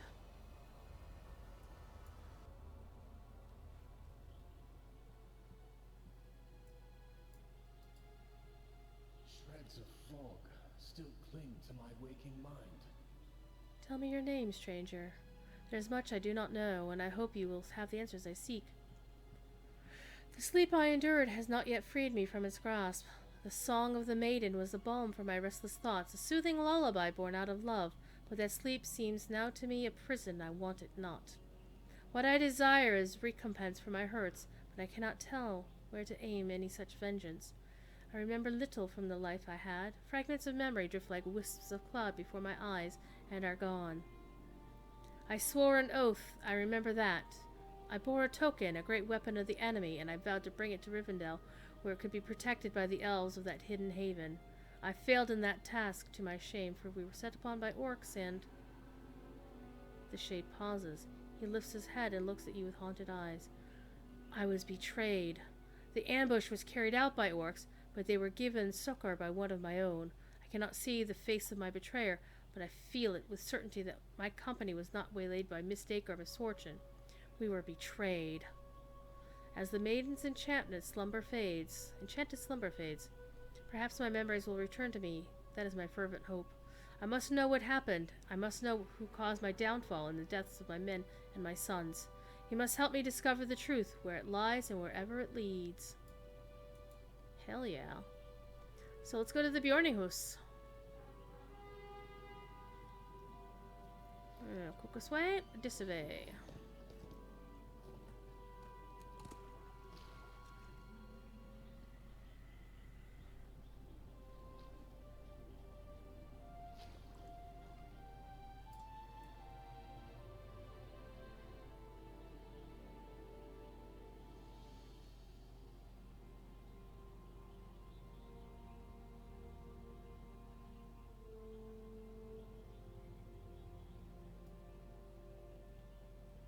And we're almost done with the current story in Lotro until next week.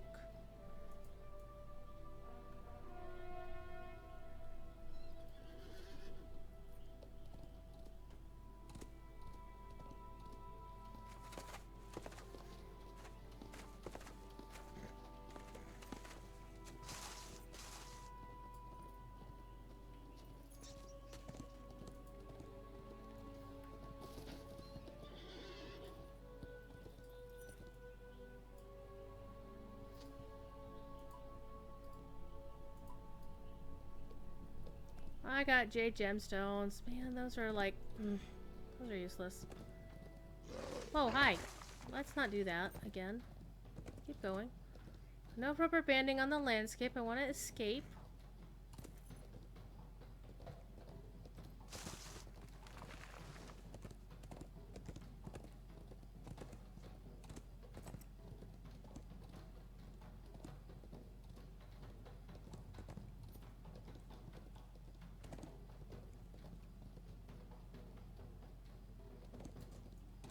And we're gonna use the stable master and bop on up to Bjorninghus because I'm lazy.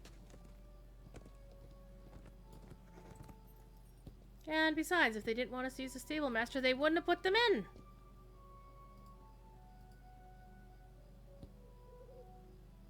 Will you help us?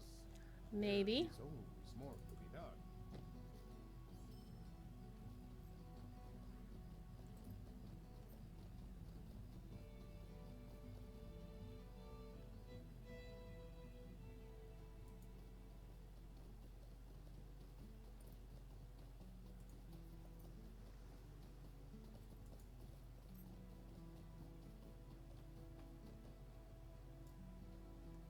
So I'm wondering if this means that once we clear Minas Morgul...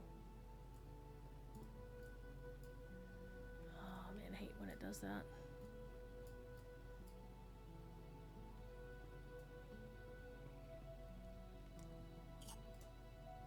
Rude.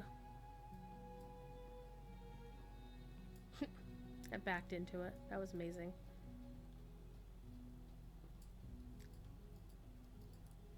I get boots! Has given me much to ponder. It is a wonder to me that Elendil's son remains bound to the Gladden fields where he fell, though he had been hidden from our sight for so long by the article Thalva made of the Gladden. Let it not be forgotten that he was hidden too from the searching of our enemies. She may not deserve our thanks, but not all that she worked here can be called evil. I believe it was the shade of Isildur that Maru Winterhair followed so long ago. I think, too, that the Song of Gothalva is responsible for the Northmen's year-long disappearance. Isildur intended to do no harm. It is only my conjecture, but perhaps Isildur convinced the maiden to release Maharu. I cannot say with certainty, but it possesses the ring of truth. The shade of Isildur spoke of an oath he swore. It must be that vow that keeps him bound here beyond the span of his life, and I would learn more of it. It seems clear to me that there are two shades at work in the Gladden Fields, and unless I miss my mark, I deem they are related. Can it be the second shade, called by the woodman Vagari the Wanderer, might have sworn an oath of similar power?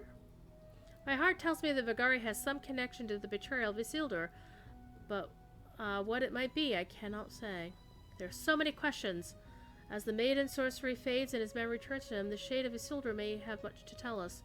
Once I told you of the disaster that befell Isildur and his men. It was understood by the as it was understood by the wise.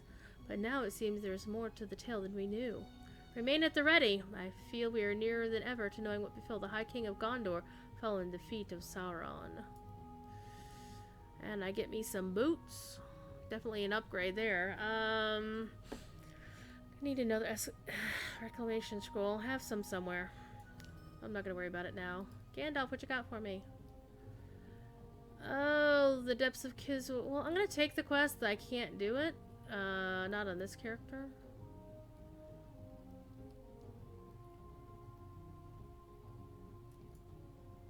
Alright, there we go.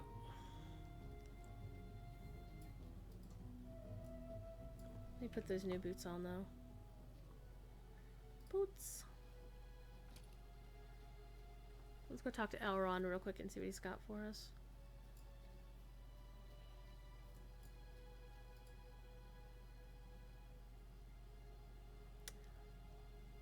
Alright, let me read this. Sorry. Gandalf was kind to send you. Indeed, something troubles me still, and my thoughts dwell on the years following the War of the Last Alliance. The early years of the Third Age, Khazad-dûm was still a thriving kingdom. Durin's Bane had yet awoken.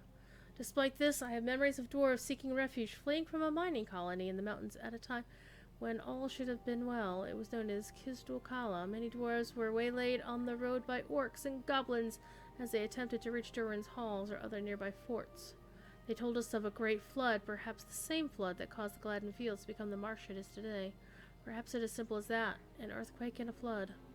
And yet, I cannot help but think that the maiden of the Gladden may be involved. The Gladden is her domain, and the waters would answer her call. I would like to travel to Kisdul-Kala and question Gulthava myself. I would ask you and Glorfindel to accompany me. We will travel to the Gladdenmere and seek her. Find us there. Alright, so that will lead into... Well, that is going to lead into the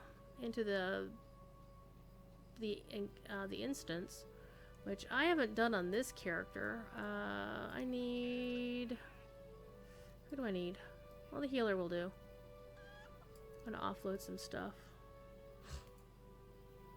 Not the Duero Gleam Shard. You can't have it. I'll take those.